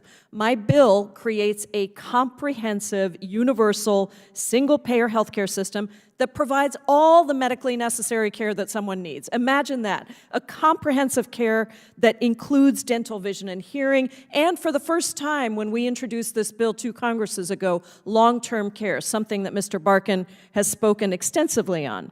The bill eliminates insurance premiums, copays, deductibles, and all other out-of-pocket costs, and removes the for-profit insurance companies from the doctor-patient relationship, while controlling medical costs to bring down overall spending. That is a very important piece of this. And I think at the end of the day, I've heard people arguing against Medicare for All by saying it takes away choice. I would just argue that Medicare for All would actually allow people to make choices like being able to go see a doctor or a hospital without worrying about out-of-network costs that come later that are tens of thousands of dollars that people can't afford. Or the choice to be able to have health care even when you lose your job, instead of 27 million people losing health care because they lost their jobs during COVID. Or the choice to start a small business because you don't have to worry about your health care. It's covered already. Or most importantly, the choice to live and not die. Researchers have found that Medicare for All will save over 68,000 lives per year. That means 68,000 more birthdays, 68,000 more anniversaries, 68,000 more loved ones alive every year, simply because we transition to a Medicare for All system. And under Medicare for All, those 68,000 lives saved would also see a drastic increase in quality of life.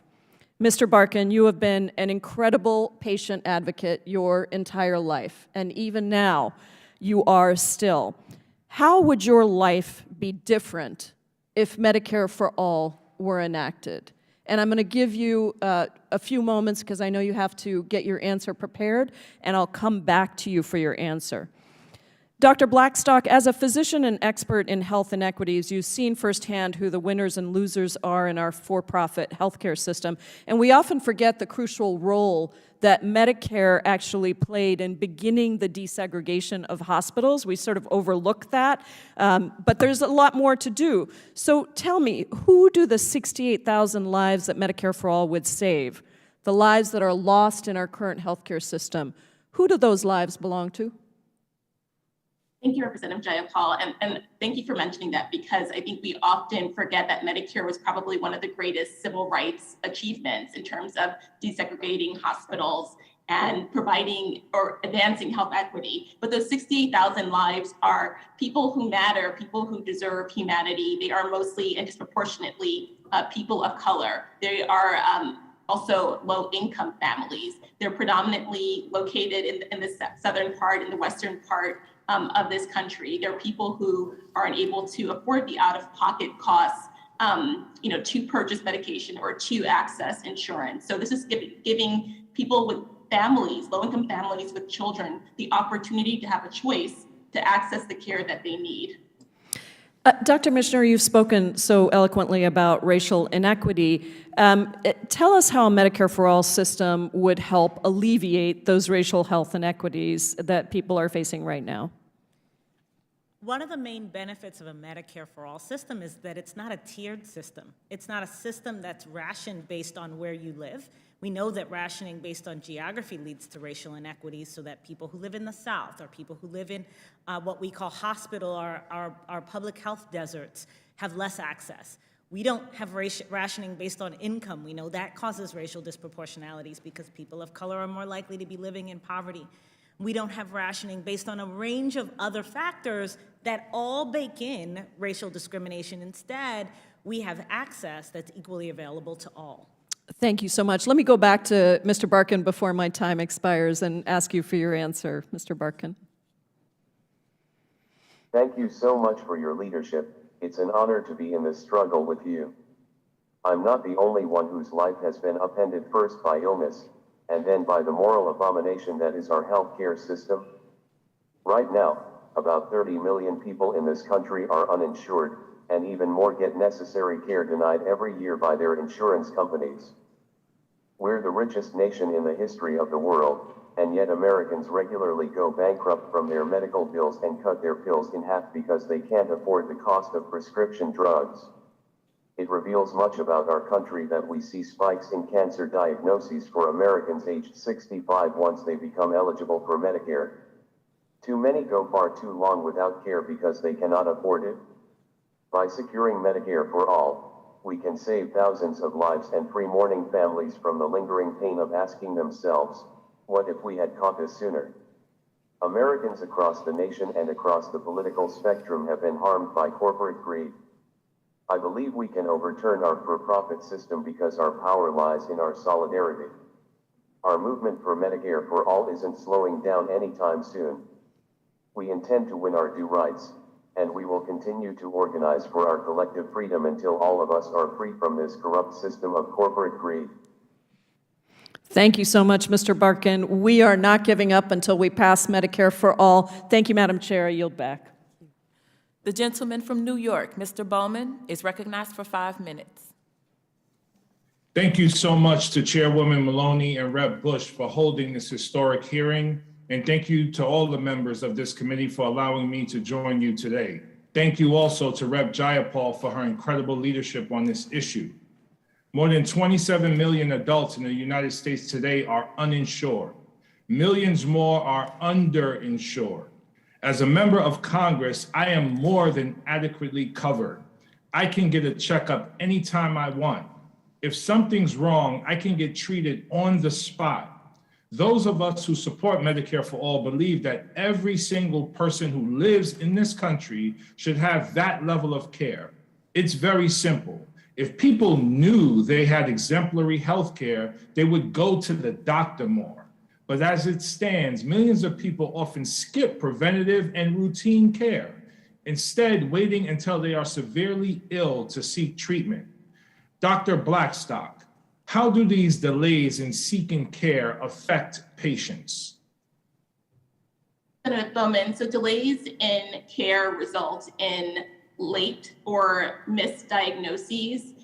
They also result in, when a condition is diagnosed, that it's more difficult to treat. It results in higher mortality rates. We know that people who are uninsured have about a 40% higher age-specific mortality risk. And so, access to care is equivalent to your mortality risk. So we need to give people access to care through health insurance so that we can reduce their risk and so they can lead full, healthy lives. Thank you, Dr. Blackstock. My next question is for Dr. Michener. As you've mentioned already today, people of color are more likely to be uninsured than white people. They are more likely to experience severe medical events or suffer from catastrophic medical debt.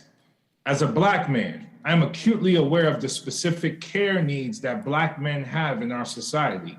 It is well known, for example, that Black Americans have the highest rates of hypertension, and Black men are least likely to have their high blood pressure controlled. Lack of trust in our current healthcare system is one of the reasons they are not seeking treatment. Dr. Michener, how could we rebuild that trust under a Medicare for All system with universal access to comprehensive healthcare? How could Medicare for All strengthen communities of color generally and improve other social determinants of health? I think that Medicare for All contributes to and can contribute to precisely this problem of lack of trust. We can think about lack of trust as sort of an individual attitude, right? But it's rooted in experiences with structures. So when you go to the doctor, or you try to go to the doctor and you're not able to get access, or when you're worried about whether when you show up, you'll be able to see someone given your health insurance status, when you're worried about the cost. These are experiences that are disproportionately occurring in communities of color. and they all erode trust. Over and above that, Medicare for All, a universal coverage system, is going to strengthen the healthcare system more generally. It's going to allow us to make investments in the healthcare workforce. Again, this will increase access in ways that, if designed right, can disproportionately benefit the very communities of colors that are disproportionately harmed by the current system. All of these things contribute to repairing what, frankly, is broken and has always been broken. Thank you so much for those responses. I want to briefly share a personal story. Just recently, maybe a month or so ago, I was feeling unwell in my office on the Capitol.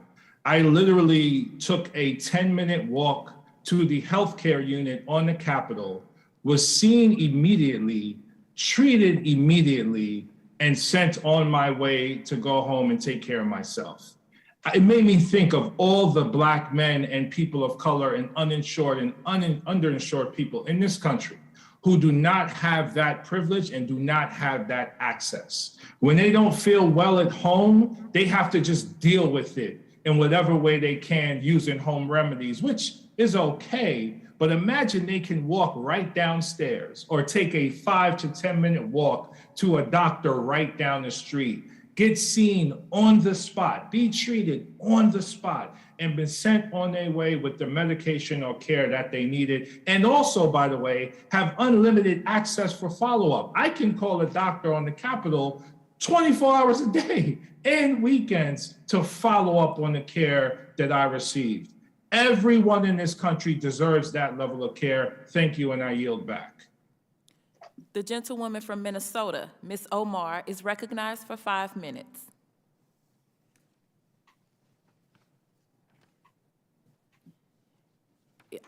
We can't hear you. My apologies. Thank you, Madam Chairwoman, for having me on your committee today, and thank you to all of our witnesses for your excellent testimonies. When a person needs healthcare, they should not have to worry about whether their coverage status will be a barrier.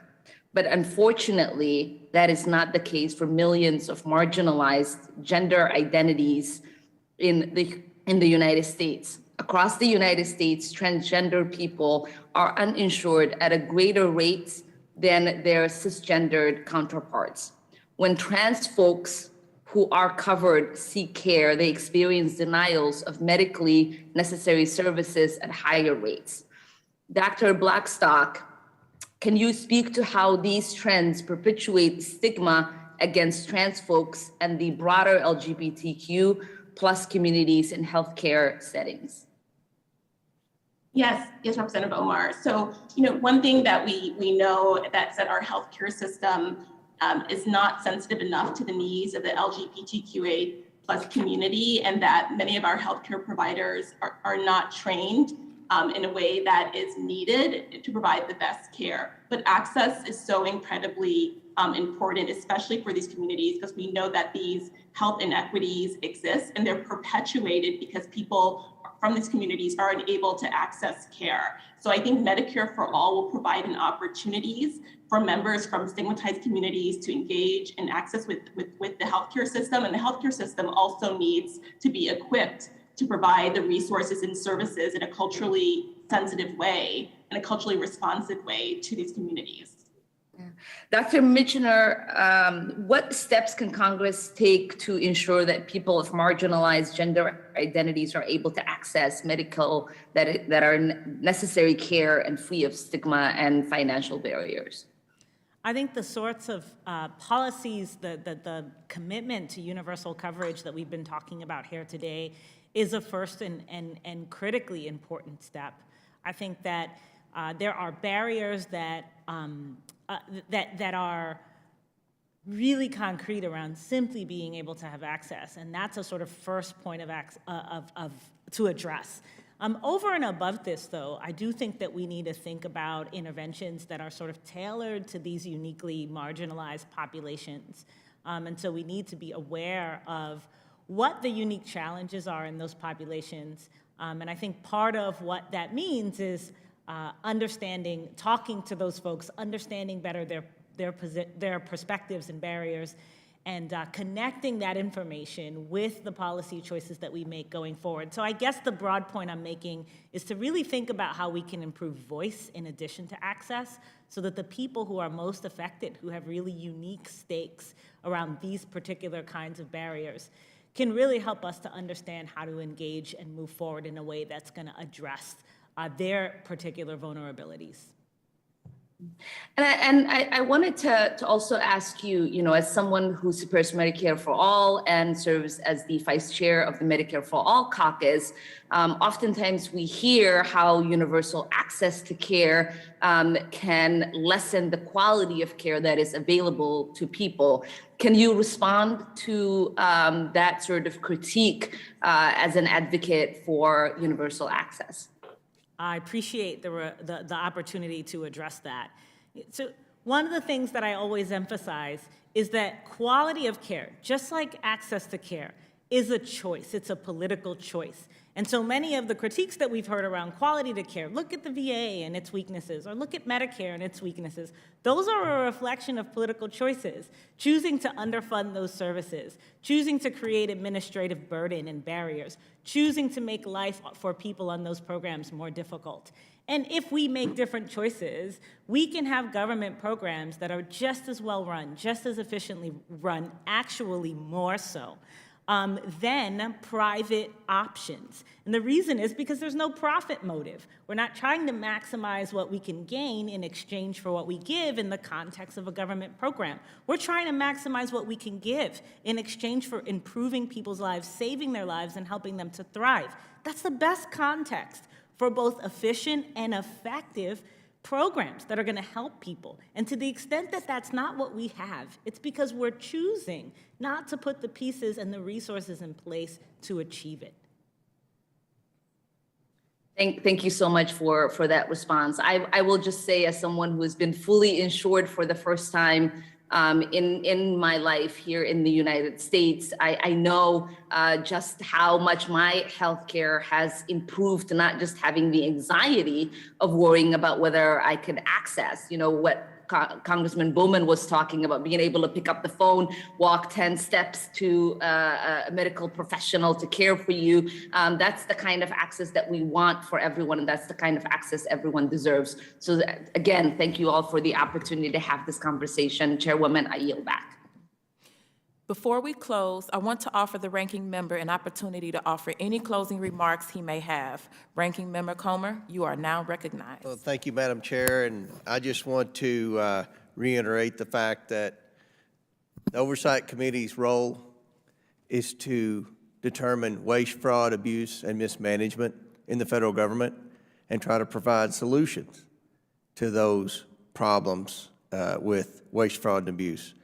This hearing, like just about every other hearing this committee's had this year, hasn't touched upon that. In fact, not only does it not save money and reduce waste, fraud, and abuse, it increases the size of government significantly. And this is a pattern that we've seen with this committee. We had an energy hearing where many of the members on the Democrat side asked the energy CEOs to pledge to decrease production. Now think about that. Decrease production. Now we have President Biden going to OPEC, Venezuela, and begging them to increase production.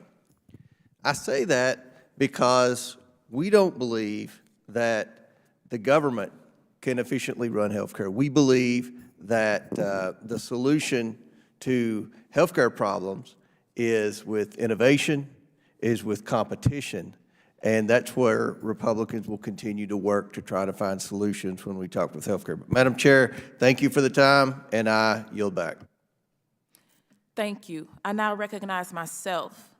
The choice before the committee today, the choice is saving lives or increasing profits.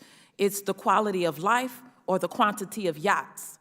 Medicare for All would guarantee high-quality health care to every person in America, and the prioritizing of big pharma over human life and health. And more importantly, it would save lives.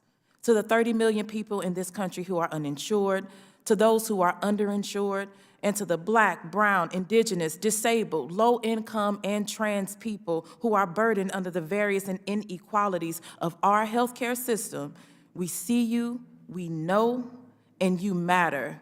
We are fighting for you. You deserve life, you deserve care. Grateful to Chairwoman Maloney and to our sisters in service for their partnership in this hearing. In closing, I want to thank our panelists for their remarks. I want to commend my colleagues for participating in this important conversation. With that, without objection, all members will have 5 legislative days within which to submit extraneous materials and to submit additional written questions for the witnesses to the chair, which will be forwarded to the witnesses for their response. I ask our witnesses to please respond as promptly as you are able. This hearing is adjourned.